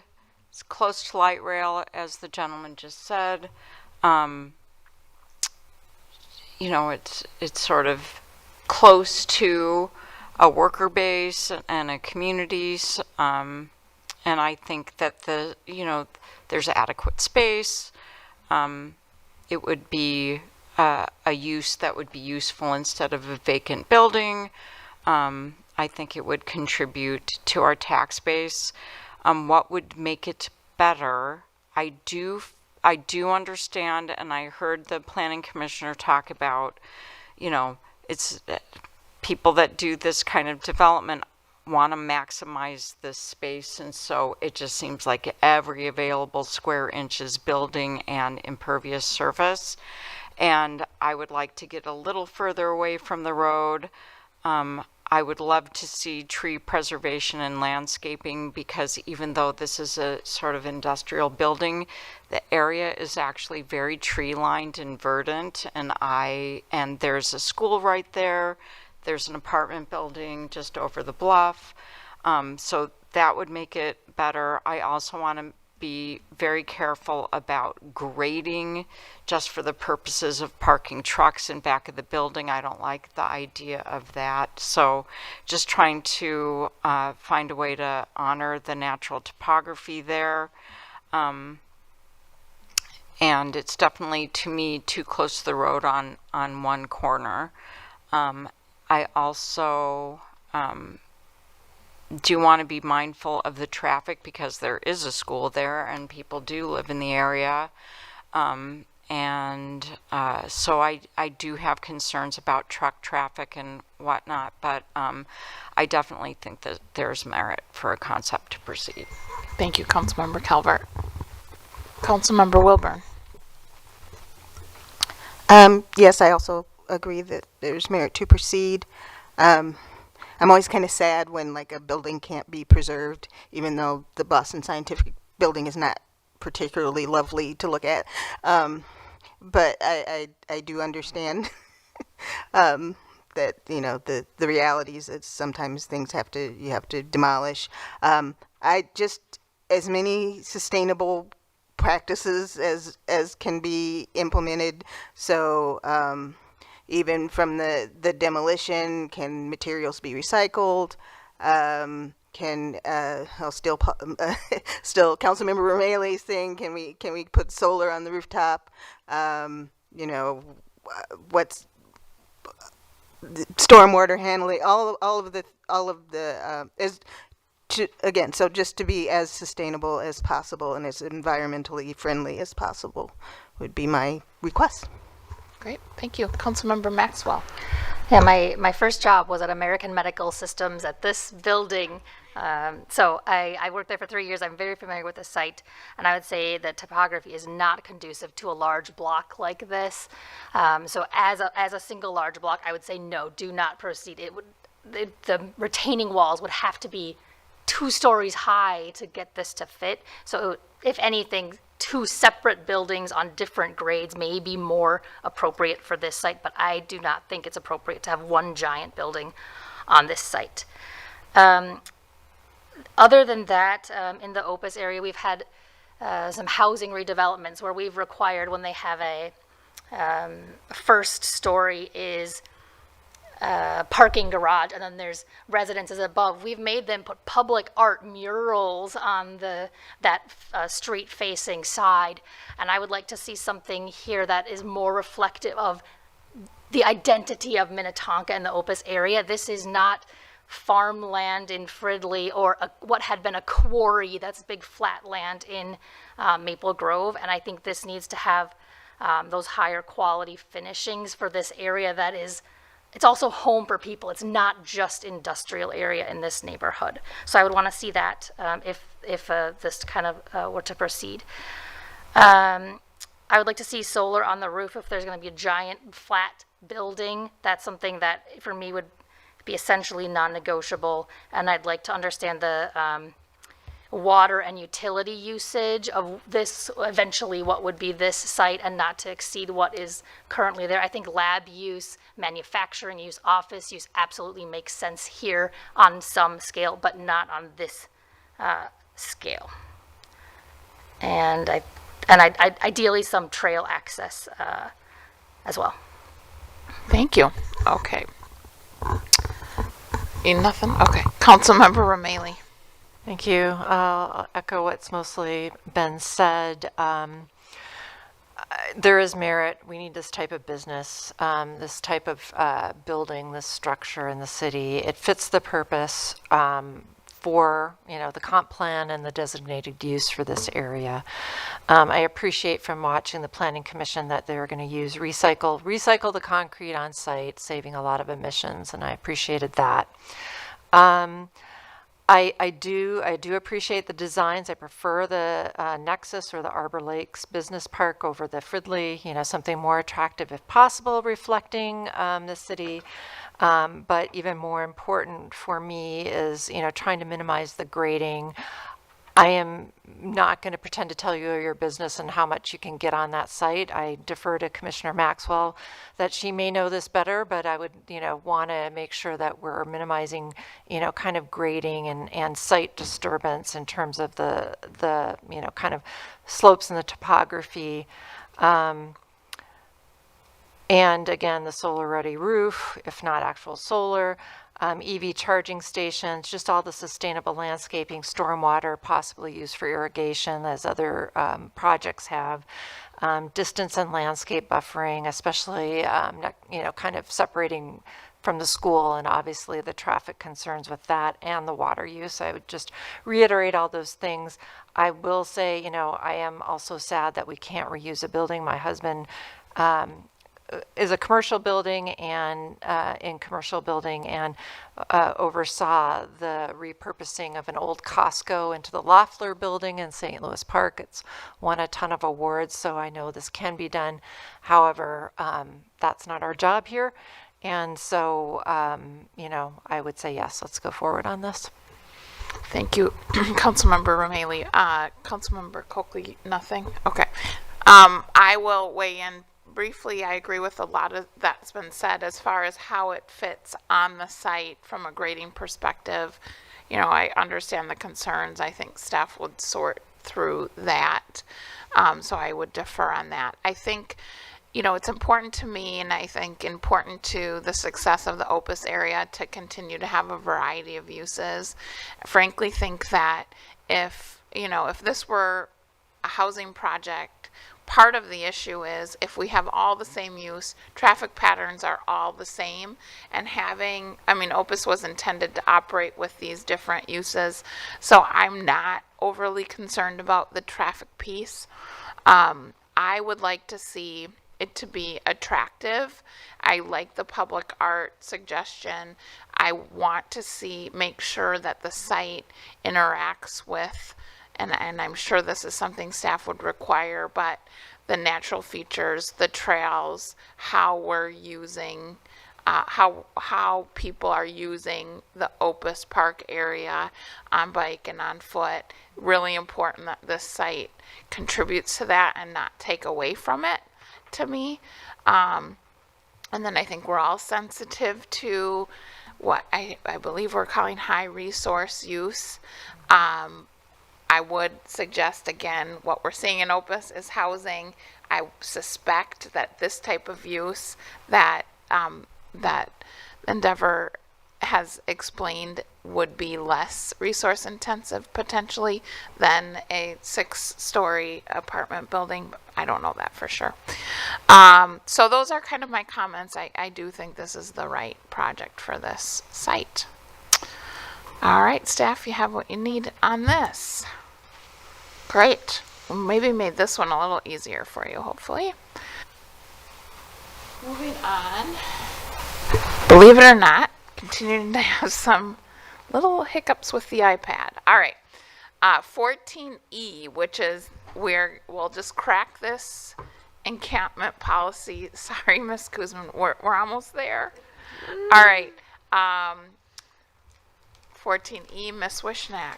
Thank you, Mayor and council members. I'll go through my slides a little bit faster because you have seen most of this before, and because we don't have any public watching, maybe online, I don't know, but we'll breeze through this. This is just the history you talked about in your July 24 study session. There was some, you expressed some interest, but there wasn't cohesiveness, I think, about what it should say exactly. And so we came back that next year and talked about it again. And that, I think at that point we got a better sense of where the council was headed in terms of what they expected. So to help you, it's in the policy book that you have adopted various policies about various things that you want to respond to. And it's really to address those guidelines in the instances where the city may have a potential encampment, and it would be on all city-owned properties and any public rights-of-way. It would also supplement any existing policies that we have or programs or other procedures. And the initial response, it really does follow our existing procedures for the homeless intervention, which we've gone over many times. The city will partner with those to assist at the encampment if it should ever arise and ensure they receive the assistance that they need. That is the main goal that the council wanted to hit on. And then the partner organizations and the police, they will also take time to document what's going on and what happened at each stage, and also provide the resources that folks need. So there are some documentation processes that we outline in the policy. We talk about individual receiving assistance and working with these organizations like His House, etc. And then we would begin documentation and we'd outline the procedure and all the necessary information.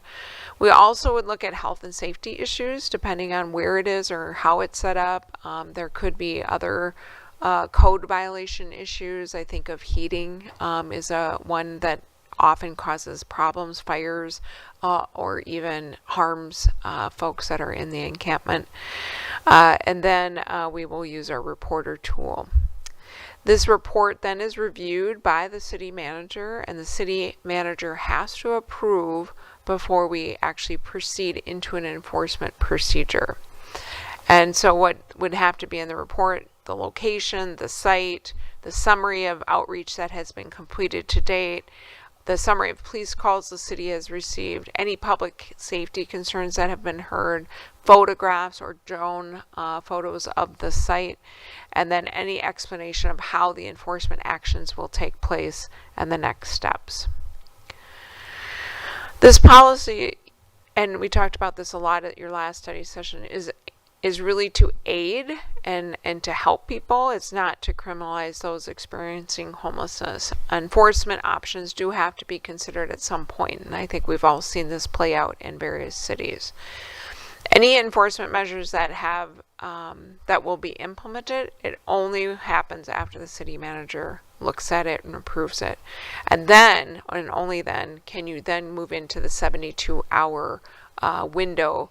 And after that 72-hour window, then if an individual or many individuals remain in violation and no accommodation can be found from the service provider, or if the individual refuses, this does happen, but no criminal case shall be filed.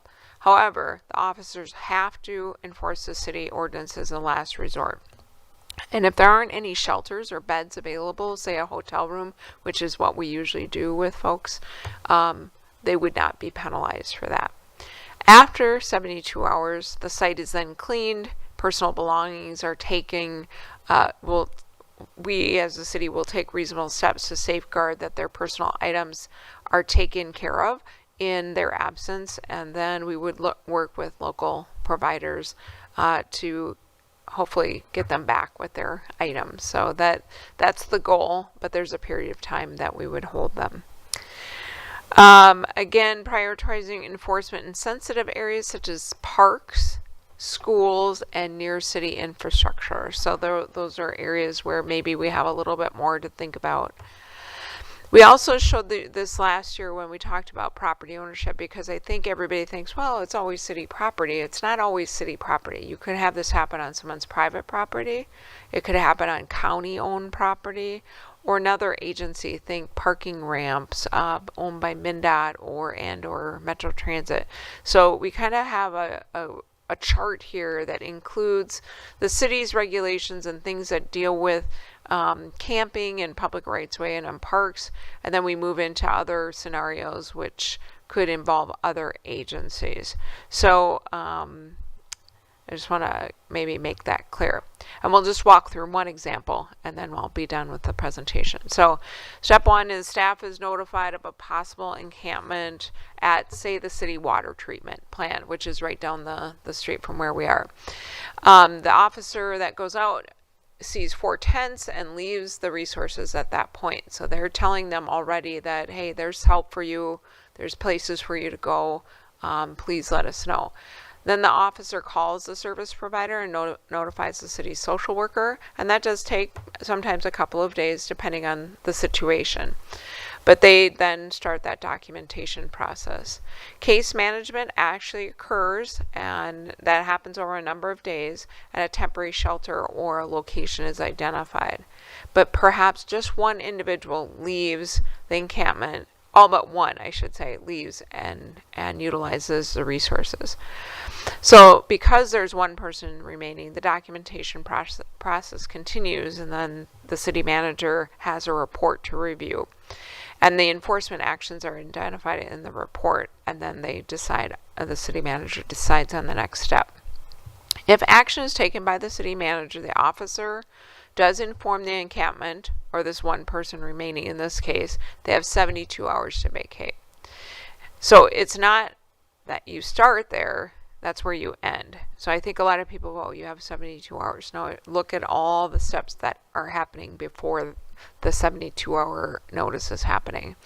And that point of sign is posted, and the service provider and the city social worker would continue to provide information throughout this period of time. So it's not like we just post it and then we walk away. We're still trying to get them to take the city's services. And at the end of the 72-hour period, the site is cleared, and then, as I explained, we would collect their personal property and keep it for 1 week. And then we would document how the process happened, how did the site get cleaned up, what happened to the items, and where they ended up. And then we would determine the encampment is closed. So with all of that description, that's really what the encampment policy entails. Again, we have not, and I want to make this clear for the public, we have not had an encampment in Minnetonka. We have occasional solicitors at rights of way and that sort of thing. And by the way, they are reached out to. There are lots of things happening with folks that do that. But there hasn't been an encampment that the city has had. But instead of waiting, for that day to happen, we wanted to make sure we had something to address it in advance. With that, Mayor, I'll turn it back for any questions. Thank you, Ms. Wishnak. Very useful presentation. Very helpful in understanding this. Council questions. Councilmember Calvert. Thank you. So at the very end of the scenario, it says the site is cleared and the officer documents the encampment status. I think the question is, where's the person? So, I mean, I think that's what people have been asking us is, what happens? Mayor Scheck and Councilmember Calvert and council members, I think they could land a couple of different ways. One, the person could have left at that point on their own and just disappeared. That does happen. In fact, we see that sometimes when we go back to somebody's reported somebody, and then by the time we get there, which is usually within, I would say my experience is about a half a day. Sometimes it takes up to a day for them to be reached out to, but so sometimes they leave. Second scenario would be they don't leave, and then the officer has to ask them to leave the encampment. And so if they don't leave, they refuse to leave, then there would be intervention at that point. It could be temporary arrest, it could be any of those, ticketing, that sort of thing. Those are the extreme circumstances, but I think it depends on what happens. Another scenario could be the person leaves for a while and then comes back later. So that could happen too, and then kind of you almost have to, but again, if it's just one person, then it's not considered an encampment at that point. And that's usually when we just work with that individual, hopefully to get them some help. So, does that help at all? Okay. Council, any other questions? I think, we talked about this a lot over the last couple years and really put a lot of time and effort into how we structured this. So we didn't kind of sat on ice for a little while, but I think it's prudent to approve a policy. So are we prepared to do that, or people have comments they'd like to make? Councilmember Maxwell. I have one thing which is sort of a semantic thing. I'd like to see the language be cleared and not cleaned or cleaned up, because that just comes with the connotation that something is automatically dirty, and I just don't like that language used with the context of people. So if it means the same thing in this case, just please change the wording to say cleared. Other than that, I'm in support of this.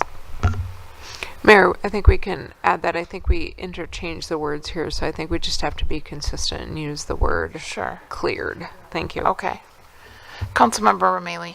Thank you. I agreed that I was going to kind of make the same comment, so thank you, Commissioner Maxwell. I just want to applaud staff and having gotten into the weeds a little bit recently on kind of housing issues and how we handle, part of that is how we are handling cases where people are housing insecure or on the verge of homelessness. So I think this is, a really thoughtful policy and just applaud staff for this, and also, kind of taking this, human-centered approach where, our first inclination and our first, all of our attempts are aimed at helping people, secure housing, even while realizing that we have to, at some point strike a balance and, kind of take enforcement actions, kind of for public safety and security and for other reasons. And so, I would be in support of this. Again, like so many other policies that we enact, hopefully we revisit this and continue to revisit this, on at least an annual basis so that we can see, again, we're doing something proactively here, which I applaud. But, kind of revisiting it will help us, make any necessary tweaks that may come in the future. So I am in favor. Councilmember Calvert. Thank you, Mayor. I do agree with everything that's been said. I want to make sure that people that are listening, we got some comments some months ago about this, and I just want to assure people that are listening, we do not have an encampment problem. Our community development director said we have not had encampments. This is proactive, forward-looking in case conditions arise that would encourage encampments. And I will say that our city really does a wonderful job being proactive on preventing homelessness, and that is what we do. So we have a homelessness program to help people avoid becoming homeless, and if they are or they are on the verge, we have services through His House, our police department, the embedded social worker, and other resources. And so I think that this is a complement to that, and I also do agree that we should, the road to hell is often paved with good intentions, and there may be something in here that we're just not anticipating as an unintended consequence. And so I do think it's worth revisiting at some point, maybe during our housing, our big housing bonanza presentation, just to make sure that it's working the way we want it to, and hopefully there's absolutely nothing to report, which would be the best case scenario. That's all I've got. Okay, well, I would be looking for a motion to adopt the policy with the change from the word cleaned to cleared with that correction. Councilmember Wilburn. I move adoption of the draft encampment policy with the changes indicated. And a second, Councilmember Maxwell. I'll second. All right, I have a motion by Councilmember Wilburn and a second by Councilmember Maxwell. Ms. Larson, please call roll. Calvert. Yes. Romali. Yes. Coakley. Yes. Maxwell. Yes. Wilburn. Yes. Shack. Yes, motion carries. And finally, item 14F, the 18-day early voting option for in-person voting at City Hall. And Ms. Kuzman, thank you so much for hanging in there with us. You Good have evening. the floor. Good evening.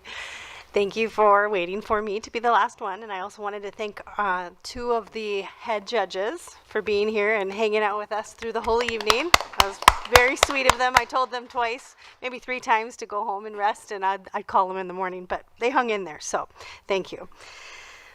So today I'm here to talk about a new state law that allows municipalities that currently administer absentee voting to opt into 18 days of in-person voting rather than the full 46. So to be very clear, this is only for in-person voting at City Hall. Okay, so what we're going to talk about first is the current process and then what the proposed change would be. So for the current process, there's 46 days of in-person voting, and you can vote by mail through all 46 days before Election Day. And then you also can come into City Hall and vote by the mail ballot process. So a lot of people come in during that time and they say, why can't I put my ballot in the tabulator? So that process is the mail ballot process. It's just being administered currently here at City Hall. So that is how it's happening. Early voting is a new term. So for a long time, people interchanged early voting with absentee voting. This is a new thing. Early voting is now the 18 days prior to Election Day. It used to be called direct balloting, and that is just, there's just some differences administratively. There will be a different form, but that will still stay. So those 18 days before Election Day is when most people come in and they want to be voting.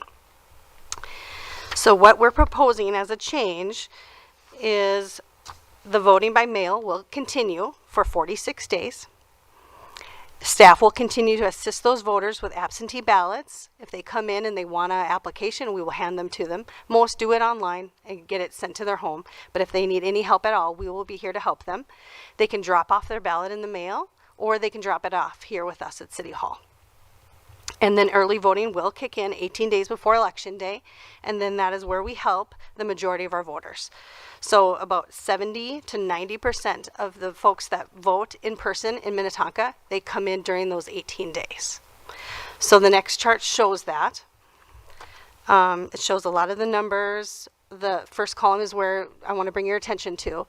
So that's the 46 to 19 days before. This is only in-person numbers. This is not mail ballots that are sent to Hennepin County. That is not Election Day numbers, because Election Day in Minnetonka still is the #1 way people come in and vote. So we feel strongly that we can support these people that come in. In 2018, for reference, 218 voters came in.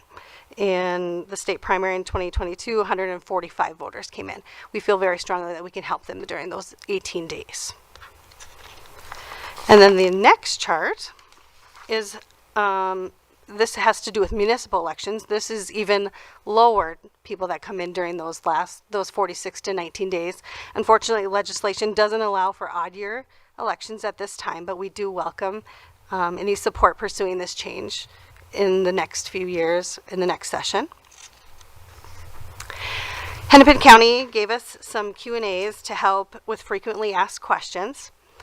The top 3 that they saw was, can a city choose to do 18 days of in-person voting for the primary election and the full 46 during a general election? That answer is yes, as long as it's an election cycle. So you have to pick at the beginning. So you can't pick midterm. You have to pick at the beginning of the primary, and you have to give, I think it's, 14 weeks prior notice.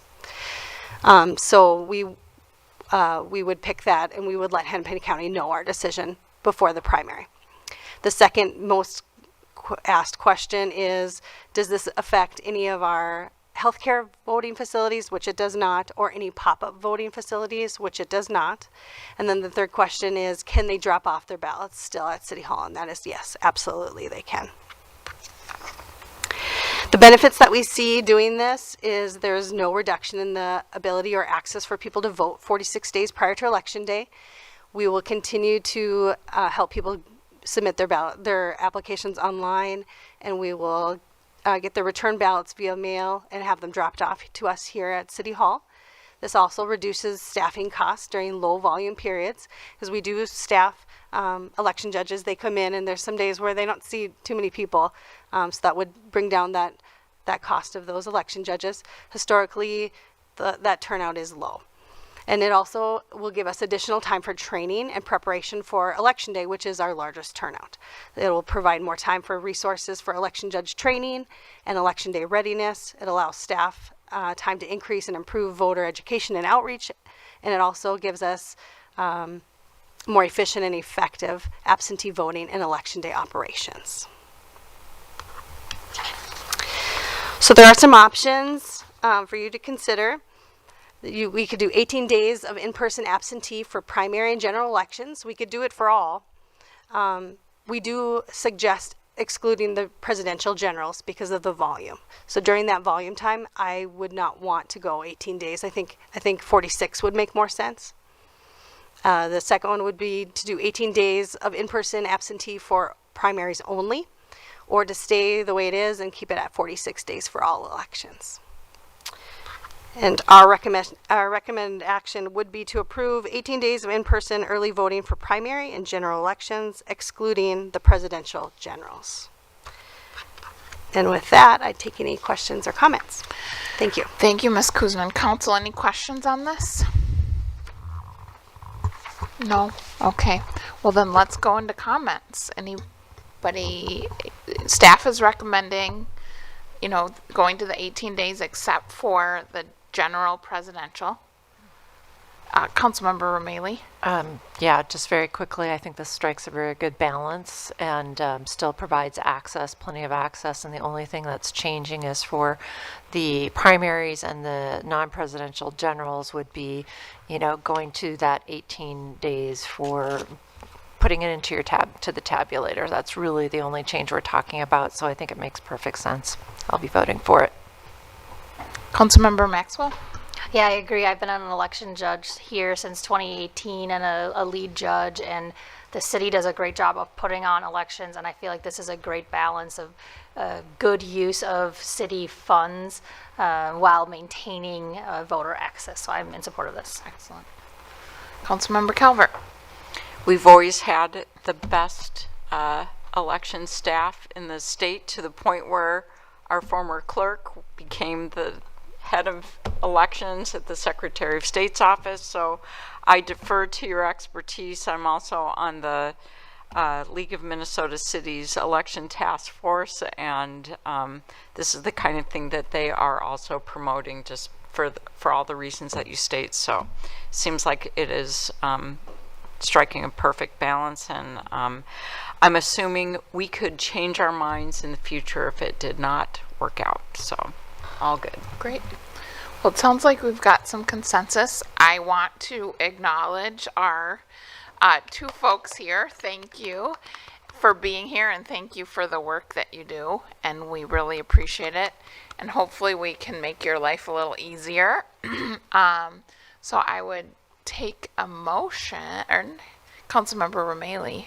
I will make the motion as soon as it appears to adopt to authorize the implementation, my iPad died, sorry. Implementation of 18 days in-person early voting at City Hall for primary and general elections, with the exception of presidential general elections, which would stay the full 46 days. Excellent. And the second, Councilmember Maxwell. I'll second the motion. So I have a motion by Councilmember Romali, a second by Councilmember Maxwell. Ms. Larson, please call roll. Calvert. Yes. Romali. Yes. Coakley. Yes. Maxwell. Yes. Wilburn. Yes. Shack. Yes, motion carries. Item 15, appointments and reappointments. We have none. Item 16, adjournment. Councilmember Wilburn. I move adjournment. And Councilmember Calvert. Second. I have a motion by Councilmember Wilburn, a second by Councilmember Calvert. All in favor, say aye. Aye. Opposed, motion carries. Thank you, everybody. Thank you, staff, for hanging in there. I'm glad we got through all of it.